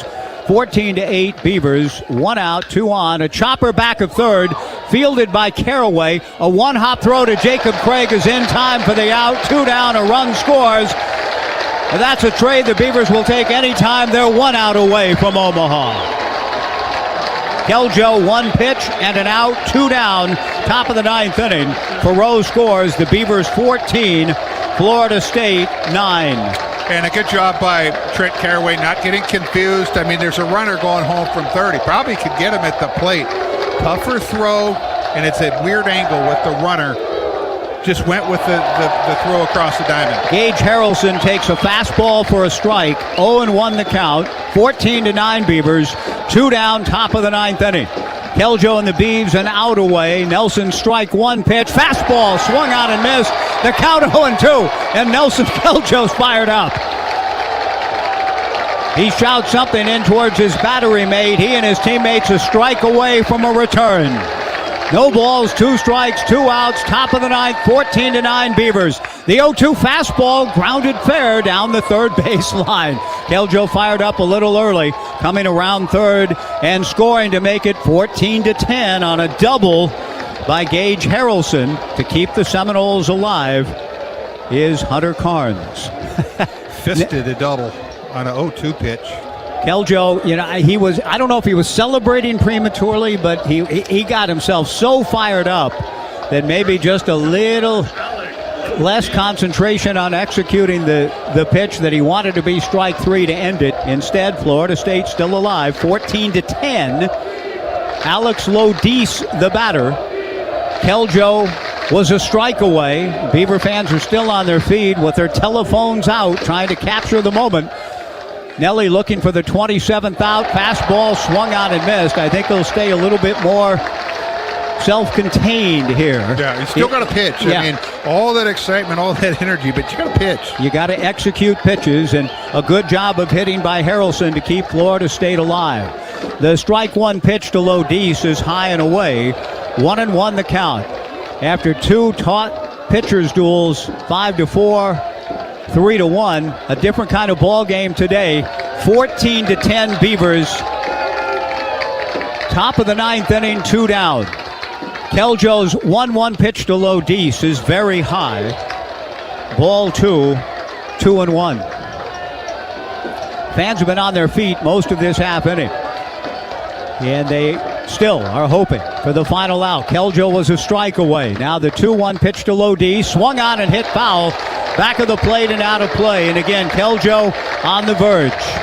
2 balls, 2 strikes, 2 outs. Top of the 9th inning. 14-10 Beavers.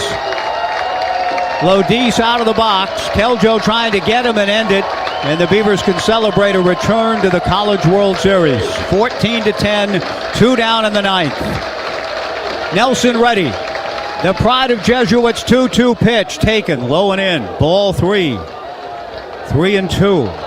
Max Williams on deck. 3 balls and 2 strikes to Alex Lodis. Gage Harrelson at second, 2 down, 2 more runs in. 14-10 Beavers.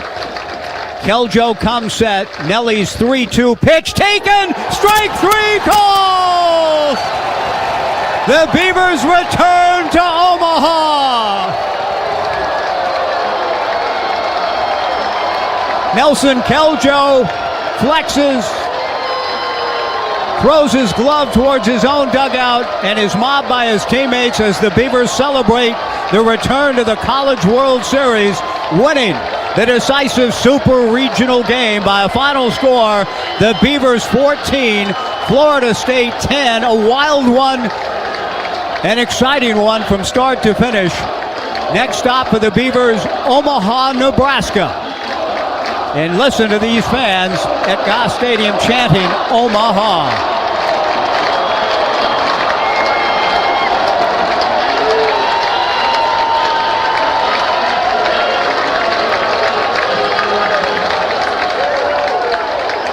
The Beavers win the Corvallis Super Regional 14-10 and will play in the College World Series for the first time since 2018. They had a decisive Super Regional Game 3 years ago against Auburn right here and lost by 1 run. Today they were down early. They had as large as a 10-run lead. They settled for a 4-run lead, but they would have been happy with a 1-run win, however it came, Jim, because it's back to the heartland in the College World Series for the Beavers with a 14-10 win over Florida State. It's a fun team. It's been a fun year. You're talking about the kind of grueling season they had to have to just be an 8 seed, to just make the tournament, and then losing the first game in the regional, having to win 4 straight elimination games, and maybe that kind of battle tested this team as they had the improbable Friday night win over Florida State, but Florida State answered with their ace, Jamie Arnold, and it came down to an elimination game, and the bats came to life, Mike. The Beavers got enough outs from the mound